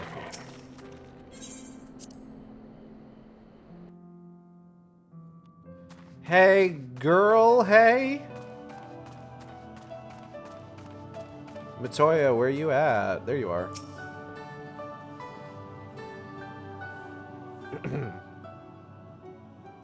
Well, this is a pleasant surprise.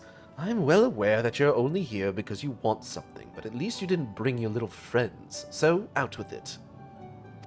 Oh, bunny, bunny, banani, banoy, bunny, bunny. Is that what the goblins told you? That my servants were attacking their poor defenseless scouts without the slightest provocation? Huh! The little buggers were trying to eat them. They're lucky I didn't have my poragos return the favor. But you can tell them from me that if they try it again, I will personally feed them to my servants one limb at a time. Gage, have you seen the mod that gives Matoya a fat dumpy? No. I don't know if I want to. I do hope you didn't come all this way just to play errand girl for those dirty little scroungers. Yeah, bunny bunny banani banani banonoi. Aren't you a bit young to be going on grand journeys of reflection? You haven't lived long enough to have so many regrets. Same goes for that boy complaining that things hadn't unfolded as he dreamed they would. Makes no difference what should have happened to Minfilia. What matters is what did happen. The past is the past, and no amount of wishing you'd done things differently will make it so. You make your choices, and you do what needs to be done. That's it. That's the attitude you came here with the first time, and when you wanted to find a way to get to Azizla, you would do well to remember it. Right then. I think you've wasted enough of my time. It's bad enough that I have to suffer Stola's unannounced visits. I don't need you making a habit of it, too. She was the sum of everything that had come before. Triumphs, failures, all essential, all indispensable. Had things unfolded differently, so too would she. What use, then, to mourn the woman who never was? There was only this time, this place, this choice. Visit Helix and Azizla. Visit Helix and Azizla.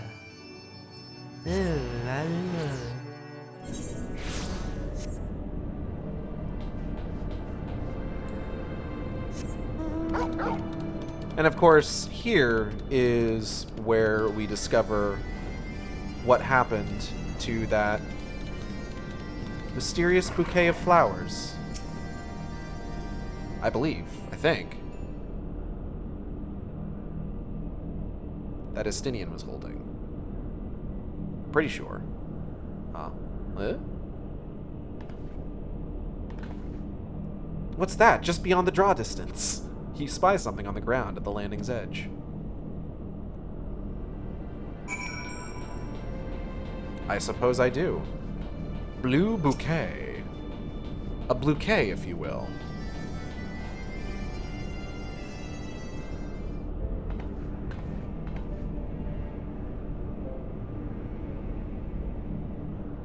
A bouquet of fresh Nymea lilies lies at your feet, an offering for the departed. The departed.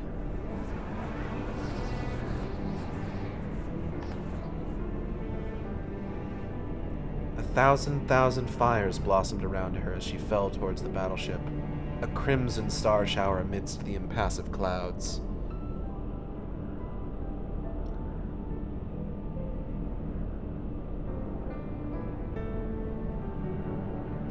Then came the azure light, faint at first, soon blinding, then shattering, casting motes of diamonds to the four winds.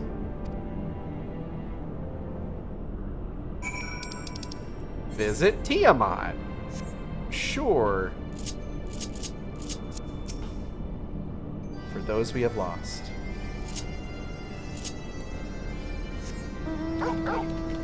Whee! Oh god, that's such a long way. Alright, hold up.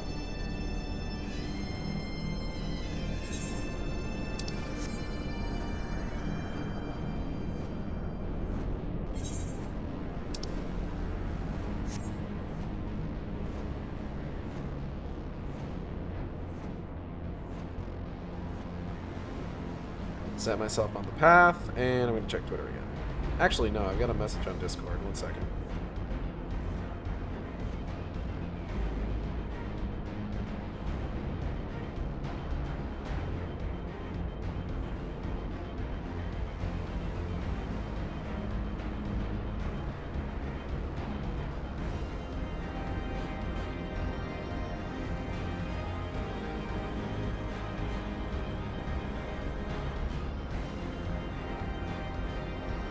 Tiamat.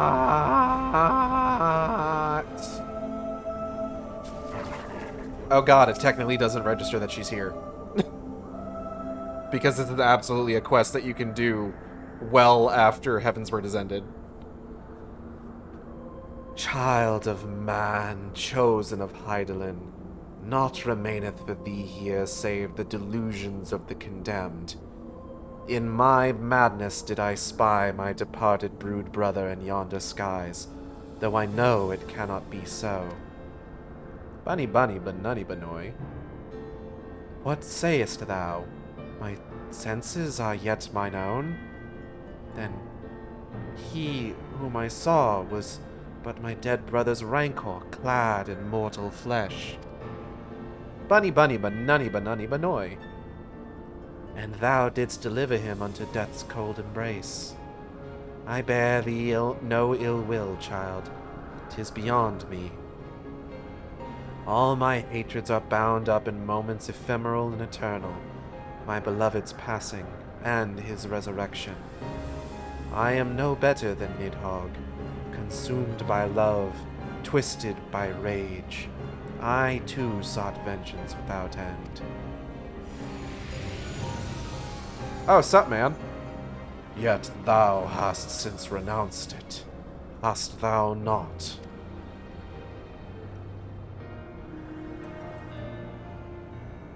Through millennia I have watched as time did that which I could not, as the men of Alleg perished, and their works fell to ruin, leaving me to think on mine own sins in solitude. What folly to despise man his base desires, when hatred's hand so effortlessly drove me to take Ascian Reed. Then that look thou on him again with eyes unclouded, and mark how he laboureth to rise above his nature. How he and Hraesvelga's brood now raise their voices in a shared song of peace. 'Tis my dearest hope that it shall prove the founding stone for a bulwark against the dark. As time delivered Alleg unto its reward, so too will it prove this peace true or fleeting, as I remain here, apart, and watch. Chosen of Hydaelyn, it is well that thou camest unto me in contemplation, but the road stretcheth ever on, and thy battle is not yet won. Uh-huh. Perhaps there was hope for them. Perhaps, this time, they would learn and remember. But her part in the tale had ended long ago. Within this monument to hubris she would remain until the end of days. Beyond redemption. Oops! That kind of makes that a little awkward. Alright, a Therochemical Research Facility.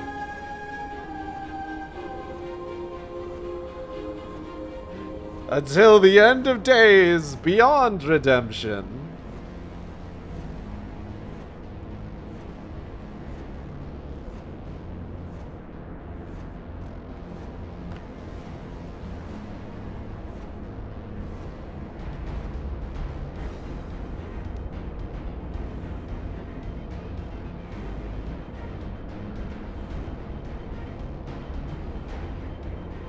Never to be redeemed.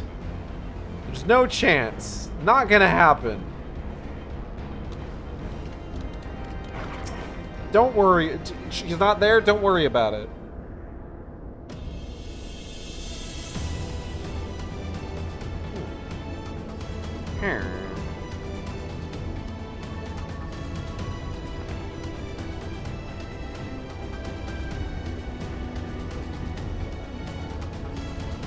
The Undying Ones were defiant, disbelieving, even as death embraced them. Then the knights too succumbed, loyal to the last to a cause long lost. His body growing light, the Archbishop looked upon the Arbiter as fate, and knew not what he saw. And then it was over. Naught remained save the eyes, thinking to bear them away from the covetous hands of men. Estinian took the accursed baubles in his own hand, and was duly bent to their will, if only for a time.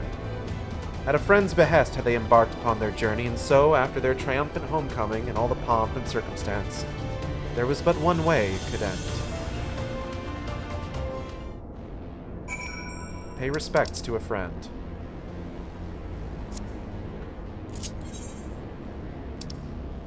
While we're on our way to that, I want to take this opportunity to thank everybody for coming by the stream.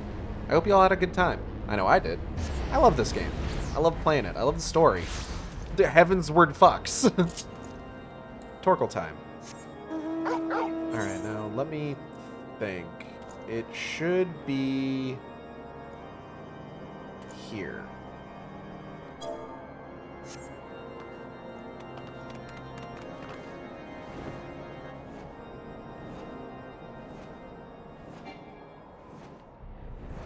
If you enjoyed the stream, you can subscribe here on Twitch. We have special emotes for subscribers. You can also follow me on Twitter, Tumblr, and co-host at AcidXShark.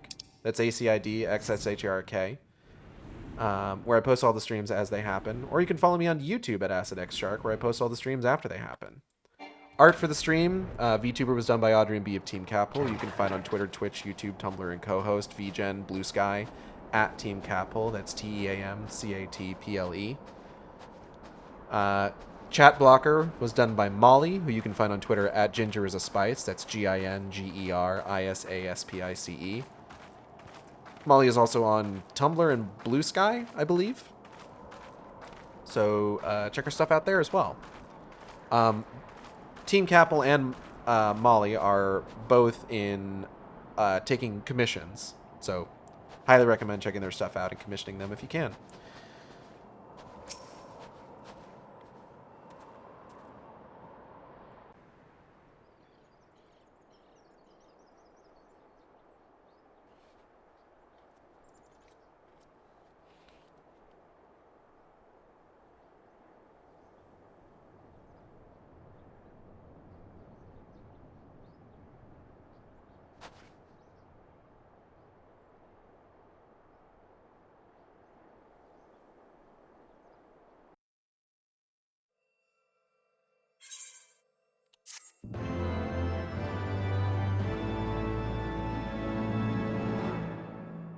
You have learned the emote Horsefallen.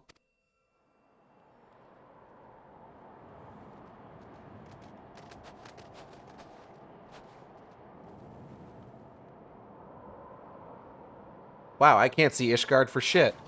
Upcoming streams. Tomorrow, Audrey and B of Team Capel will be back for Bayonetta Origins. We're going to be schmooving our way through that, getting some more elemental cores. Checking out, I think we're at the circus right now with all the wisps and everything. Saturday, I will be, I believe, finishing up Alone in the Dark, which I'm very excited to do because then I'm going to be moving on to replaying at least the first 4 Silent Hill games. Don't know how long that's going to take, but it's ideally all in prep for whenever the Silent Hill 2 remake releases. Whenever the fuck that's going to be. I don't know. They haven't given us a fucking date yet. Next week, Wednesday, more Splatoon 3. Thursday, Final Fantasy 14. We're Yokai Watch time. I'm going to need to make a new thumbnail for that. But we are going to be doing the Yokai Watch event. So I hope you'll tune in for that. It's just going to be a fate grinding stream. That's all we're going to do. It's going to be fun. I'm looking forward to it. But yeah, let's see. Do I know anyone streaming right now? Is Penelope streaming more BioShock 2? No, I don't know anybody streaming right now. Okay, well, I guess that's it then. I'm going to go ahead and get out of here, and I will see you next time on the Shark Stream. Same Shark time, same Shark channel. Take care, everybody.